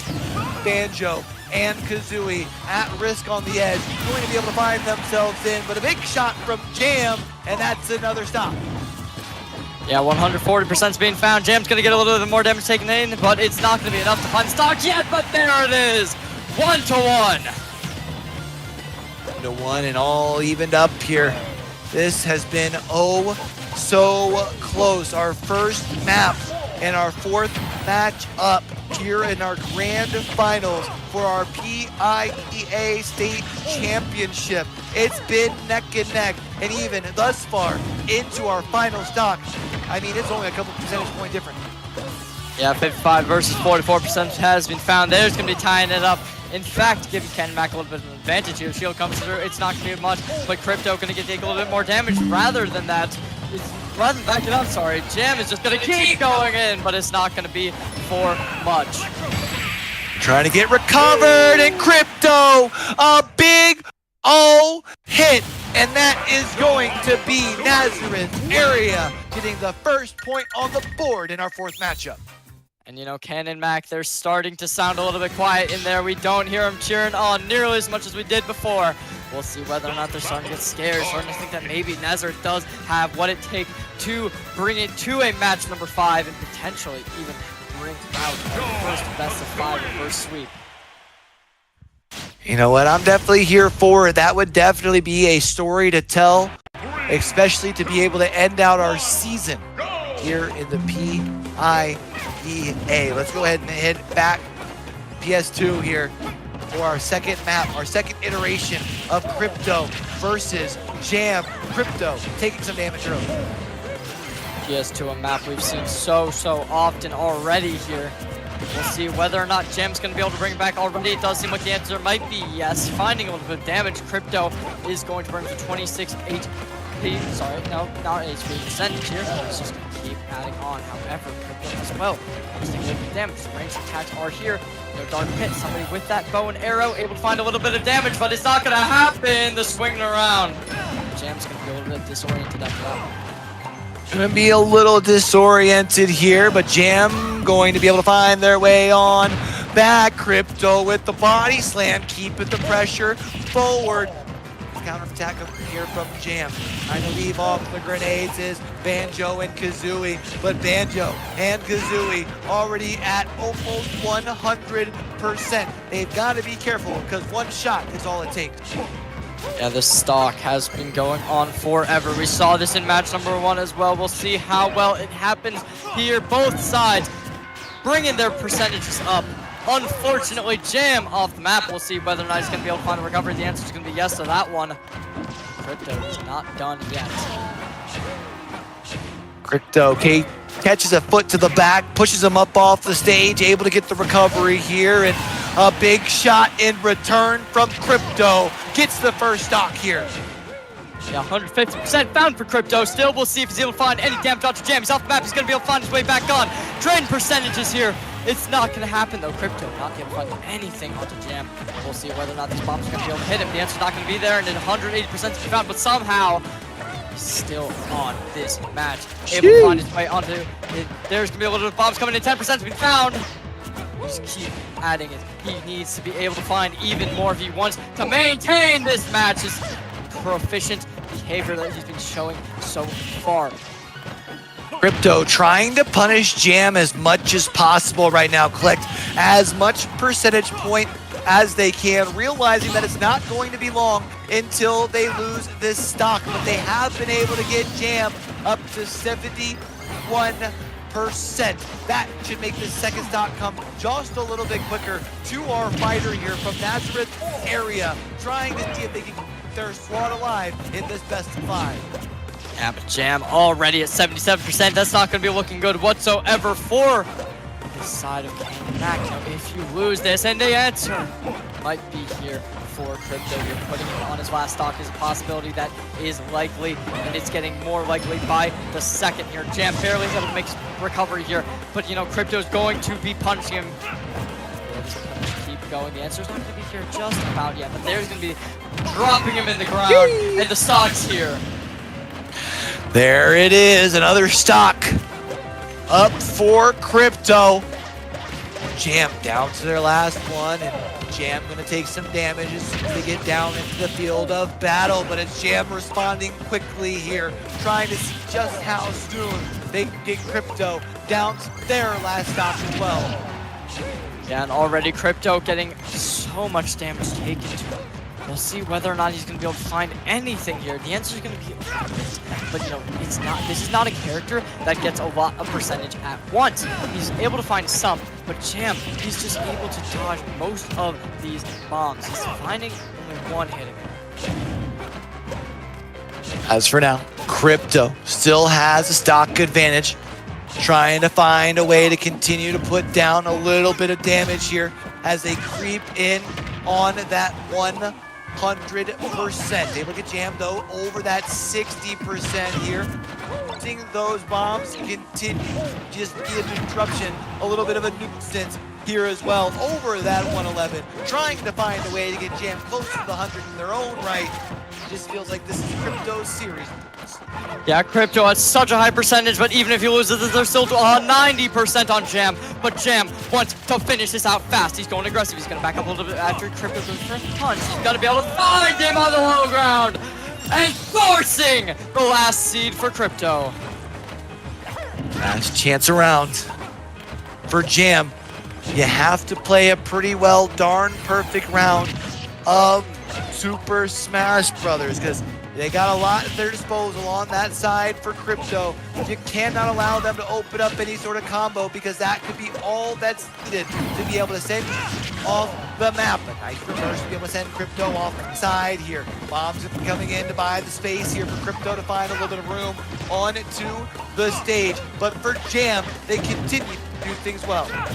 Yeah, you know, Crypto gonna go for an aggressive push. It's not gonna matter because Jam, he's just gonna keep hitting him with the bow and arrow here, getting his damage in and out, going for a dash. He's gonna have to recover from it, and that's gonna be Jam, forcing him off the map. The tides have turned. Crypto losing the lead that he once looked like he would guarantee a win over. He was on 2 stocks. There was one for Jam, and Jam had no percentage, but both are at 100 on their last stock. This looks impossible. There's no way Crypto can win by the looks of it. He says otherwise, bringing this even further. There's going to be him in the ground. There's going to be even more damage coming out. Jam at such a high percentage. Jam going to be able to find their way back to the edge. Edge guarding here is Crypto, trying to gimp him on out of here. A big old throw for Crypto. And that is going to put them into 2-0 lead this fourth. Yeah, that's going to be Nazareth area showing their dominance by far here. Unfortunately, despite the comeback, forcing Nazareth area's final 4th player's seed to 100%, narrowing it down to a very close game. It just was not enough, and Cannon Mac is still making a dominant performance. Banjo and Kazooie still going to be getting brought out here for Crypto. Jam was hovering the Mewtwo, decides to go ahead and bring out Dark Pit once more. Banjo and Kazooie talked about how hard the reverse sweep would be. Banjo and Kazooie, one more map, all of a sudden turns this best of 5 into a best of 1. That would make it interesting for the 5 seeds. Yeah, you know, Cannon Mac, they haven't found a single win on this 4th map, which is so disappointing for them. I mean, you know, they were screaming earlier, but unfortunately, after this, Crypto just completely ruined their chances. I mean, with Jam, he's been playing so well, like, it's insane that he hasn't won this map. I mean, made recoveries in percentages, made recoveries on the battlefield, but somehow it just has not been enough. Crypto closing in on that first 100% when we talk about for our first stock. Jam trying to bring a little bit of extra jelly with it here as well. Get the complete old sandwich.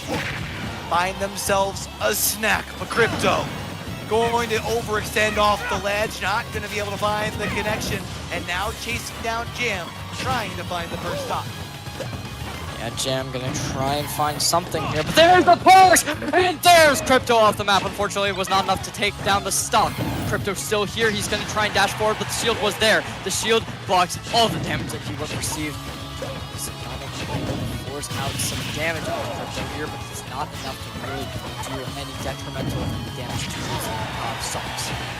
Nice shot coming in here from Jam to be able to push Crypto up off of the stage. Once more, seeing Crypto trying to buy the space by throwing those bombs in front of him, but it does not matter.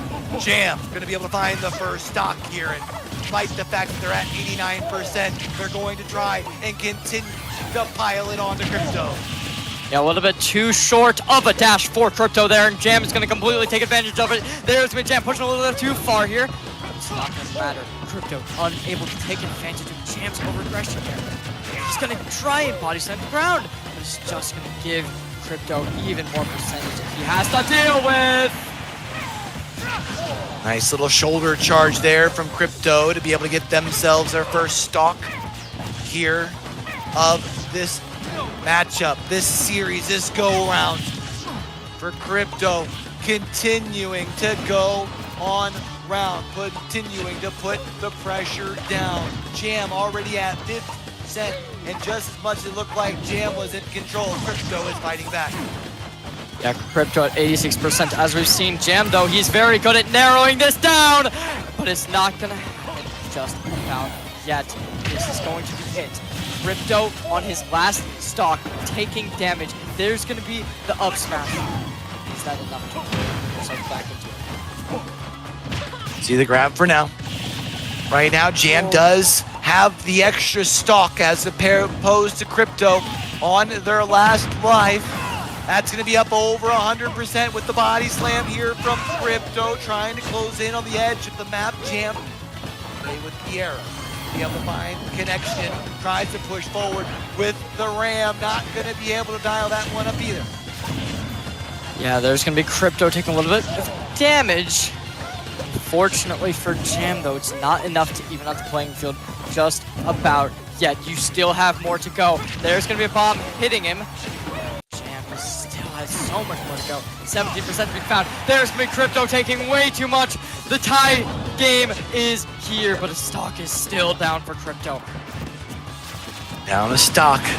Crypto gets sent off, and Jam going to be able to keep this series, keep this matchup alive with the Dark Pit, able to win round number 3.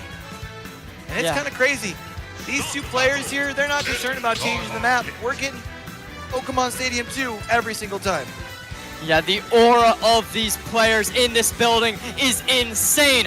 Ladies and gentlemen, y'all wouldn't know this from home, but this sign has literally just fallen behind us because of these players screaming. I mean, I'm guaranteeing you that's what happened. Literally, as soon as we started hearing the cheering, this thing fell.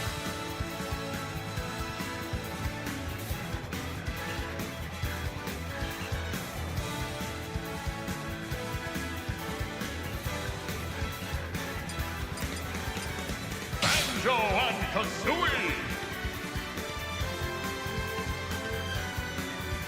Yeah. This is already going into it with game number 4 here, with the same compositions coming out with characters here, same map and everything. We'll see whether or not this is going to be game number 5 in store for us. As of now, you know, Ken and Mac, they are in a losing situation still, but after winning the last map, we'll see whether or not that's going to change here.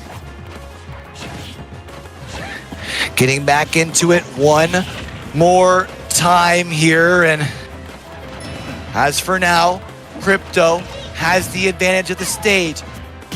Jam only down by 20%, fighting their way back on. A quick couple of combos, and now they're the ones that... Yeah, already Crypto having a difficult match to start us off here. Jam's gonna be able to find a little bit of damage himself, though. Both players eking it out. We'll see whether or not this is gonna matter. There's gonna be a recovery coming out from Jam here, though. Back and forth as the pendulum swings, and we've noticed as the series goes longer, it seems like especially the first stock seems to take a little bit longer as well. Both teams, both players feeling the pressure, understanding just how important this 4th matchup could be. On the right here, it seems like they're on the edge every single second. Somebody is on the edge of being that first stock eliminated. I think both players might be being a little bit more aggressive with trying to end this off early. There's going to be a bit of overaggression from Crypto, forcing the recovery to come through. Jam at a massive advantage at this point. Good 20%. Let's make it 30 with a nice play there. Jam on the edge, though. It's a good play from Crypto to not only get the recovery onto the map, but be able to get the first stock here as well. Yeah, that massive advantage I was talking about was clearly not exactly that for Crypto. He said, you think I have a disadvantage? That's not going to be the case. And he's going to instantly go for even more percentage here. Jam trying to find something, but he's not going to be able to get it. 20% already found on him. Make it 30. He's going to keep taking it as long as Crypto allows. How much room does Crypto give him? That's going to be the real question, because Crypto still sitting without having lost the stock, looking to try and get a little bit more percentage on to Jam. Crypto making it back up onto the stage. Now going to be able to get Jam up to 40%. They potentially even find themselves 50. No, a combo coming across Crypto at 200%. The sustainability kind of going wild.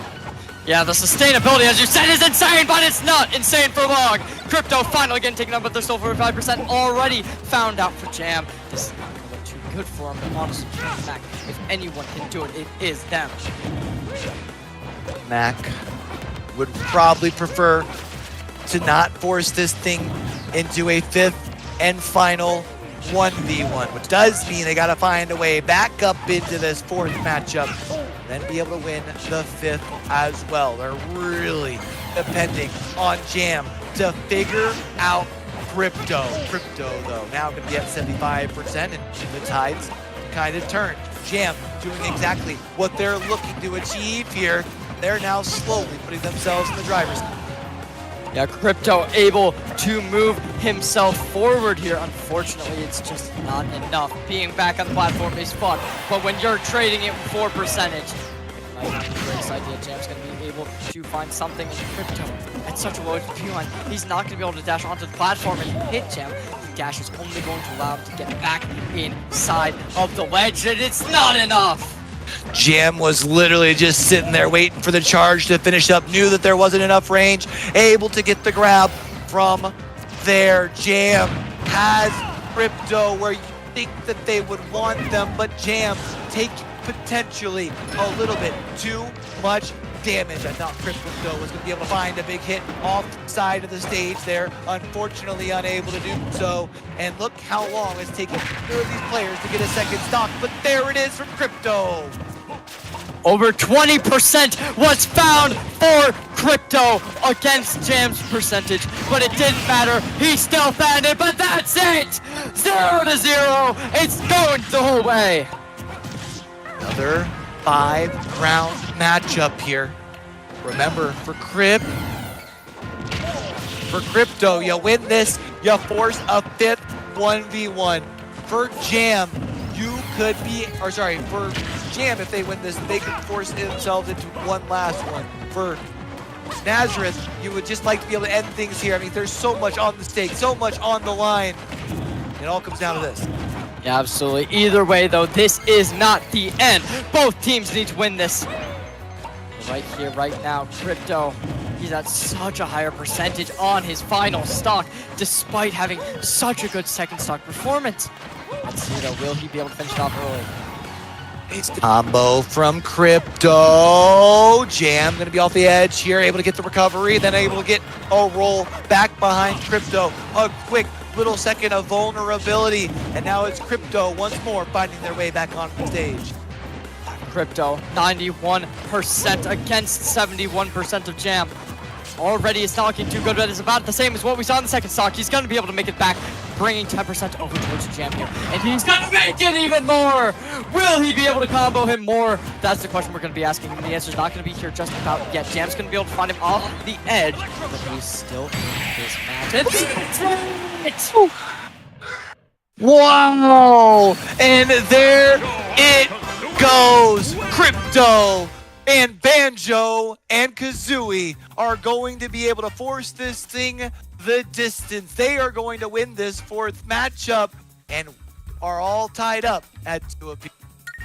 Crypto, the Demon King, forcing Nazareth to go to map number 5. The only series of this weekend that's gone past 3 maps is going to be going all the way to 5.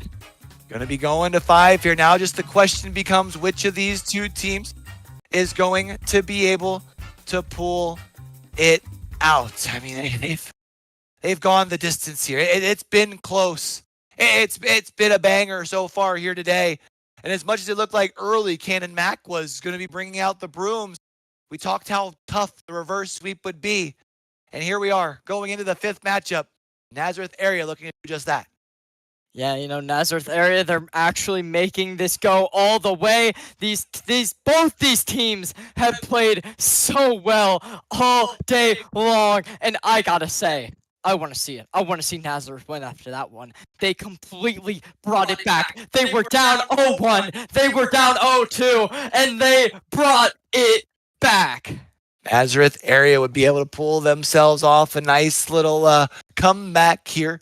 It's all coming down to one fighter on either side for these squads. Talk about pressure. And it feels like probably more so pressure on the Cannon Mac squad, you would think, because they're trying to pull the reverse. But I can't help but wonder with the fact that Cannon Mac's been here before. They've been on the championship level and been able to walk out with the trophy. If maybe that is looming in the back of their minds, they want to go back to back, maybe a little bit of extra motivation, or does that end up being a little bit of extra stress, the straw that breaks the camel's back? Honestly, that's a very, very good question. We're going to have to see what the answer is right after this because, I mean, this is going to probably be as close, if not closer, than what we saw in the previous matchup. You know, there's no way these teams are going to let it be a 3-0, right? I mean, there's no way. Yeah, you know, I feel like we've gone this far. We might as well go the entirety of the distance to get all 5 rounds. Let all 5 rounds be one of those that comes down to the last and final stock. I mean, we've made it this far. We might as well get the best content that we can. Again, we do appreciate everyone in here for the PIEA State Championship. We're about to be crowning our Super Smash Brothers team champion here. And it's been a hard-fought matchup thus far. Nazareth area have won the last 2, looking to pull off the reverse sweep. Can Mac prevent that? That is yet to be seen. Honestly, I think going into this final map, we're going to be seeing a 3 stock. You think so? I'm predicting it. It hasn't happened all day long. We need to see it once, and I think it's going to happen here. All right, so if we're to see a 3 stock, who's pulling it off? We seen that on the Nazareth area side, or are we seeing it on the Canon Mac side? I think I want to see it on the Nazareth side because I want to see the reverse sweep. I don't think that's ever happened in PIA where a best of 5 reverse sweep happens. But that would be amazing to watch. Would be very, very impressive to watch here. See, we've got both of our players starting to get themselves all settled in onto the couches up there, get their controllers plugged in, get them all set up here as well. We only have one more fighter bring out their bag when it comes to their character selects. We want to see. I'm gonna say I want to see. I'm gonna go ahead and say it. Sonic versus Sonic matchup. You want to see a mirror Sonic, huh? I think that would be the funniest way that this could end. Not gonna lie. Both players roll up on it.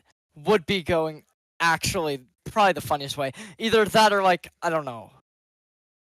I mean, it would be kind of cool, almost like a perfect book ending to the series, because it did start with a mirror match with Mario, right? So why not end things off with the mirror match of something, whether it's a Sonic, maybe one of our other picks as well. I think Sonic could definitely be fun. I've kind of been surprised. We saw Link and Baby Link very early on, and we have not seen either of them coming out. Been a little while since Kirby as well. I told you earlier, I'm a big fan of a Kirby play. If we only have one more round of character selects, granted, there are 5 rounds. Maybe they decide to switch things up a little bit. But give me a Kirby. Instead, we've got a Ridley. We've got a Terry. We've got one more best of 5 to crown ourselves a champion. Yeah, absolutely. Here, this is going to be it already. Terry taking a little bit too much damage to start us off with. You don't like to see it. Getting the first hits off, though, it's not going to matter too much with Nazareth area. Able to make a comeback at least a little bit. As for now, things are starting to get kicked off here. A back and forth as things go. Terry falling back and taking some big damage early. Ridley gonna be bringing out the fire, trying to close the gap here with the slide as well. And there it is, first one over 100%. Terry. Yeah, you gotta be surprised. I mean, already Ken Mac, I believe that is gonna be Ken Mac. At least I assume so, that they are on the right side here as Terry here. But they're already taking so much damage early on. And that's the so fast compared to that last matchup where the stocks were taking so long. And with Zenith only having 50% taken down, it's going to be going up a little bit here, but it's not enough to really think that it's close enough for Nazareth area to potentially be losing the stock. As for now, Zenith is being able to keep themselves on the stage. Our Terry already at 34%. Of course, Terry doesn't have much at their disposal to be able to close the gap. They have to be able to really be in and close to be able to do the big damage. Meanwhile, Zenith has been able to keep them at bay for now. Yeah, already though, Zenith, he's going to be able to get a little bit of damage, but it's not enough to take that stock and perform as well as you need. 70%'s been found, 86 on Cannon Mech. That Terry is having a difficult time even contributing to any damage that's coming forward onto Zenith. I mean, if you really kind of think about it, I mean, dinosaur versus human, how fair of a battle is this really? Terry going to be in some struggles. going to be able to make their way back towards the ledge, but they are in the danger zone, 160%, and there's going to be a second stock in favor of Zenith. Yeah, Nazareth already pushing in far, pushing in good, making this reverse sweep on the grasp of their fingers. Will they be able to make it happen? 40% already been found on to Kenmax. But yes, by what is happening already, 71% found. There's gonna be 80. And they keep just doing everything necessary. See, Zenith's going to push up off the edge of the stage, was looking for another hit there. Finds one up to 125% onto Terry, not going to be able to edge guard. No, instead pushes themselves up off of it. To keep themselves alive, they can. And that's going to be the first point on the board. Nazareth area. An insane match. We can hear them all the way over there. They're screaming, they're loud, they're having fun, and that's going to be Nazareth area already taking match number 1, putting themselves so far into this game. The momentum is here, and the momentum is strong. They just keep rolling, and now for them, you wonder, over on that side of Cannon Mac, they see that Zenith picks Ridley one more time. Do they opt to still go with the Terry pick? They seem to be hovering there for now. And of course, be able to close where they're going. Looks like we're getting a run back. We've got Zenith onto the Ridley. We've also got Terry being played as well. Cannon Mac, their backs against the wall, trying to prevent the reverse sweep. Yeah, we'll see whether or not the same thing's going to happen here. Obviously, this Ridley was so dominant in the first matchup here. Just sticking on the same character, not swapping off the Terry is definitely an interesting pick. We'll see how well this works. Right now, though, 50% is already found for Terry. Can't be letting this happen if you are Cannon Mac. You had such a dominant first 2 maps. To lose now would be a tragedy. Terry finds his way back up onto the stage. Here for now, both players looking for their first stock. He has the slide advantage, 15%, moving it on up to about 26%. Zenith has to find a way back to the edge, going to be able to do that. Now trying to go up in aerial, try and find a way back to the center of the stage, prevent any sort of big hit here. But Terry doing a great job keeping their distance. Yeah, Terry able to fire the fireballs, not going to be able to find anything. 140% found onto Terry here. Not Terry, sorry, onto this rival. We'll see. There's going to be 100% found on both players now, and that's the stock! Despite being up 40%, he is here to win. Zenith keeps going for more. He's going to be finally taken down. One stock onto either side here. Still sitting at 0%. He's going to be able to get themselves a nice little start here. Terry still sitting at 0%, over to 60. Let's make it 75. Zenith makes it back to the stage, but isn't really able to open things up, at least not until that last combo. A pretty big combo, though, in their own right, being able to get Terry back towards 50. Yeah, you know, you're half at the percentage that we're seeing Zenith at right now. You got to be happy with yourself right now. You're trying to make it back, make this series 1-1. But as of now, the combo gets blocked, and 160% is found onto Terry. Or not Terry, sorry, he's finding 160%. That's actually insane that he's going to be able to find this next round. Nice. That's a big turnaround here by Heat on Terry, basically taking next to no damage on that last stock, about 50%, having the ability to very quickly tally that up on a third stock here on to Zenith. After we've seen Nazareth area able to take the first map point. Would love to see a bounce back from here on to Terry. There it is. That's going to be a stock from Zenith. This thing's close for now. 1 stock remaining for each player here. 44% has been found on Zenith. It's going to keep going up. 27 has been found for this Terry here, and it's going to keep going up right now. The fireball is missing everything, but it's just not enough for Terry to be able to capitalize upon. Be worried about the projectiles at a distance, while also finding some way to close that gap.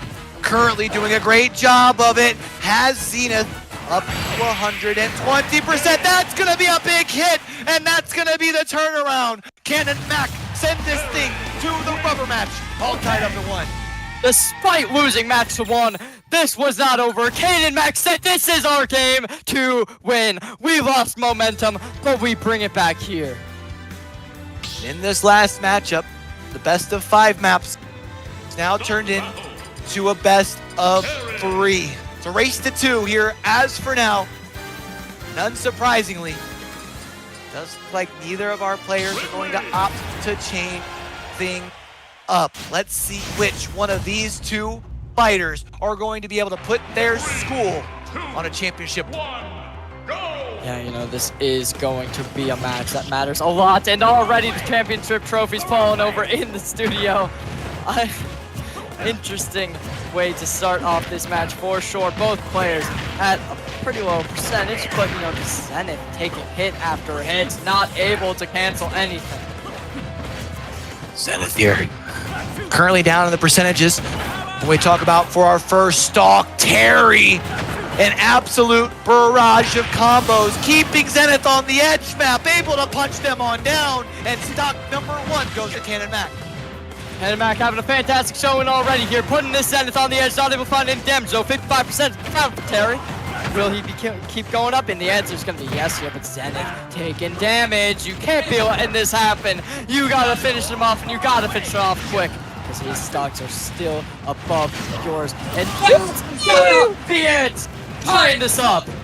The double shoulder ram from Zenith to be able to tie things up on the stocks. But for Zenith, they continue to take a beating, already at almost 100%, making their way over towards the edge. Question is, how safely have they been able to do so? Back into the center stage, able to get a little bit of things going, able to get heat up to about 50%, but has to worry about the fact that any big shot from Terry could send them off for a second stop. Yeah, absolutely. There's been dash coming in from Terry, but it's gonna get completely underhooked. Terry on the edge, dodging the fire post, but there's the grab, and there's the damage. Terry and Ridley, one shot, definitely roll both of them off this map. But it's gonna off the map and on the last stock. Just when we thought, first time around in this matchup, where it seemed like Zenith had the control, it's been a couple of adjustments for Heat, the Terry, and now one stock away from being 1 map away from being able to have Cannon Mac raise the trophy for yet another year. A stock taken away, 83% for Zenith. It's not over yet. Yeah, you know, we've seen bigger comebacks happen, but after 100's been reached, this could be over. Heat dodging away from the high hits, but there's still going to be so much more you need to do here, Zenith. This is not over by any means, though. No stretch of the means. A big shot here from Heat, though. 150%. Can he make it back? No! And that's going to be another point here for Nazareth area. In Nazareth area. Oh, bringing Cannon it Mac. Oh, Cannon Mac. Well, I got you backwards on that one. That's my fault there, big dog. You know, that's going to be it. All right, well, Ken Mac, you know, they're pushing forward there. We're all very happy to see that, I guess. We'll see whether or not this Ridley's going to be able to make some kind of comeback. Obviously, they did win map number 1 here. Unfortunately for him, though, is not working now. Will he stick with Ridley? The pick is coming in. Both teams sticking the same stuff going into our potential final map of this game. That was a pretty quick insta-lock from both of our fighters there. Both feeling very, very confident with their character selection potential. Last map of our team of battles here for our state championship here at PIEA. Cannon Mac only needs 1 more map. He has been the one who's had the control coming out here out the gates and already has Zenith at over 60%. Yeah, you know, you gotta love it right now if you're Cannon Mac being able to bring this Terry pick into fruition. After a first map that looked kind of rough, you're able to bring it back, take 82% off of this Zenith to start us off. Unfortunately, with the backhand kick, it's gonna be the stock going in favor of Nazareth area. You can hear them over in the gaming arena here at Wilkes University. The squad from Cannon Mac, along with the rest of their fans, are getting louder and continuing to put on the heat onto this Nazareth area squad and seeing if they can find a second stock here in the final map. Yeah, 134% has been found for Zen, but that's gonna be it for him. He's not getting any more, any less, and 53 is found for Heat. Line one here, trying to keep things on going. The only problem, Heat already creeping up on that 100%. Heat has to avoid the fireballs, the tail whip from Zenith. Zenith trying to guard the edge here, but that's a big combo from Heat.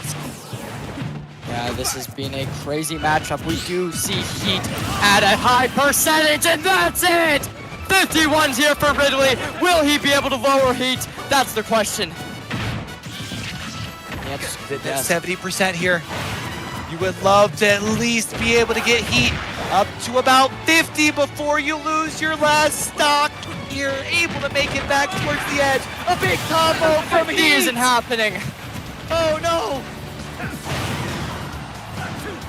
This could potentially be it. Nazareth area, despite being up 2 stocks, winning everything we've seen, there's going to be such a difficult time here. But, you know, it doesn't matter because Heat has 100% right now. But it's going to be Heat going longer and longer.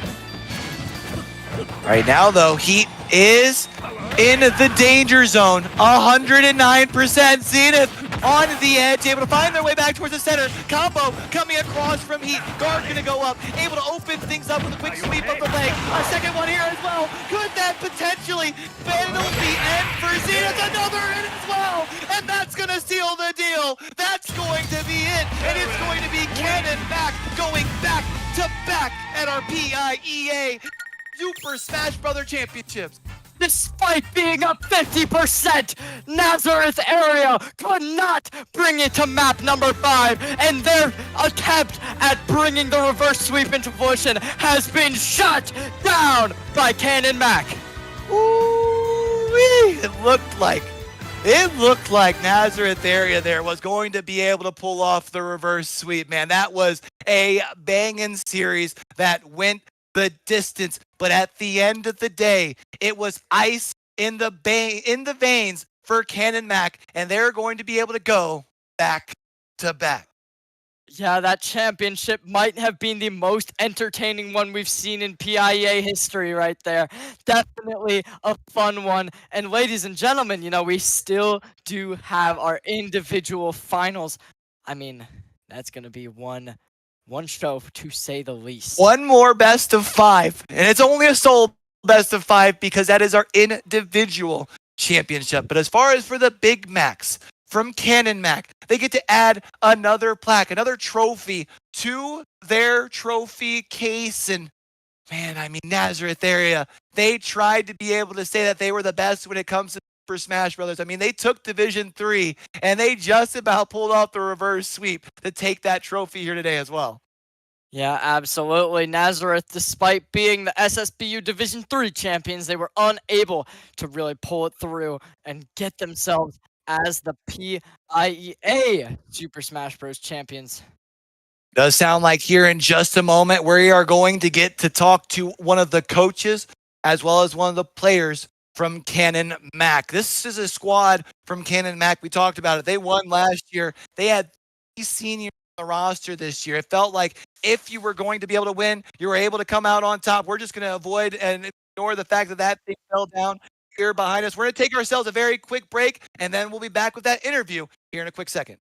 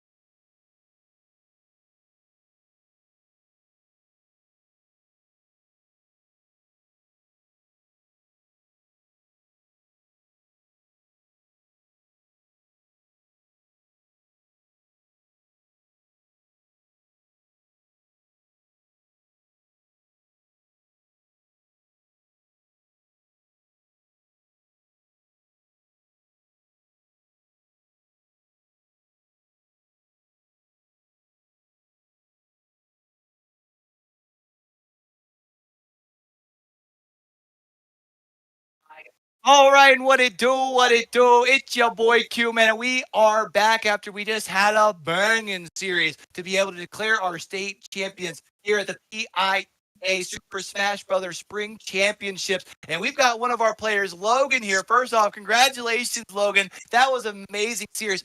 Walk me through that a little bit, though. Y'all jumped out to a big lead. That started to see Nazareth area. Kind of able to fight on back. Tell me what you were kind of going through emotionally on that roller coaster of a ride. My hands are still shaking, Yeah. so anxious a lot.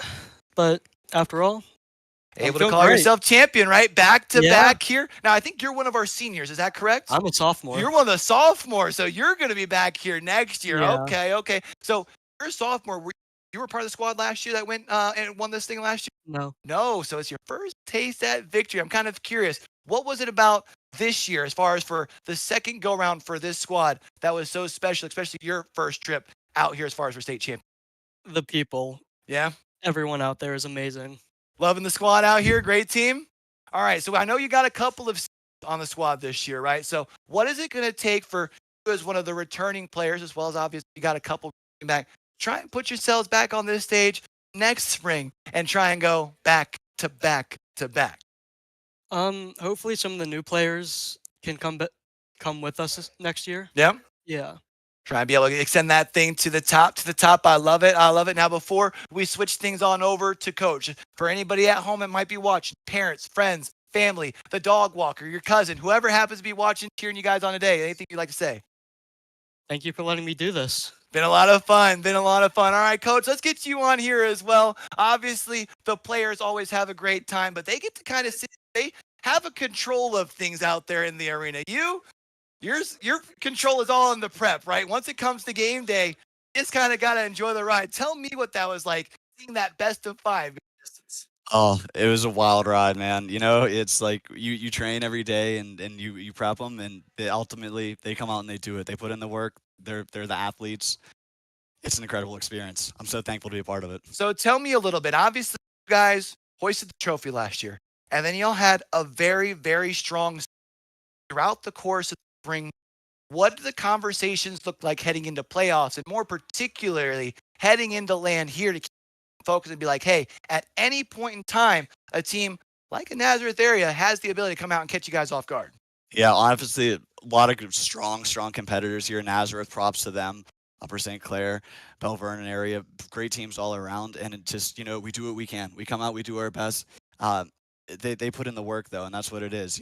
We have 4 talented, amazing seniors on this team leading it, and we have some really, really great talent coming up, and we're just, it's huge. An emotional Amazing. day, an emotional day. Well, I think we have one more thing here in order. You guys got yourselves one of these last trip on out here. You're not touching that. Let's go ahead and get a couple I'm of not the touching students that. on in here, man. Let's go These ahead and guys. hoist I'm not trophy. touching that. Get Won in the there. last time. Get in there. Congratulations, guys. Get in Everyone there. kind of climb on it. Dial in. Your D1 champion comes for Smash Brothers, man. Back Get to in there. back. I'm sure it's Get got to right in the feel front amazing. there, Logan. Everyone kind of pile up on in here, guys. These are your D1 champions. Give it on up for them. Definitely make sure we're getting hype in the chat. Guys, congratulations. You guys definitely earned it. Make sure y'all celebrate, just not too hard tonight. All right. But we just have one more crown to be able to hand out today. We have to figure out who's the best of the best on the individual level for Smash Brothers. So we're going to let Ken and Matt get out and enjoy their trophy here, and we'll be back with our last event of the night right after this.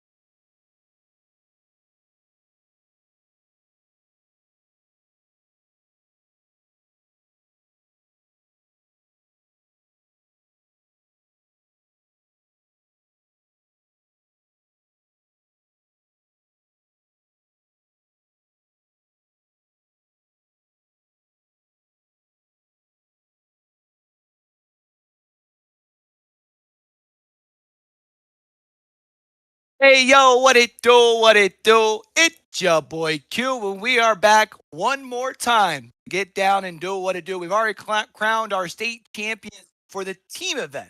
Comes to Super Smash Brothers. It's time to get down to it for our individual here. We have Launcher from Upper St. Clair, and we have Captain Croc from Cocalico.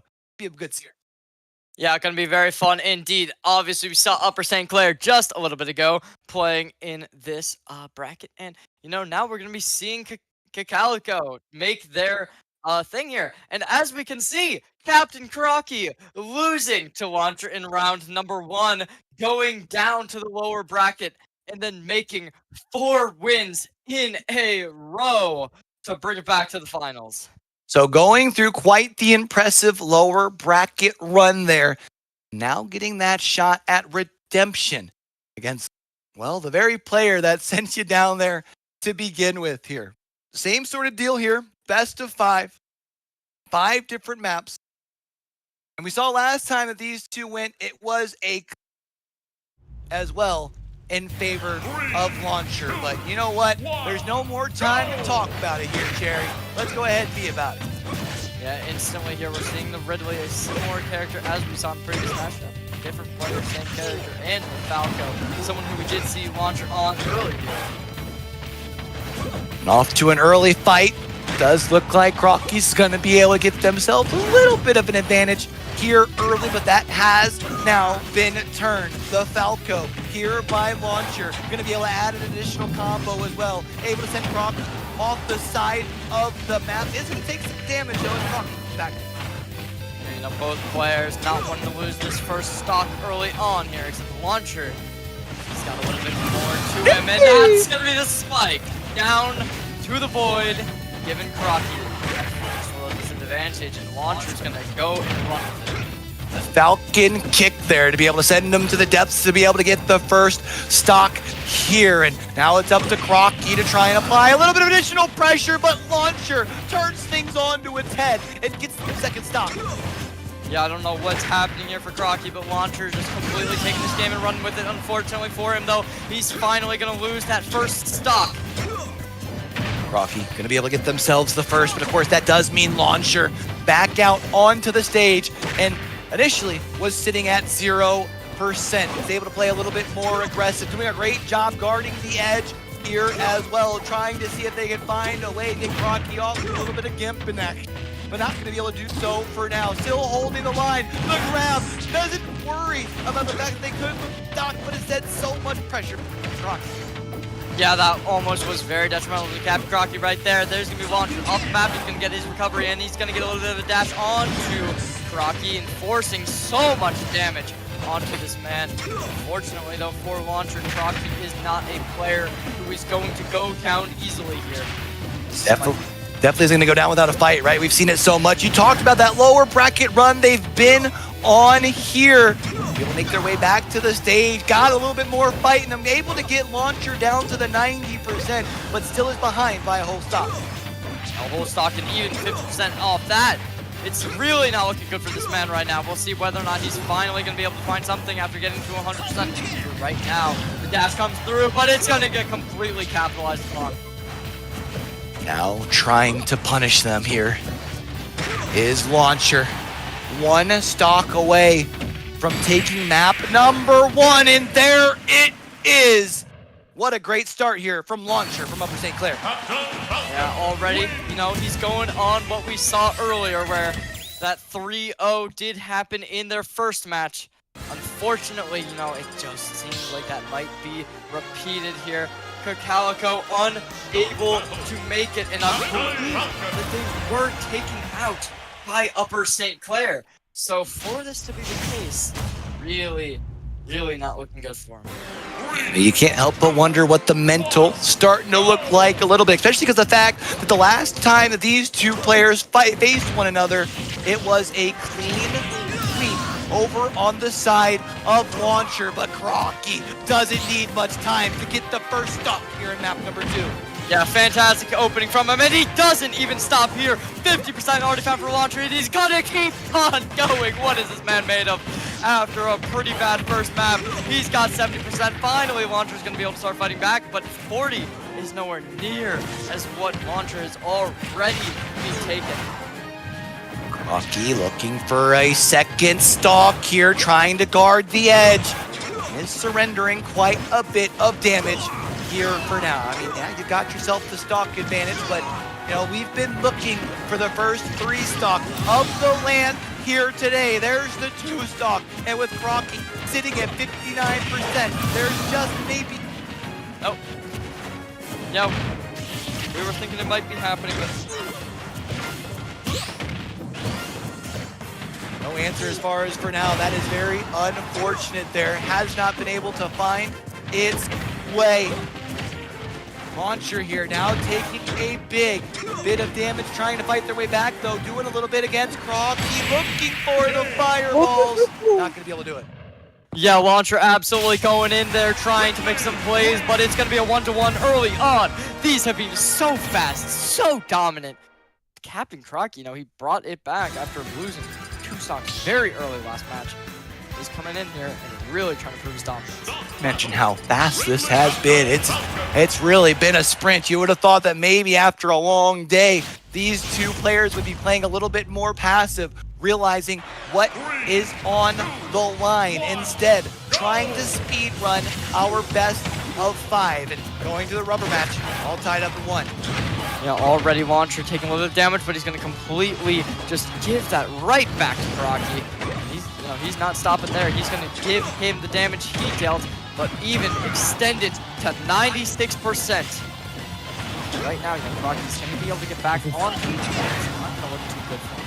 Tried to go for the Falcon kick to be able to put them down into the depths of the layer of our Pokemon Stadium 2. Trying to find that first stock. Has not been able to find it for now, and Croc now going to be putting a little bit more fight into this. Has Launcher up to 75%, but it's Launcher who's going to be able to find the big touch, pushing their way off of the stage, looking for a little bit of an overextension, not able to dial it up, not able to find the first dog just quite yet. Croc is able to push this thing to this team.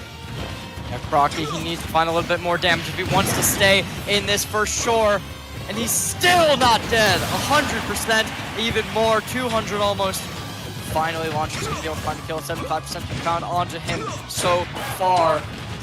Already, he cannot find anything. Finally, he's able to get a little bit of damage on him. It's just not looking too good. Finally, Crocky's taking so much damage. Crocky here putting in some big work and looking to try and find that first stock here in map number 2, but it's Launcher. The combos now taking the step off of stage as well and finding the second stock. Yeah, both of these times it looks so likely that we could be seeing a 3 stock, but unfortunately this time it really is. Like, I mean, 50% already found on Ridley, but no, it's not going to happen here. It wasn't happening last time. Both these teams are not allowing that to happen to them. Not going to allow the 3 stock as for now. 83% onto Crocky here though, so if you are going to try and put yourself on the championship point, Croc needs a big turnaround. Is starting to get it here. He's been able to get Launcher now up to 67%. Allows for Falco to get to their feet though. Launcher now has an opportunity added. Only a 20% difference. Who's going to be able to get stock number 2? Yeah, Crocky pushing him a little too far there, getting 110% found onto him. Launcher at 85. He's got to cut even more though. Despite being at a high percentage, Launcher is not even close to done yet. Finally, we're going to be seeing Ridley get a little bit of overaggression, and he's going to capitalize on it. Now down to the last stock. The only problem is Crocky here, sitting at 132%. Falco, Captain Falcon, gonna be able to come on in with the nice high knee, sends him off into the sky. Captain Falcon, launch are now 1 point away.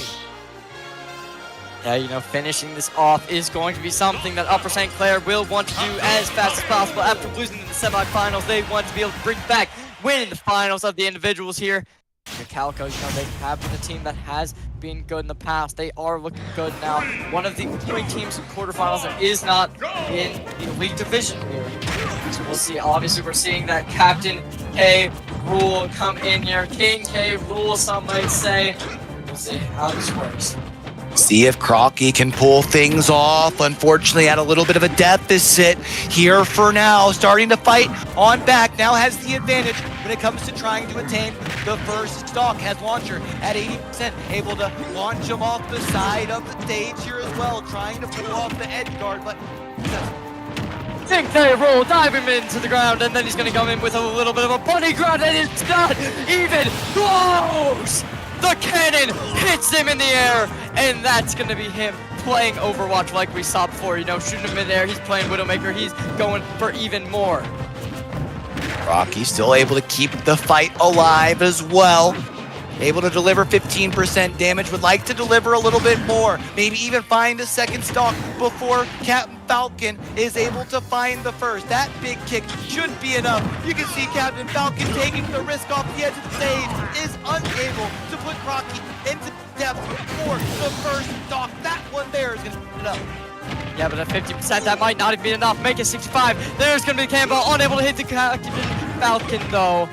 It's finally going to be Launcher getting a little bit of damage. But with that deflect, Crocky having a good time to say the least right now. Making his advantage known, but it's not going to be like that for long. Like, what is this going to happen right now? The tides have turned. Launcher tying this back up. Launcher now a little bit of a disadvantage when we look as far as the damage board at those percentages. Big shot here, however, and that now means that both Crocky as well as Launcher, either one of them can get sent off the map here for a second stock. A big shot from Crocky, but it's not going to be enough to then launch side. Yeah, there's going to be Launcher on the high ground, and that's the stock!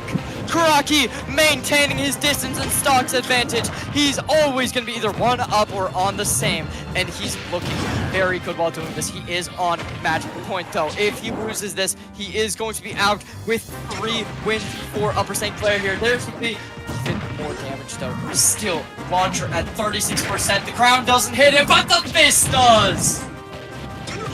Crocky trying to find their way back as far as to the map, 172%, continuing to deal down big damage. We saw the series able to go all 5. Do we potentially see the individual series do the same? And yes, this is going to go the distance. And Upper St. Clair, despite being up on 3-0 in match number 1 here, you know, in match number 2, when they bring back the grand finals here, they are not going to be going down as easily. And Cacalico, Captain Crocky here, he wants to go all the way. It's the last final round here, tied up at 2 apiece. Captain Crocky going to bring it back out one more time. Launcher not going to switch away from the Captain Falcon, going to go the distance, the same character for all 5 matches. Yeah, not swapping it up. Captain Crocky, though, you know, it just makes sense. Swapping to Crocodile to play as your name. But unfortunately, though, Captain Falcon, he's got a little bit of a plan in mind here. Taking some damage onto Crocky here. Will this be enough to really finish out the stock? That's going to be the question we are all asking right now. Who gets that first stock in this last map of this best of 5? Last time these two squared off, it was Launcher who was able to pull off the sweep.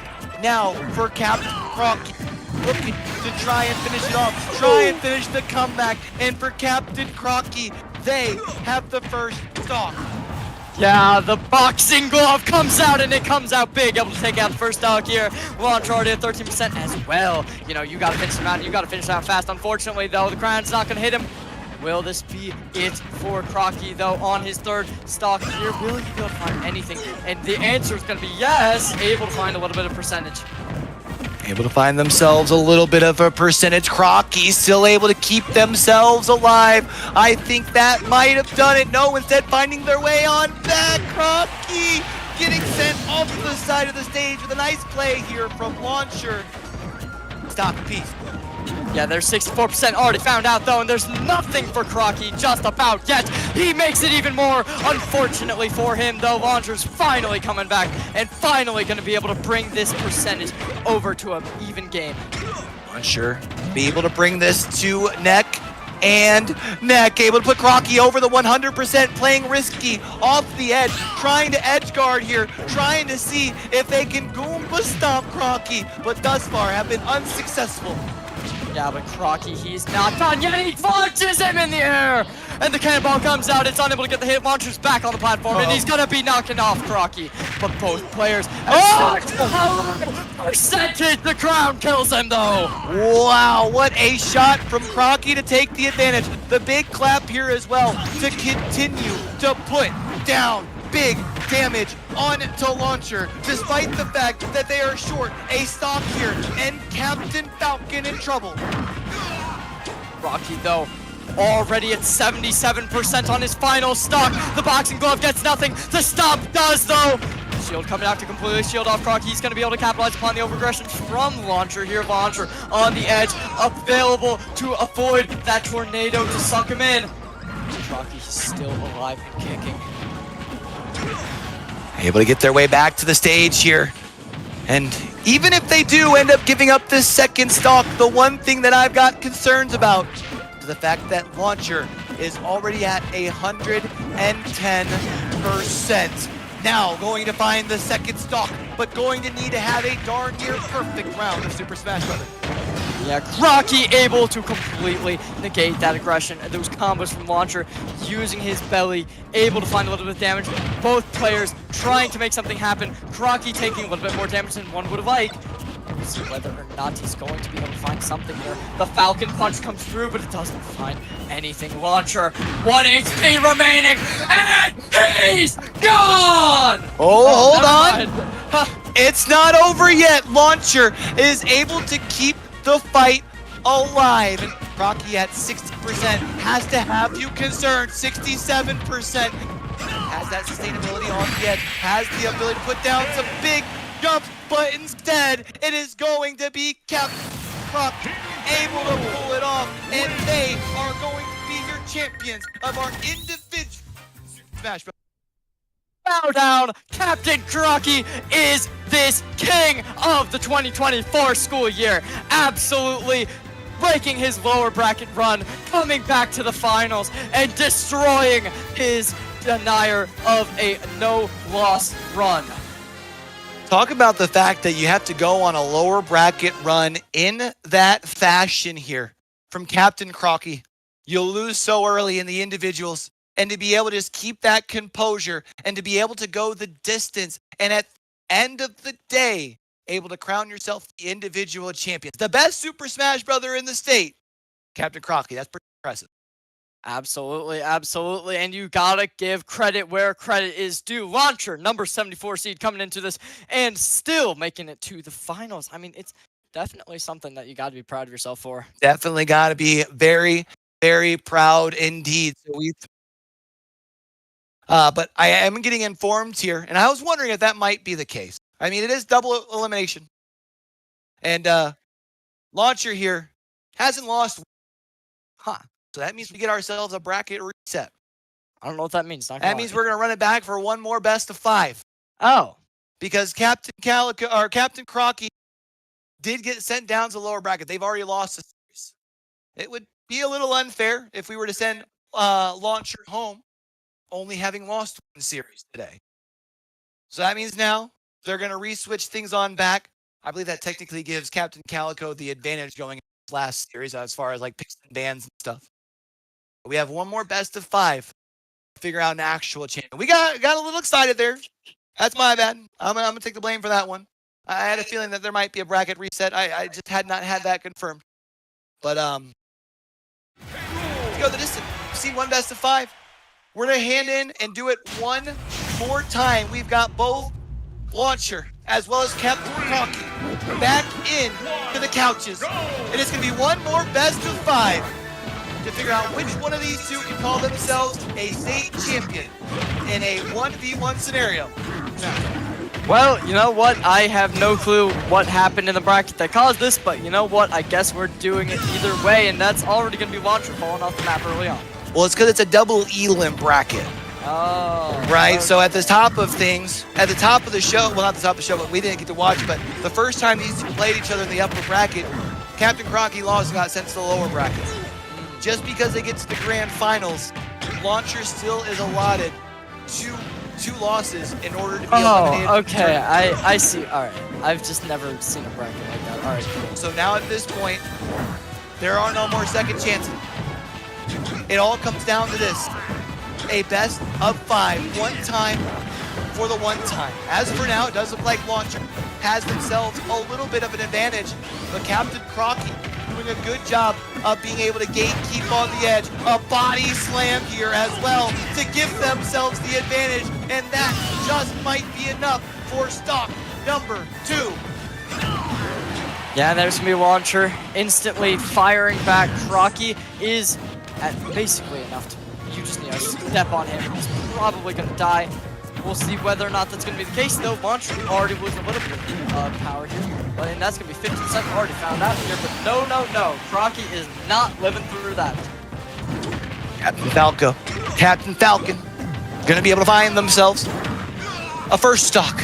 The only problem is they're already at 80%. Captain Crocky has so much of an advantage for now.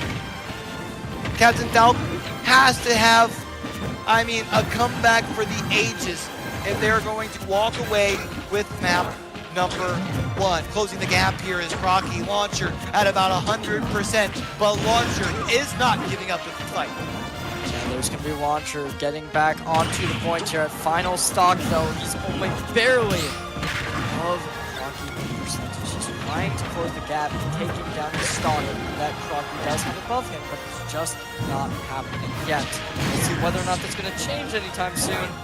As of now, it just does not seem like it. Man, and Launcher not giving up this fight. Neither is Crocky. Captain Crocky sitting at 155%. A belly slam to send Launcher towards the edge. And then a kablamo here as well. And the first map going in favor of Captain Crocky. That Captain Crocky really showing dominance there, as we've known. This is going to put them at actually an even tighter now because they won 3-1 and 0-3. So now we're going to be seeing both players 4-4 today. We'll see whether or not they're going to be able to continue this. But currently, Captain Crocky definitely the favorite to win this.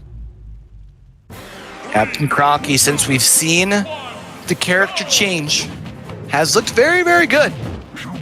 Now going to be going back here one more time, opening up with a little bit of damage, but now it's Captain Falcon. A nice little combo here to be able to get Captain Croc up to 42%.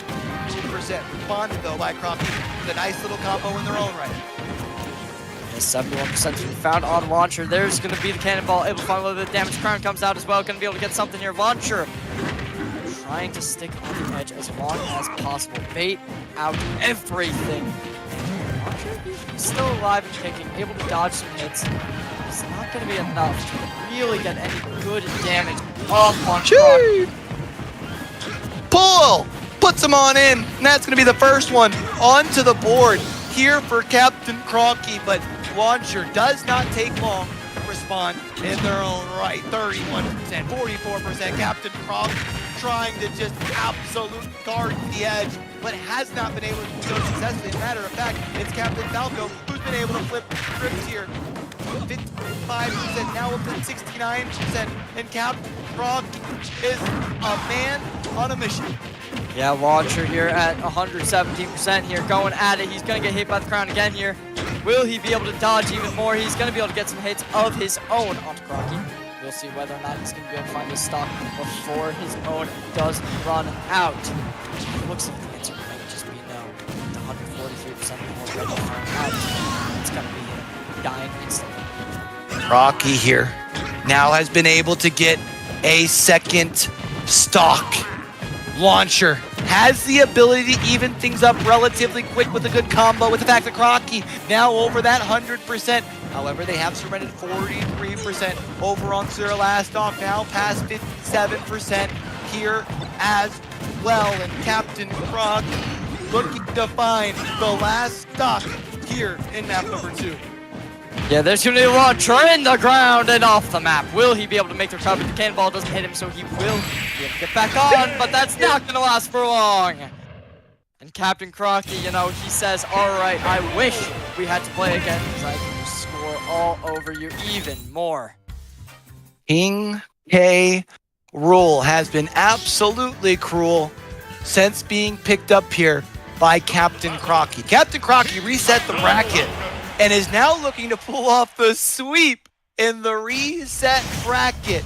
Won the first 2 maps and has now put themselves on championship point. Can Launcher try and start to back the reverse?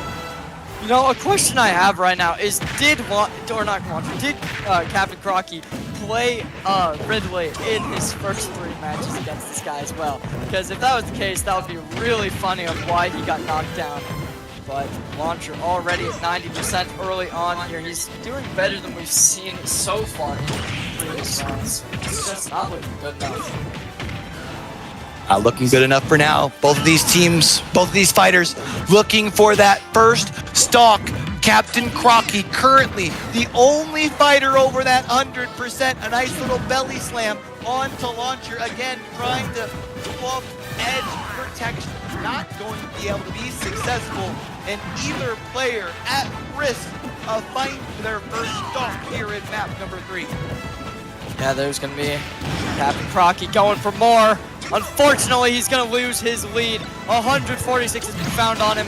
Will he be able to make anything? The belly flop deflects the damage. He's going for more. And there's going to be getting even more damage in. 131% down for Launcher. He's going to get blown to smithereens. Kablamo, says Captain Crocky. Going to be able to find the first stock. And now at this point, while sitting at 146%, is just going to continue to tick away. Has gotten Launcher up 70%, trying to edge guard unsuccessfully, but is able to get closer to that 100%. Launcher, says Captain Crocky up the side of the map, should be able to find stock number 1, but no, Crocky still has a little bit of fight left in this first stock. Unfortunately, the shield comes out. There's going to be Captain Crocky dropping it a little bit too early there. 168% has been found. He's still not dead. But that's going to be a form right about here. The only thing that you have to be a little concerned for if you're an Upper St. Clair fan and you're cheering on Launcher is the fact that they are already at 111%. And for Captain Crocky, 1 good hit, 1 good belly flop just might be enough to send Launcher off the map and put them 1 stock away from Captain Crocky being able to pull off the reverse after being able to reset this bracket. But Captain Falcon has so much fight still left in him. Launcher not giving up just quite yet. But Launcher giving up isn't even the thing he needs to do. The thing he needs to do is somehow pull off a miracle. And that's just not in what he has in store right now. Captain Crocky only sitting at 52% on stock number 2. Has to find some way to recover here while in the air. Has to find some way to continue to punish Launcher and make that last stock so much in their favor. Up to 29%. And also, let's not forget that Croc has had that little bit of sustainability since reaching over great to pool here. They've been able to find so many ways back to the stage, and Launcher already at 84%, 100% here. Crocky taking the wrist off the edge of the stage, a body slam here as well, and that just might do it. King K. Rool 134%, make it 45. Will he be able to finish this off in time? The answer is going to be no, it's still not over yet. Launcher 160%, 1 wrong move will send him flying.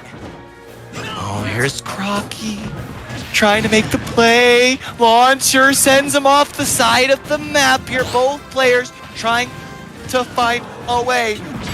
And it's going to be a nice big play from Crocky, able to not only pull off the reset of the bracket, but now going to be able to crown himself the state champion for our individual Super Smash Bros. Tournament to end the season, and is our PIEA state champion.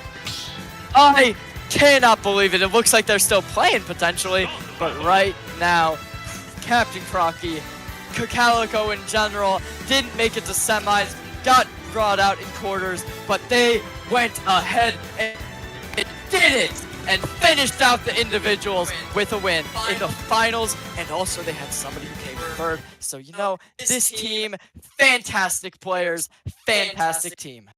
You know, as much as I would have loved to have seen the bracket reset also go the distance in 5, I really do feel like this is the perfect ending of the story for Captain Crocky. I mean, getting sent to the lower brackets here today in individual play in the very first round. And then with the backup against the wall, has no more second chances, goes the distance, earns a chance at redemption against Launcher, resets the bracket in 5, in a best of 5, and then turns around and is able to pull off the sweep as well. What a story to tell.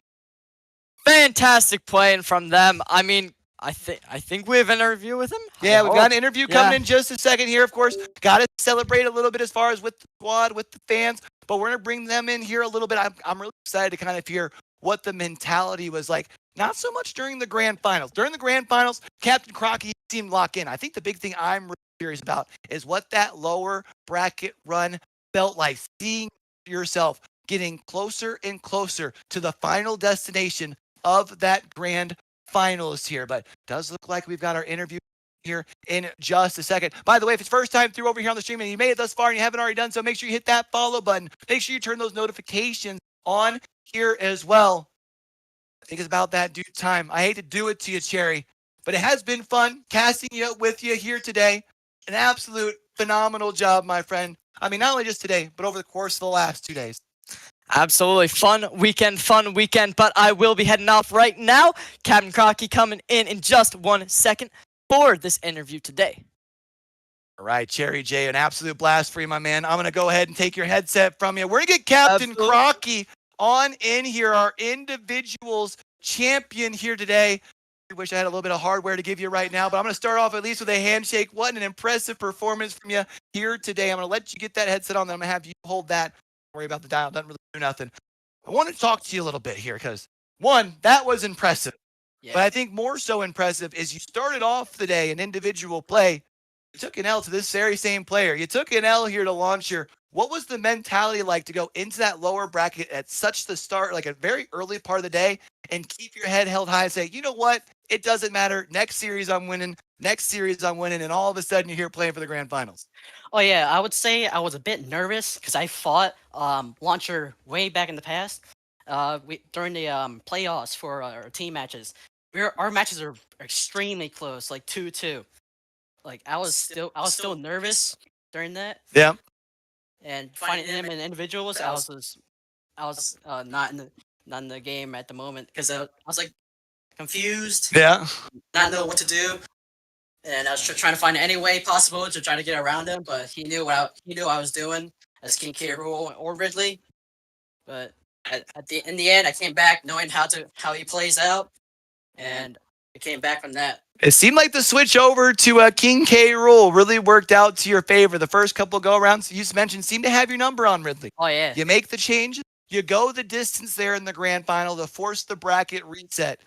And then on the bracket reset, it was your playing field, and Launcher just happened to be in there with you, man, able to win 3 straight maps. I'm kind of curious. After you took map number 1, did you know it was over from there? After being able to force the reset, or at what point did it finally click in your mind that, like, hey, this is my championship for the taking? Oh yeah. When I was trying to use the mix up with Ridley, I was trying to think that I can use the Ridley spacing or edge guarding or off stage moves to try to get around him. But then unfortunately he knew what I was trying to do against him and he got around that. So I decided to go back to King K. Rool because King K. Rool has more projectile use or of course the belly armor going through his moves. And that really got me the advantage in trying to learn his get up attacks and aerial movesets. Nice. So you're able to walk away here. You're able to call yourself a state champion. We're going to be able to get you some hardware here soon, but I'm kind of curious. Are you going to be back here next year? Oh, absolutely. I have 1 more year. This is my senior year next year. Senior year next year, going to be coming back here to defend the title. And who knows, maybe be able to train up a couple of the other players over at Calico, maybe even take home the team championship as well, right? Yeah. I got shout out to Keaton Miller, TDH Wolf. He placed in third place. Gotta get him doing that too. Hey, you know what? I love it. 2 teammates able to place top 3. Again, congratulations so much. I do want to chat with Coach here for just a moment, if that is quite all right. Come on in here, Coach. Again, congratulations on a very nice response here, Captain Crocky. That was amazing. That was amazing. Anytime. Proud of you, man. All right, Coach. Hello. Coach, come on in here, man. Thank you. You know, obviously, for a player, when you go through an up and down sort of event like that, you're in it. You kind of have to stay locked in. As a coach, all your preparation was done here before you got here today. Tell me a little bit. Let's walk through that roller coaster of grand finals. Oh yeah. No, it's definitely an emotional toll for coaches as well. I mean, we're just as nervous, I think, as the players because we invest in the time, we invest in the hardware and just making the club even a possibility at school. But we have a really good team at Calico. We have an administration that believes in esports and is really pushing it and embracing it. And my colleague, Coach Burgess, is here. And actually, if it wasn't for him, definitely need to give him a special shout out. We wouldn't even be here today because we just needed another coach and another driver. I'm actually working through a concussion right now. Okay. He drove today, and he's been a real asset in our after-school practices. So you got the squad up, and while maybe the squad wasn't able to push as far as you guys were hoping this year, to be able to have players place top 3 in the individuals, that's quite a feat. Yeah, it's phenomenal. We lost to Upper St. Clair in the team battle in the final 8. It was a very close match, and we were really proud of the team. That's the farthest we've gotten as a team. Our Smash Brothers program actually began with Captain Crocky and his goal in front of the board last year when he received an Eagle Excellence Award from our school district. He said, I want to bring the team, and he's been doing his best to train everybody up. We got TDH Wolf, who has been in the Final 4 with him at every tournament they've been in this year, and it's been great to see them continuously improve. All 5 of our starters were in the playoffs this year. That was the first time that happened. Okay. Yeah. So how many of your starters do you guys have coming back next season as far as on the team side?